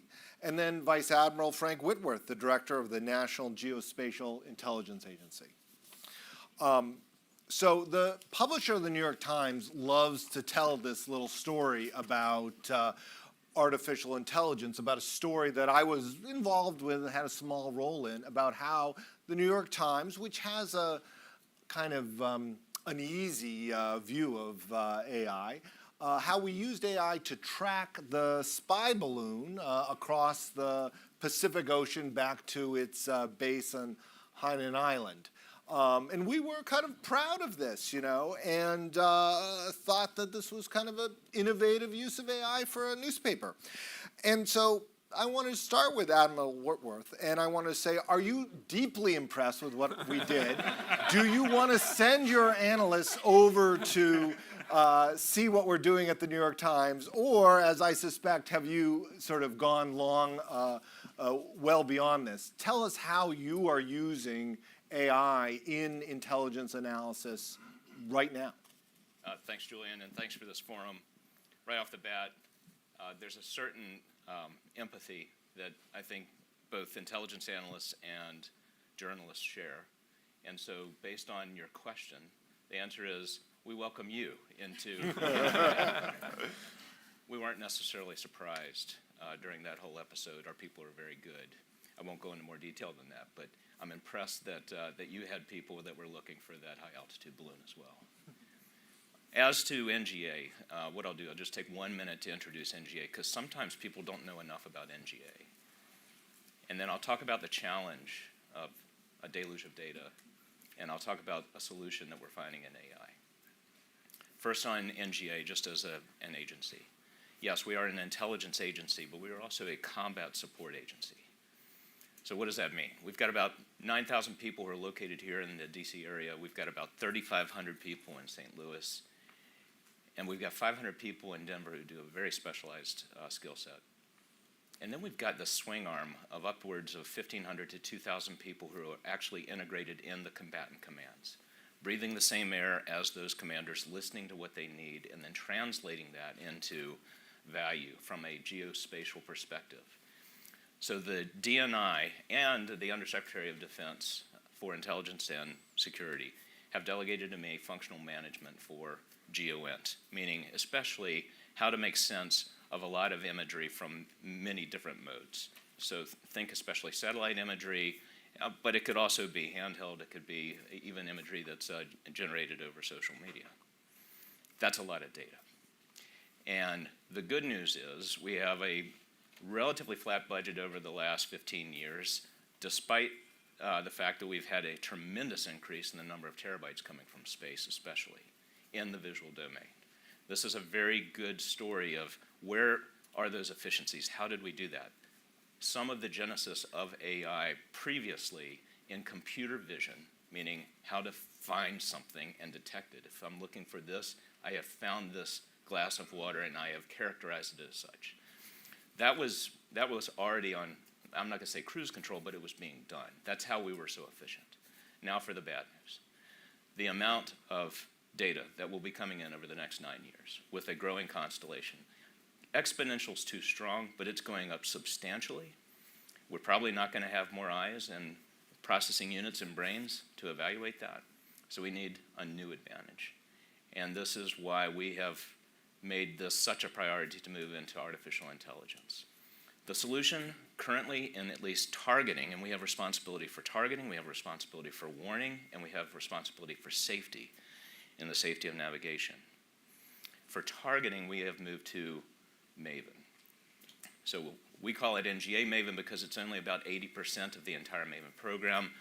You can speak certainly to the Chief Data and Artificial Intelligence Officer of DoD about some of the other aspects of Maven, but because we move more ones and zeros than any other agency, and that makes sense, if you think about it, if you take a picture and it's high resolution, and you're trying to send it to someone and it just chokes, multiply that times a gazillion. That's what we're dealing with here.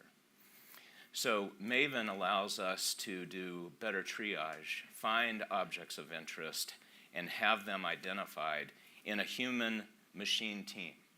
We are constantly training those algorithms under our Maven program. What used to be called a project is now a, no kidding, program of record. It's the first software program of record validated by the Joint Requirements Oversight Council. We take that very seriously. Every dollar counts. Rather than just sort of the exuberance of a project, this is a no kidding program of record. Steve, In-Q-Tel has been investing and working with companies that want to work with the U.S. government for a long time. But I'm interested in the world of AI and autonomy. What are you most interested in now? What are you looking for? What kinds of companies are you looking for? What's exciting you the most in terms of potential partnership between the private sector and the U.S. government? Sure. So you're correct. We have been investing in AI for a long time. In fact, back in 2006, we invested in a tiny little company in Palo Alto with a youthful CTO from Stanford named Aki Jain.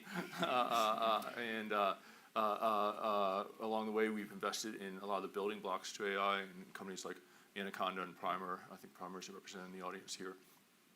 We invest in some of the data labeling companies like Snorkel and others, and we invested in a bunch of AI chip companies because we thought, we would disrupt NVIDIA's stranglehold on the compute layer, and you can tell by NVIDIA's stock price how successful we were at that. But I still think there's opportunities for AI purpose-built chips to add value there. Today, I think we're investing a lot of the application of AI against a specific problem. So we've invested in companies looking at deepfake detection. We're invested in companies looking at language translation. Big data analytics is always an area of interest. Image detection and identification is something that we've worked on in partnership with NGA. So we're investing in a lot of different areas. Obviously, LLMs are the latest manifestation of AI that people like to talk about a lot, and we've invested in that category as well. I do think at some point in the future, just like, I'm old, I cut my teeth in the venture business when the internet was a new thing in the 90s, and we used to sort of say, well, what internet companies are you invested in? And at some point, every company became an internet company. At some point, every company is going to become an AI company, right? And AI is going to be embedded in everything we do. And really, it's going to be how you apply AI in the best possible manner that's going to drive success and impact of your investments. Yeah, that's a good correction there. Aki, this morning we heard from Senator Ernst, who cited the work Palantir had done with SOCOM and in Ukraine in terms of really bringing artificial intelligence to the world of intelligence analysis. Can you talk a little bit about, this is obviously your company has been in the government space for a long time. The AI has allowed you to do a lot of growth in the commercial space, but what are the new things that you are using the latest technology with the U.S. government, and talk a little bit about what Senator Ernst was talking about? Yeah, no, absolutely. So first and foremost, thanks for having us, and really appreciate the forum and the conversation. I think that, kind of there's two things that we kind of see coming out of Ukraine, right? And I'll speak specifically to the work we do with Ukraine, not necessarily the work we do with other partners. And there's kind of two real takeaways that we have there. The first is that experience that we all had when you use ChatGPT for the first time, and you're like, oh shoot, this is software that actually works. Right? This is software that kind of understands what I'm saying. If you're old enough to have used Google for the first time a very long time ago, when it was net new, it was that same experience all of a sudden. We could find information on the web and start to navigate it. So we're having kind of a second version of that coming through with generative AI. And so I think that affords folks the opportunity to recognize it works, and it can work at scale, right? So that's kind of the key thing that we're seeing. So if you're in Ukraine, you don't have an incredible set of geoint analysts who have cut their teeth on this. Where I see dots and pixels, they see things. So how do you quickly, upon when Russia invaded, leverage your technical talent to an AI to start to actually make sense of that data at scale? And that's what AI has afforded, both with computer vision, but also starting to leverage generative AI on the battlefield. I think the second thing that we've really seen in Ukraine that I think I'll bring back to the US in a moment is the ability to adapt, right? And the infrastructure, whether it be compute, it be networking, it be talent, as well as the data that's necessary for you to quickly be agile, to identify the problem of today, sprint towards it, and have a solution by the evening that can then be put onto the battlefield. That kind of OODA loop for AI has been really critical. So I think bringing that back here to the US, I think through programs like Maven, through organizations like In-Q-Tel that are bringing those best-of-breed capabilities, those smaller companies. Primer's a great example of this. What we're thinking about at Palantir right now is how do we take the work we've done over the last 20 years, the infrastructure we've built, and start to leverage it to enable those technologies to quickly get into the hands of warfighters in a zero-trust, safe environment where they can start to actually train on it and build proficiency in leveraging it so they are actually going to be as agile as necessary to keep up with the CCP or any other adversary out there that might want to harm America. Is it fair to say that it is in the world of intelligence where AI will be having the most dramatic effect in the military context before we see it in other parts of the sort of war fighting? Is intelligence collection and analysis the easy part of this? Admiral, will you start? I'm certainly most excited about it, but I'm biased. I think that if you take a look at the here and now, AI is already being applied to some elements of cybersecurity. That's very important. With our networks being so large, we have to employ new advantages, and AI brings that. And I think also in code development, and Aki can speak to that better than I can, we're already using that advantage. Aki's right. This is a scale issue for us. It's also a standards issue, though. And when you're talking about targeting and warning, especially in our business, we have to be correct. There's no second place. You have to be correct. And so this is why the teaming between the human and the machine is so important. That algorithm, as powerful as it will be and is today, is still going to be an entry-level analyst. I sign letters of appreciation for people who serve 45 years and more, in some cases, at NGA. We do not want to squander those reps and sets as we're training that algorithm. So if that algorithm is trained by the best, then it in itself becomes a guardrail for the best. And it becomes an additional method of speeding such scale. That way, if we get a call, let's just say, and this is just an example, we get a call from the algorithm. You got something that's anomalous based on your training of me. We trust that, and we go to it.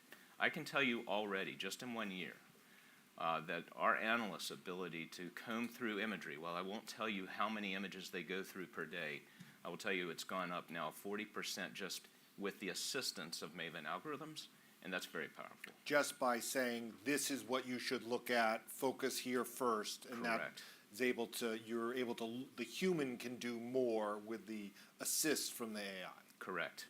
Divorcing the human, though, brings great peril because you're always in the process of evaluating the training data that goes into the machine learning and ultimately the algorithm. So as more and more attempts are made to maybe deceive and create hallucinations in the future, you're going to need that wetware to constantly assess if you've got good training data and continue the training and improve upon it. What is the risk there of the adversary deceiving the AI and creating the hallucination? Is this something that an adversary can do fairly easily? Is this something that's going to take the most sophisticated nation states? How do you guard the AI? Aki, have you thought about this? Yeah, no, a fair amount. I think that, there's two things just to maybe break down real quick. So for kind of traditional machine learning approaches where we have pretty tried and true approaches to testing and evaluation, there's a good sense for these models do regress over time. And if I go back all the way back to kind of the Palantir founder story coming out of PayPal, when your adversary in that case was, the Russian mob, they were really good. They're really good. As soon as you catch them, they change. You catch them, it's kind of a cat and mouse game when it comes to that. But we do have really good ways of measuring that and understanding it. And as long as there are some neurons kind of, supporting and enabling the electrons, I think, there's a lot you can do there. I think with generative AI, where, for lack of a better, explanation, I think of it as a little bit of a random number generator. But it's a really good random number generator, right? Because the entire thing is it's trying to guess that next token as a function of the prior tokens in the prompt that you've entered, right? And so I think, there's two pieces then to how you actually can test and evaluate that. One is how you actually get better and better at prompt engineering, and how you actually get better and better at leveraging that, that sheer ability to apply electrons to a question or a problem. And then the area that, we still, I think, have a ways to go on is, well, how do I test and evaluate this? How do I think through, okay, a traditional NLP model can also do summarization. Where should I be using traditional models that are well understood, can be measured and quantified, and comparing that to the output from an LLM? And what we found is that, perhaps adversaries, there's certainly cyber threats here, there's the software supply chain, the talent supply chain. These are inherently American technologies that were invented here. I couldn't speculate as to, where that is in terms of the data and kind of talent supply chain, but what I would say is that ultimately you can kind of use a law of many numbers here. You could ask many LLMs. You could ask LLMs and traditional machine learning questions. And so you want to take kind of a composite approach, just the way we would for any intelligence analysis. You're not going to ask one person, hey, what do you think is going to happen? You have an entire intelligence community with intelligence analysts that would come to that conclusion through a human review process that will get you, hopefully, the right answer on the other side. We talk a lot about keeping the human in the loop when we're talking about autonomy and artificial intelligence. But we've also seen how in the Ukraine war, the speed of warfare always going faster and faster, and the fog of the ubiquity of drones and satellites changing the fog of war, maybe lifting it in some cases.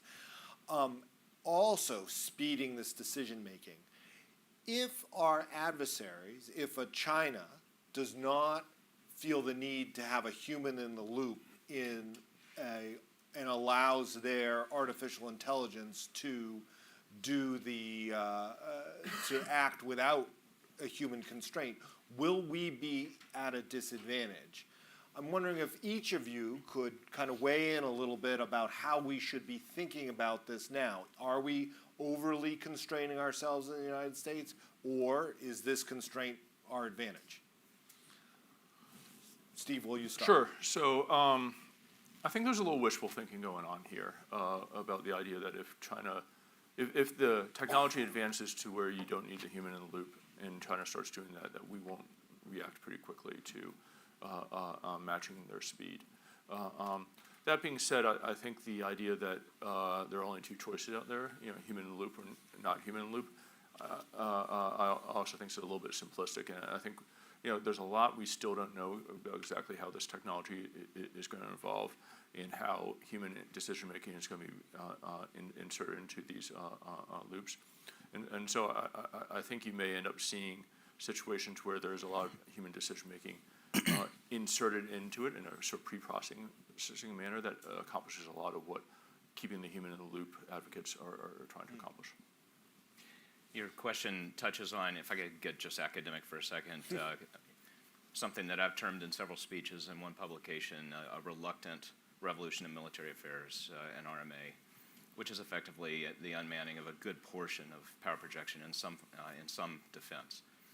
So I would tell you, and Steve's kind of touching on it, man out of the loop for the application of offensive weapons that bring harm, that's not guidance I've received yet. Man on the loop, and this is gender neutral, so person on the loop, that is definitely a thing. Person completely out of the loop, absolutely, positively a thing in defense. And there's going to be a role for AI, and especially GeoInt AI in defense as well. And this is something we're having very substantive discussions with DIU as we speak. I've mentioned before, and I know the Deputy Secretary will be here, the Replicator initiative is chipping away at the reluctance of this RMA, and I think that's very important, and we definitely want to contribute at NGA into making that real, whether it is for defense or for offense, and certainly, absolutely for cognizance. Replicator was mentioned. In earlier panels, there's been some talk about frustration that the medium-sized or all but the biggest companies have in terms of bringing their technology to the U.S. government. I think Trey Stevens was talking about the shots on goal, right? And that he said it's Palantir, SpaceX, and Anduril that are getting the shots on goal. They're getting the contracts, but the medium term, the medium companies that have some good ideas are not getting access. Steve, how do you see this problem right now? Are some of the solutions that are being talked about on the Hill, is Replicator, other things like that, are they going to be the answer, or do we not yet have the answer to this problem, and do we still need to be looking for it? So I love Trey, and I'm on a lot of panels with Trey. So he and I can almost complete each other's sentences when it comes to these things, or talking points.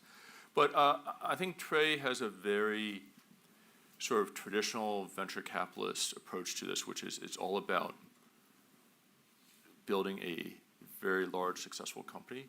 And in his mind, the only shots on goal that matter are shots on goal to build, to get billion-dollar scale contracts and build a multi-billion-dollar company.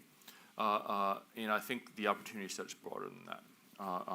We have 150 companies in our portfolio right now that have at least one government contract of a scale in the millions of dollars, and we have lots of what's characterized as dual-use companies in that portfolio.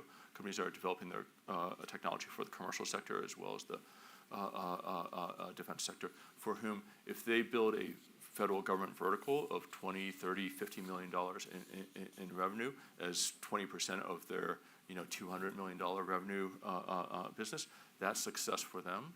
They'll be happy, their venture capitalists will be happy, and that's success for the U.S. government to get those types of commercial technologies in. We've invested in companies like Cloudera and MongoDB and Databricks who, develop their technologies first and foremost for the commercial market, but those technologies are having a lot of impact in the U.S. government as well. So I don't think this idea that the only companies that have generated shots on goal are the three most highly valued companies in the space. That being said, the general trend of we need to bring defense spending or intelligence spending or U.S. government spending more in the direction of new emerging commercial tech companies and less in the direction of the traditional big primes is one I absolutely embrace. I think the conflict in Ukraine, the conflict in the Middle East, the potential conflict in South China Sea all demonstrate that those technologies are incredibly important to those conflicts, and we as a government have to do a better job of accessing that, leveraging it, and deploying it on mission. Replicator is a great initiative. So are 5 other initiatives that we have going on in the government right now. So as someone who's been in this business for 17 years of trying to bring these two worlds together, we've advanced, and I'm happy that we have advanced from sort of trying to get the government to pay attention to startup companies trying to pay attention to the government, to the conversation is now how best to do it. Replicator is an answer to the question how best to do it. And we need to continue to get better at it. But we're headed in the right direction, and I think I'm a little bit more optimistic than Trey is on the subject. Julie, can I add on to that? So I think I agree with Steve. I think there's two kind of key things that we see here. And so for one, if you look at most companies that have a federal practice that are public companies, it's typically not more than, I think, 10 to 20% of their actual overall revenue, right? Yet what they add and the value that they add to the overall ability for the U.S. government to achieve its mission is critical. For smaller companies, right, where it might be a $10, $15 million of total revenue against a larger commercial book for dual-use technology, one of the things that we have to ask ourselves is how do we get that technology adopted and going and kind of in the hands of warfighters or analysts or operators or business analysts quickly. And so the way we've kind of looked at that is we have to pay it forward, right? All the work Steve and In-Q-Tel did to help us actually figure out what it means to have a classified contract, to build up an FCL, et cetera. How do we help that next generation of companies do that and then provide a technology base, a platform that enables them to quickly take their things to market without a 2-year ATO process and kind of signing away their firstborn to the U.S. government for X, Y, and Z. And so that's kind of like the first thing that I think we've seen a lot of progress with DIU, with In-Q-Tel, with NGA, with all sorts of partners across the U.S. government and interest in. But I think then the second part of it is I think sometimes we tend to all be very negative about the big primes, right, and the OEMs. And if you really think about it, my sense of where Replicator is headed, though I guess we'll hear in a minute, what can you take that for the standard of care for life that America has when it comes to lethal action, it's going to be something that's a very high TRL level that's probably being built by an OEM that has capabilities on it that have been approved to ultimately, take lethal action. It's a very serious thing. And if you're trying to accelerate that right now, yes, you need to give Anduril 100%. I would put Anduril on every program to give it a go-on shot, to compete and try, because you're going to get innovation, you're going to push everything forward. But we shouldn't be, I think, quite so negative about the role of the primes and the OEMs there. Where I think there's an opportunity, I think Congressman Whitman kind of mentioned it, is when you think about things, again, everybody's favorite program to poke at, the F-35, but if you really think about the F-35 and the software capabilities, the question I would ask is not, let's not throw the baby out with the bathwater here. How can we start to help enable innovation on the software side of that that's been delaying these blocks, leveraging both new tech, right, and more non-traditional defense tech companies, as well as the traditional defense tech companies. And that, I think that's the actual opportunity if the next 5 years are the critical period. That's actually how we're going to get it done. It's going to be kind of take all of the industry. Admiral Whitworth, what are in this sphere of discussion of AI, what are the lessons that you've seen from Ukraine and from Gaza in terms of how intelligence has been collected and analyzed that you need to take as an action point to start doing something different? What are the sort of lessons that you've taken? So I'm really proud of what NGA has done to contribute to understanding the situation in Gaza and to contribute to the defense of both Israel and Ukraine. To your question, what does it teach us? There are situations in the world that may appear to be quite baseline that actually are anomalous, and that's what we're all about when it comes to warning. When I've talked about NGA Maven in the context of targeting, that's typically in the identification of a target and as I said, it's not even characterization, it's just detecting the target. With vision transformers, we'll now talk about phrases and characterizing, say, movement or a trend, something like that. And so that will be instructive. But when we talk about warning, now you're getting into the industrial strength data of NGA. Because it's a really big world out there. And there are things that can sneak up on you, and you may not be prioritizing the collect in those places. And you're going to want to have an algorithm trained to do the review so that you can save your analysts for other priorities. This is where we are going to really spend a lot of time. And we have some progress already.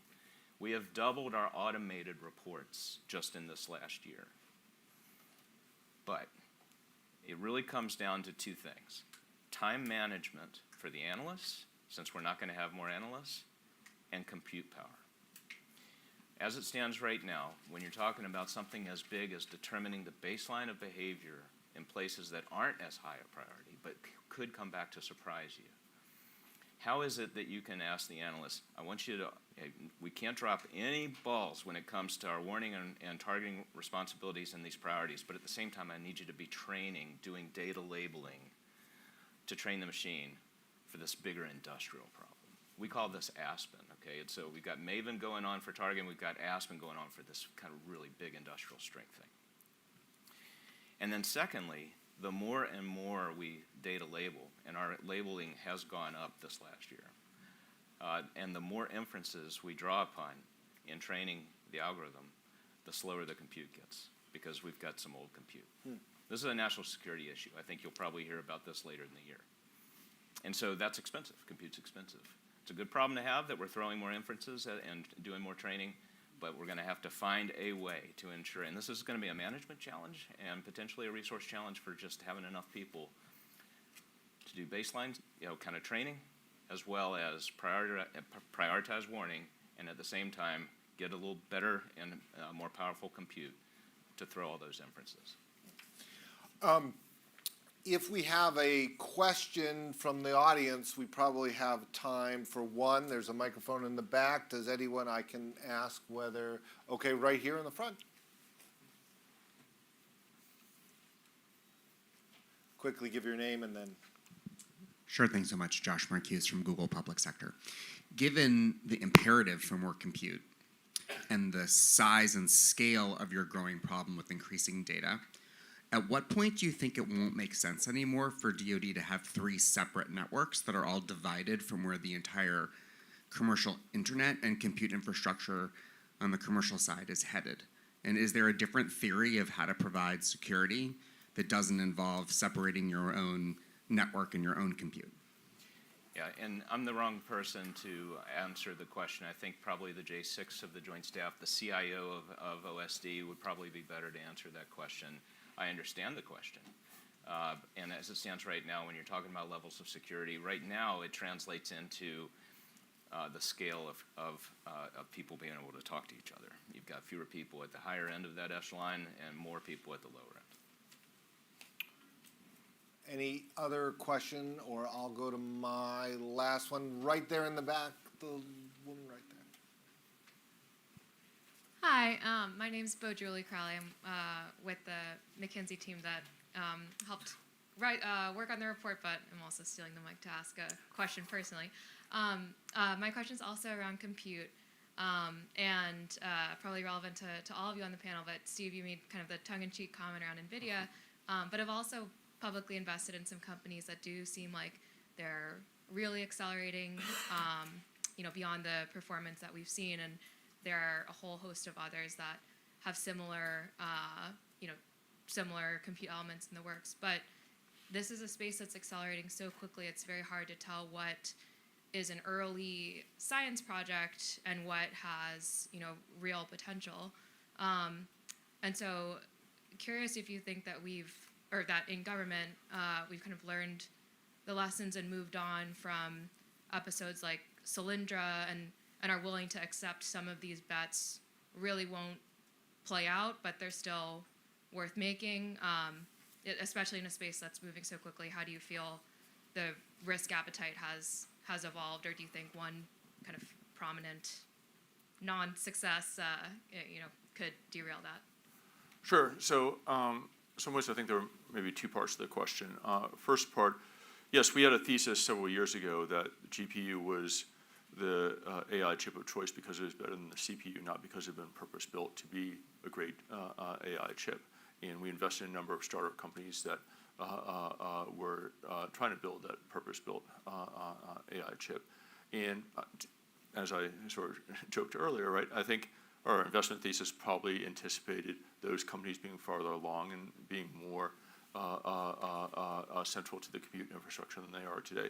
But we haven't given up hope. We think there's a lot of really interesting capabilities coming down the pipe very soon from those companies. And like all investing, sometimes things take a little bit longer to develop.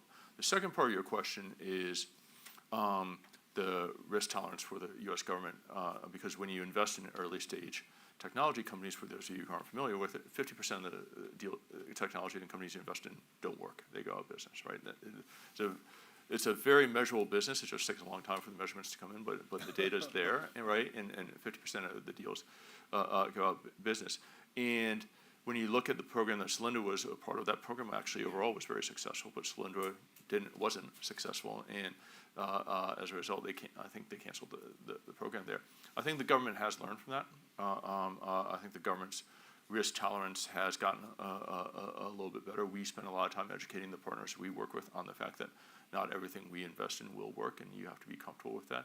I think there are things you can do around small amount of money and drip feeding the investing so that you're not putting all your money at risk up front. There are other things to do, but I think the government does get that, and they see in the success of the venture capital industry in the private sector, right, that it is a hits-driven business, and 10% of the deals drive 80% of the financial returns. And I think in some form or another, 10% of all these commercial technology companies we invest in are going to drive 80% of the impact to agencies like Admiral Whitworth's. And so people are starting to get that mentality and get that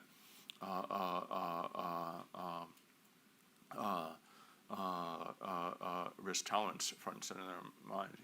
As I said, we've been doing this for 25 years. We've had our share of failures. Everyone does, and we're still in business. The government hasn't shut us down, so hopefully they keep that attitude. Well, and just to add on that, the government takes this risk all day long in S&T. Yeah. I mean, to half of those things get to full scale. And I think 50% is good. Steve's just a good investor. But usually it's 90% fail for most VCs. So I think we know how to take this risk. We just have to apply it in this domain, I think is kind of the idea. We've run out of time, so will you join me in thanking the panel?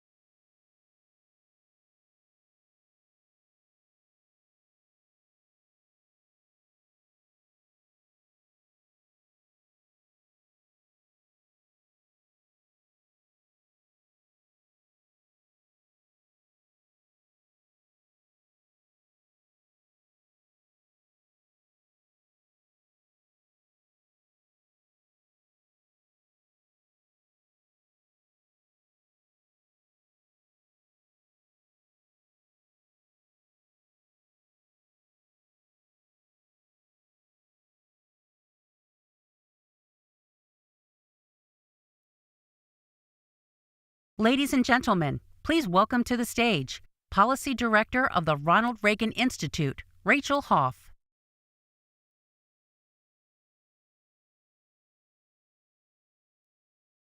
Thank you so much. As we come to the close of our program today, we're so grateful to everyone who's participated in our second annual summit on the National Security Innovation Base, both to those of you who have joined us here in person and to everyone who's been watching online. It's been a productive day of discussions with leaders from across the NSIB landscape. We've tackled some of the most important issues facing the NSIB ecosystem in the innovation race. Many of those challenges start here at home. We've heard from our speakers today about the atrophy of our domestic manufacturing capabilities, about supply chain risks and vulnerabilities, and about the corrosive effect of budget uncertainty. Meanwhile, the global threat environment we face hasn't been this dire since the Cold War. With active conflict in Europe and the Middle East, and the forces of authoritarianism in China, Russia, and Iran, banding together to overturn US leadership and neutralize our military advantage. We all know that technology sits at the heart of this competition.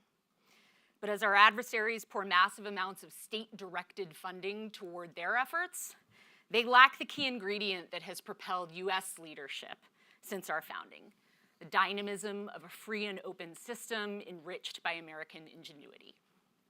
In the face of these challenges, and to maximize our strengths, what our nation needs is a strategist who also has deep experience converting strategy into the defense program. Deputy Secretary Kathleen Hicks is one of those leaders. In her role at the Pentagon, she's worked to make innovation a central focus rather than a side project. She's introduced groundbreaking initiatives like Replicator to upend the way the department does business and guide the DoD toward capability rather than convention. It's a privilege to have Dr. Hicks here with us today to deliver the keynote address at our NSIB Summit. Following her remarks, she'll join Reagan Institute Director Roger Zakheim on stage for a moderated conversation, and that'll close our conference. Without further ado, please join me in welcoming the United States Deputy Secretary of Defense, Kathleen Hicks.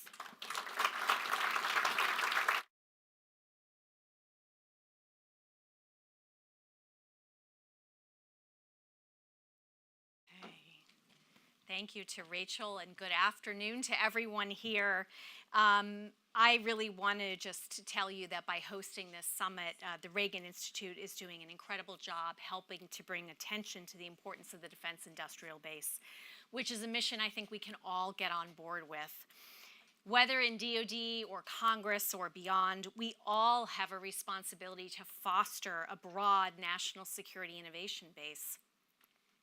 New entrants are vital to that mission, but so too is the health of longstanding partners in the defense industrial base. And I often speak to the former, but today I'd like to focus some of my remarks on the latter. So to all of those of you who build things primarily for the military or even that only the military needs, I want to say thank you. And we need you in our innovation base, from aircraft carriers, destroyers, and nuclear submarines to stealth bombers, tanks, and troop carriers and machine guns, missiles, and more. And I'm not only talking about the prime contractors that so often serve as our large system integrators. I'm also talking about the thousands of sub-tier suppliers, many of them small businesses in communities all over America. The military and the industrial base are mutually dependent.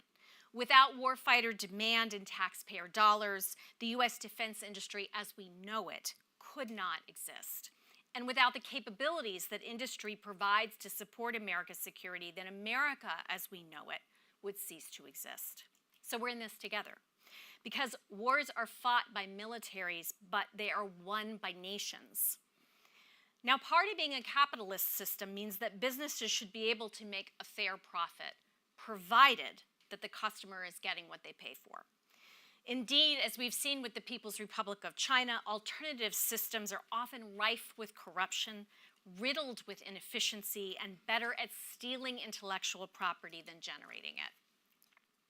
because ingenuity and creativity thrive the most when they're enabled and surrounded by free minds, free markets, and free people, not when they're forced to toe the party line.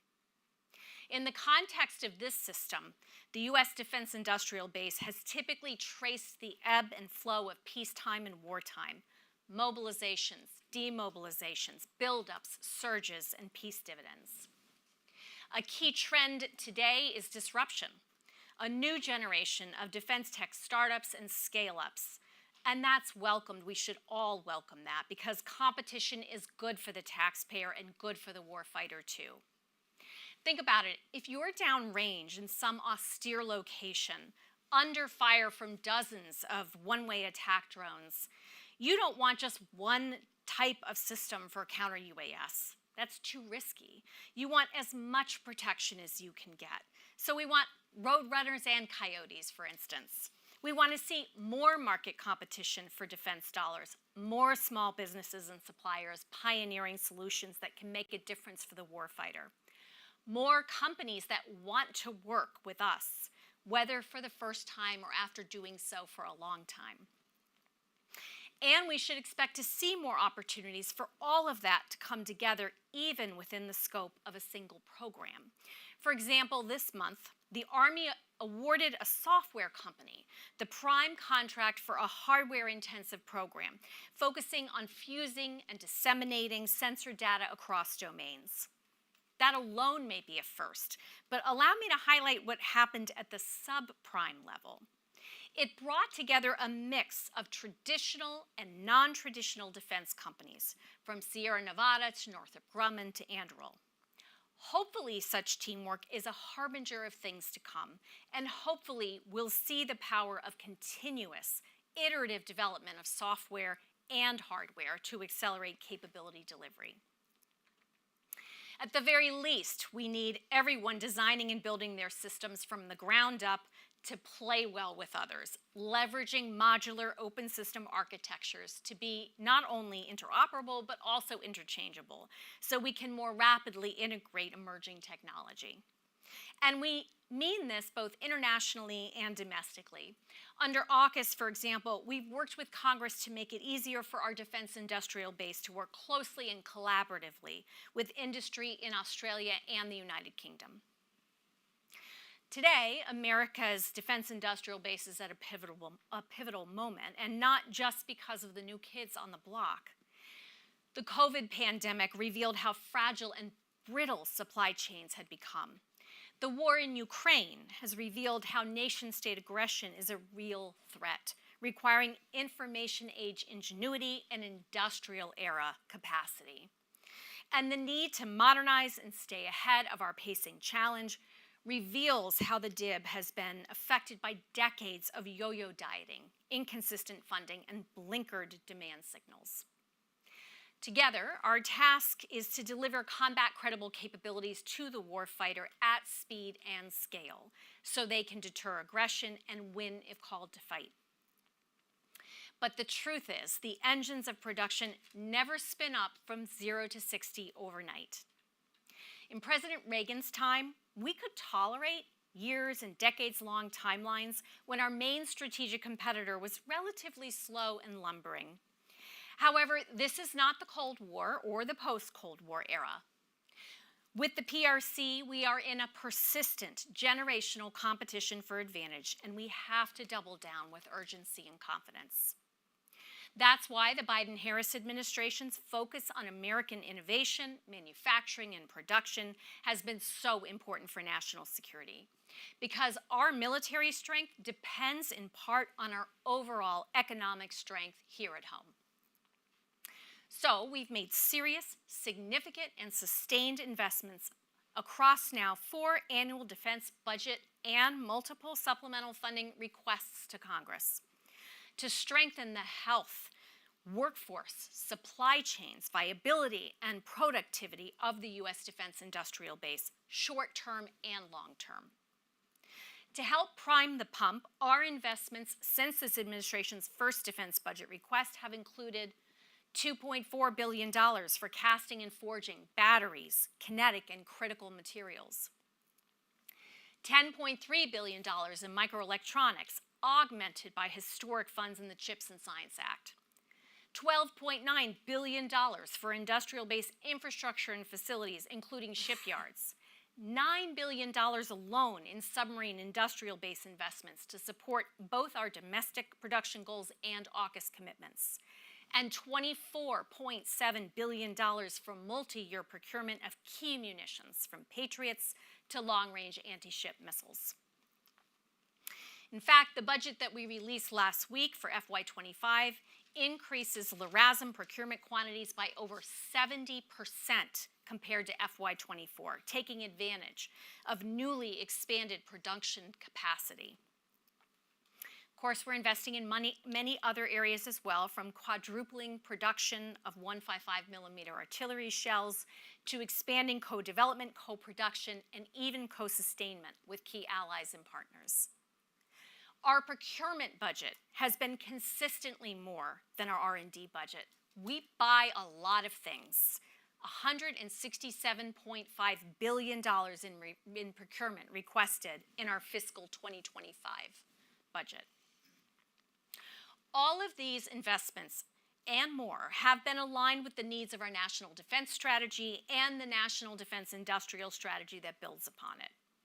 The latter, which we released in January, is the first of its kind in DoD, born of a recognition that our defense industrial base is something we must actively and strategically shape to meet this generational strategic moment.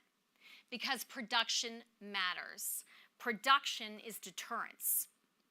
Now, the military may be a singular customer for the defense industrial base, but we are not a unitary actor. We have to succeed through teamwork with both industry and Congress. And while I believe we all agree on the urgency to innovate, I must say one of the most serious obstacles to doing so has been the lack of stable, predictable, timely funding. For the 11th time since I became Deputy Secretary, DoD is operating under a continuing resolution, and we look to be headed toward a 12th time. As many here know, these stopgap measures are really half measures. They inhibit us from starting new programs. They compress our time to do talented acquisition work with our professionals who have to award contracts, ensuring taxpayer investments are safeguarded. And they rob us of critical momentum, forcing us to stand still while Beijing, Moscow, and Tehran move to modernize their militaries, coerce their neighbors, and work to outpace us. Shutdowns are even more damaging. So we need Congress to pass bipartisan FY24 appropriations as soon as possible. We're almost 6 months into the fiscal year, so it's long overdue, and the delay has already been devastating. It wasn't always like this. For all 8 years of Ronald Reagan's presidency, and even when Roger's father was DoD comptroller in the early 2000s, DoD, on average, spent 45 days a year under CRs, about 6 weeks. Not great, but doable. Some years it was less. But over the last 3 years, that number has more than tripled. DoD has operated under CRs for an average of 143 days a year. Since 2010, we've lost nearly 5 years in total to CRs. No amount of money can buy that time back. It's impossible to compete and outcompete the PRC with one hand tied behind our back 3, 4, 5, or 6 months of every fiscal year. Washington has to do better, and I know it's possible. Just think, for 7 presidential election years in a row, 1984, 88, 92, 96, 2000, 2004, and even 2008, Congress passed DoD's base budget before Election Day. We hear the right words, but actions matter most. In Congress, industry, and even in the Pentagon, we need everyone to set aside differences, come together, and work together around our shared recognition that we are in a generational era of strategic competition with the PRC. And central to that competition is investing to take care of our troops and their families. Let me get to a concluding message. To have a healthy, resilient, dare I say, thriving American arsenal of democracy, we also need a healthy, resilient, and thriving American democracy. The two cannot be separated because enforcing contracts and protecting IP depends on upholding the rule of law. Hiring a talented workforce depends on good schools and universities and immigration. The prosperity of all Americans depends on ensuring equal rights and equal opportunity for all. And starting a business, investing in others, inventing a product and taking it to market depends on safeguarding the institutions that provide the blanket of liberty under which you do so. If we want to keep changing the world, then we have to strengthen the democratic principles that make this nation so worth defending and make changing the world even possible. Our country is not immune to the authoritarian winds that sweep the globe. We have seen America routinely tested, and while she has withstood, we cannot take that for granted. Institutions can be degraded, belief in institutions can fade, both endanger the health of our nation and our industry's success. We want private sector innovation to succeed. We need the private sector to feel the same about American democracy because neither can thrive unless the other survives. How we do this matters. Our ends and our means for achieving them are intertwined because the end we seek is for American democracy and industry to continue to long endure. I want to thank all of our workers across the defense industrial base. American ingenuity and hard work are why U.S. military equipment is the best in the world and why foreign military sales requests continue to increase to all-time highs. You will remain one of our greatest enduring advantages long into the future. 40 years ago this fall, then President Reagan visited Palmdale, California, and spoke to some of the many defense industry workers building the B-1 bomber and secretly multiple stealth aircraft. There, he recalled a pledge he'd made a few months earlier at Omaha Beach: to always remember, to always be proud, to always be prepared, so that we may always be free. And he said there was no higher responsibility than to honor that pledge because no one, absolutely no one, should ever ask the sons and daughters of America to protect this land with less than the best equipment that we can provide. That responsibility guides us still today, and it always must and it always will. Thank you.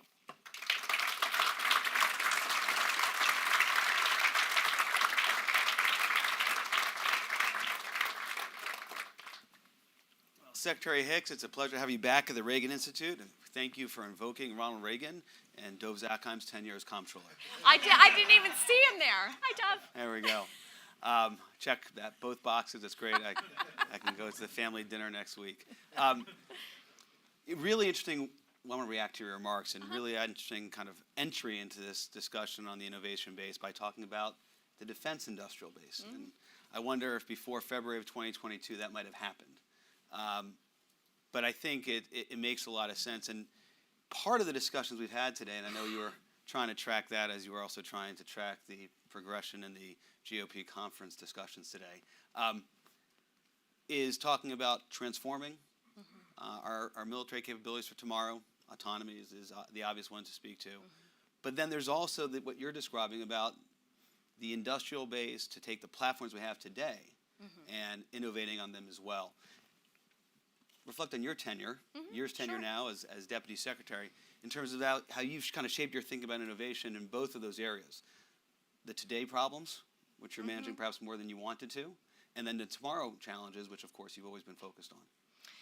I think the biggest takeaway I could give you is that the answers are yes and any attempt to simplify to some kind of silver bullet system fix to the system, those will fail. We have needs across the department that are vast and that kind of fall all across the spectrum: software, hardware, everything in between, and most importantly, integration of all of that.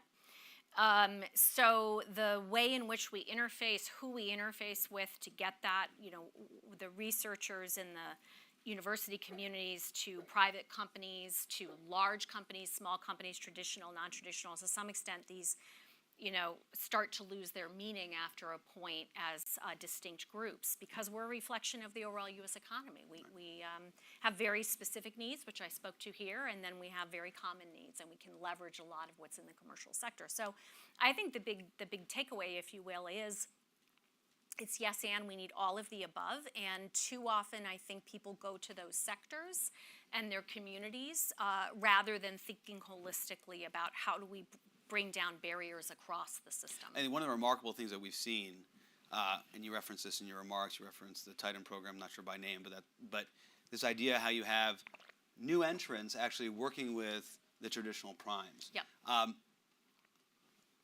I'm curious if that is something that's happened organically from where you sit, or has that been something you've been kind of pounding heads? When Ash Carter started DIU, my imagination of that conversation is he probably brought both sides in and said, okay, work together, and each side said pound sand. They're gonna squash me. That's what the new entrants would say, and the prime would say, well, these guys just want to go public. They don't want to work with us. Mm-hmm. Why is it happening now? I think there's some necessity is the mother of invention in there. The types of capabilities that are evolving in the outside of defense realm are so clearly applicable to our needs, particularly in software, that it's very encouraging. I think the traditionals, if I could maybe speak on their behalf, see the value in bringing them in. For the non-traditionals, we've really seen a sea change. I don't know how much you all have already talked about this today, in terms of the desire to work with the department. And I think there the PRC's done the heavy lifting. The heavy lifting is in their actions. Folks saw what happened, for instance, for Hong Kong. They've seen the aggressive advances in their military modernization. They've seen the threat to Taiwan. So they've seen the theft at a much more, as I mentioned in my remarks, at a much more company level. They've seen the stealing of intellectual property, the cyber intrusions, things of that sort. So whatever those reasons are, we are absolutely thrilled that folks want to work with us. We want to throw those doors wide open as we can. We know we are very challenging for folks to work with, and that's part of my job and the job of other leaders in the department is to try to find ways to lower those barriers. One of the quote you had in your speech was a reference to the National Defense Industrial Strategy. It says, production is deterrence. I think is spot on. And I know your colleague Bill LaPlante has been saying the same. But one of the elements that came into this report card was looking at that and saying, okay, well, the program of record is the coin of the realm. I don't know if you agree with that, but generally, okay, so we'll give you an opportunity to tell me why in just a moment. And I guess the question is that explain, why that is or not the case, because so many feel that they can't get to that program of record and therefore they can't produce, right? If production is deterrence and people want to produce, but they're not getting there because they can't penetrate into an existing program of record or see, a new one come out. All right, Kath, take it down. No, look, first of all, I want to listen and be open to the way in which those who are trying to enter into our market, believe they can show value back to those who've invested in them. So I take that. I do think program of record is a sort of 20th century way to think about the way in which we are investing in capability. We like the 20th century here at the Reagan Institute, so you know. It wasn't so bad. Now it's getting personal. I think the reality is that the way in which we feed the warfighter capability goes well beyond programs of record. Obviously, the adaptive acquisition pathways with Ellen Lord sitting right here is a huge way in which that had already begun to transform several years ago. We are building on that. Software acquisition is a clear other example, whether through the pathway formally or other approaches, OTAs, et cetera. That said, production does matter, and so I just don't know that I would equate all production with programs of record.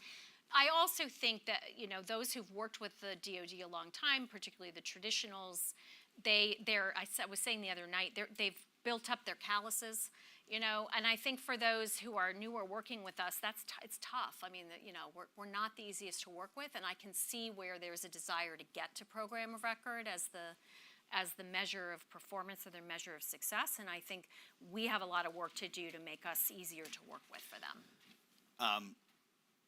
A lot of discussion today referenced this thing called Replicator. Yeah. Have you heard of it? Yeah, I have. Okay. I have. But interestingly, I didn't hear it in your remarks. Correct. Okay. And so I would love for you Sure. to talk a little about Replicator, perhaps hitting on the following items. When you spoke about it perhaps in August or so, it was this 12 to 18 month window. 18 to 24. Okay, you're right. I good just try. found the timeline. I was looking for it. 18 to 24. Yeah. You're talking about attritable autonomous systems at scale, multiple thousands and multiple domains. Yeah. As you said, within the next 18 to 24 months. How are we doing? It's not something you're seeing in the budget request, as you told. It is in the budget But request. so outline how we're doing against it. Sure. So we are on plan. The 24 approach, we, like everyone, I think Mike McCord likes to say he's hitting refresh on his browser to see if we'll get the bill. We put in a reprogramming request that was very well received in all four corners off of our 23. That is still a viable pathway. However, we also are led to believe it's possibly in the 24 bill. So we need one of those two pathways to move forward. And our whole goal with Replicator really was to be listening, especially to the appropriators and their report language last year in both the House and the Senate, which was essentially work with what you have. You guys have a lot of authorities. You can come back and ask for reprogramming. You could even come back and ask for reprogramming under a CR. Let's play ball. And that is exactly what we have done in Replicator. So, we need to see that come to fruition. They've been very positive about it, but of course we don't have a bill, and the reprogramming request, I think, continues to move through as an alternative path. So that's 24. We've built it into our budget for 25. And let me pause there to just say a little bit about what Replicator is. Replicator is a process inside the department. We learned from several other efforts that we've undertaken, Radar, everything's got a great name, right? Radar and CAP. And so Replicator is the latest version of that, really focused on production. What we've learned is that when we can bring senior leader attention in a systemic way and look enterprise-wide at how to lower those barriers I talked about, we think we can really catalyze activity in capability areas that are important. So we know from warfighters that this area of attritable autonomy is very important to the concepts that they are building out, particularly as we look to Indo-PACOM. We know how they want to apply the capabilities. We are about trying to get that capability into their hands as quickly as possible, and the multiple thousands and multiple domains in 18 to 24 months meets that Indo-PACOM near-term requirement. It is not a substitute for autonomy for the Department of Defense. That is not the goal of Replicator. But it is going to show, we're going to lower barriers, burn down risk across a whole panoply of challenge areas from requirements. This is why the vice chairman chairs it with me. The fact that we have just in the first 5 months that we had it moved through the requirements just alone, requirements process, got capabilities identified, got systems identified, got resources identified. That's knocking years off of the efforts where the department was headed already. But what will happen at the end of this process, when we've burned down the risk, when we've created these integrated capabilities, when we've provided it in a test environment to Indo-PACOM and others, and when they've delivered and fielded, there's still the need across the department to better integrate autonomy, attritable or otherwise, into what the department is doing. That is a much broader challenge set where we think Replicator is a tool, not the only tool we're using, but a tool to get the services to start to get comfortable with the burn down of risk. Obviously, as is quite clear, I am bearing the risk on Replicator. I think it's a very good risk to take. If the Ukrainians and Russians can put out thousands of UASs every month, and we are having heart attacks over whether the Defense Department of the United States of America can put out multiple thousands over 18 to 24 months. If we can't do that, we have a much bigger problem than whether Replicator, was violent head nodding in was this a room. good success. Yes. And we say we want us to take risk. This is a good example. Do we want us to take risk? Are folks on board for this? But the bigger transformation of the department these senior level led pathfinders, I think, are incredibly important for changing culture. It's a show me culture. Show them that people are willing to take risks. Show them you'll put your reputation on the line to make change happen, and then maybe they'll make change happen. But the actual investment, that's going to be service-centric, and the production engines are service-centric. We had Mac Thornberry, former chairman of the Armed Services Committee, here earlier today, may still be, and was praising Replicator and also noted how it is resting on the Deputy Secretary's shoulders. Seems like you're comfortable with resting on your shoulders. That's great. Yeah. Last question before we open up to the audience here. And because you approach this, I know, from years prior to your current position through a strategic lens, the National Defense Strategy. You look overall, across the horizon, the strategy, the budget, the programs. There's a concern out there, I share this, that it's shrinking. The force is shrinking. And then we can't realize our strategic objectives, however you want to manage it. And instead of being the force that can go ahead and dominate in 3 regions of the world and deter and, if necessary, prevail in conflict, we're actually going to have to make some choices here to the point where we're not going to be able to do it in all those places where we need to be, where the strategy says we need to be. And you're managing the outcome of the Fiscal Responsibility Act. You didn't pass that. That was the President signed the bill that the Congress passed.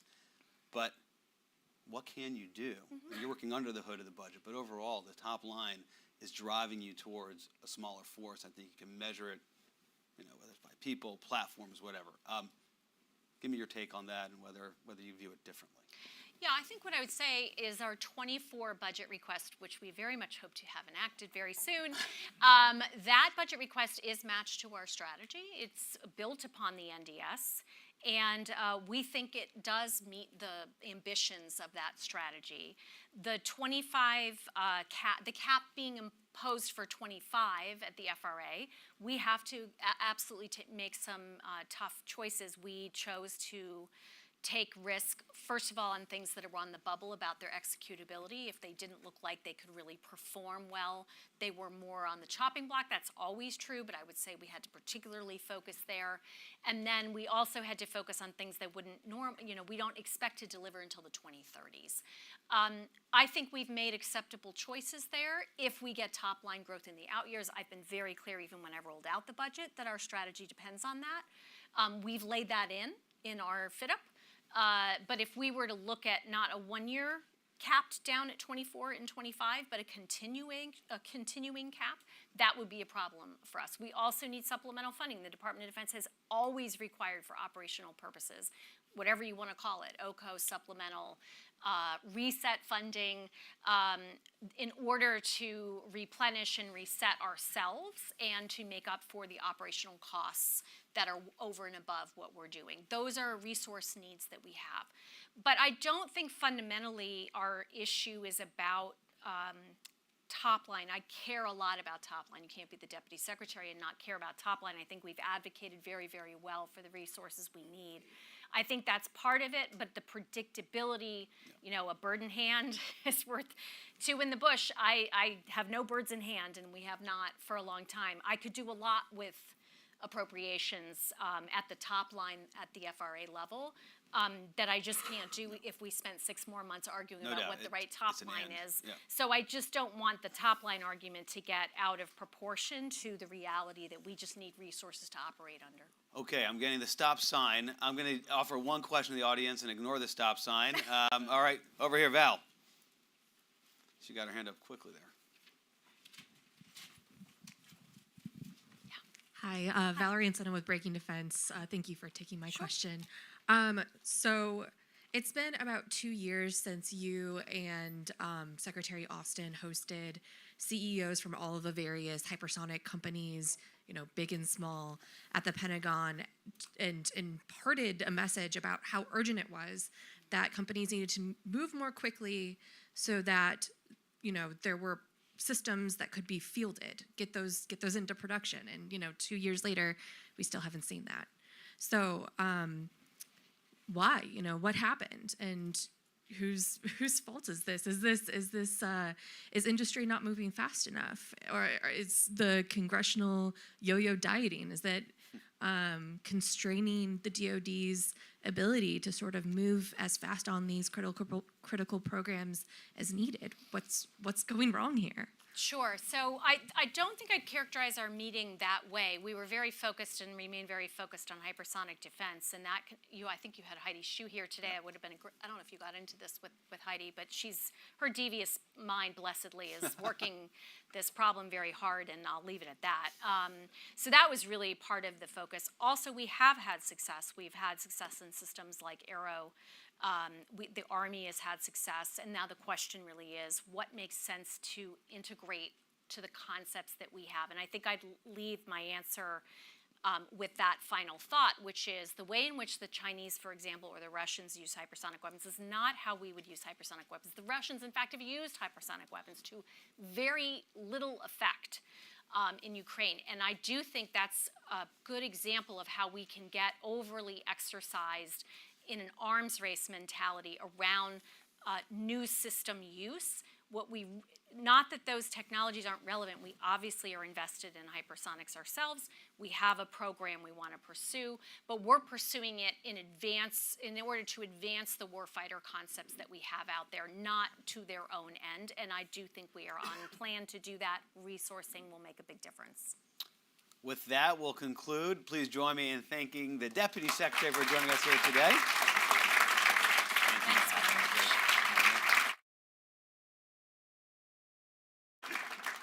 For everybody else online, we thank you for joining us. For those in the room, in a few minutes, join us downstairs in our Legacy Hall for a reception to continue the conversation. Thank you.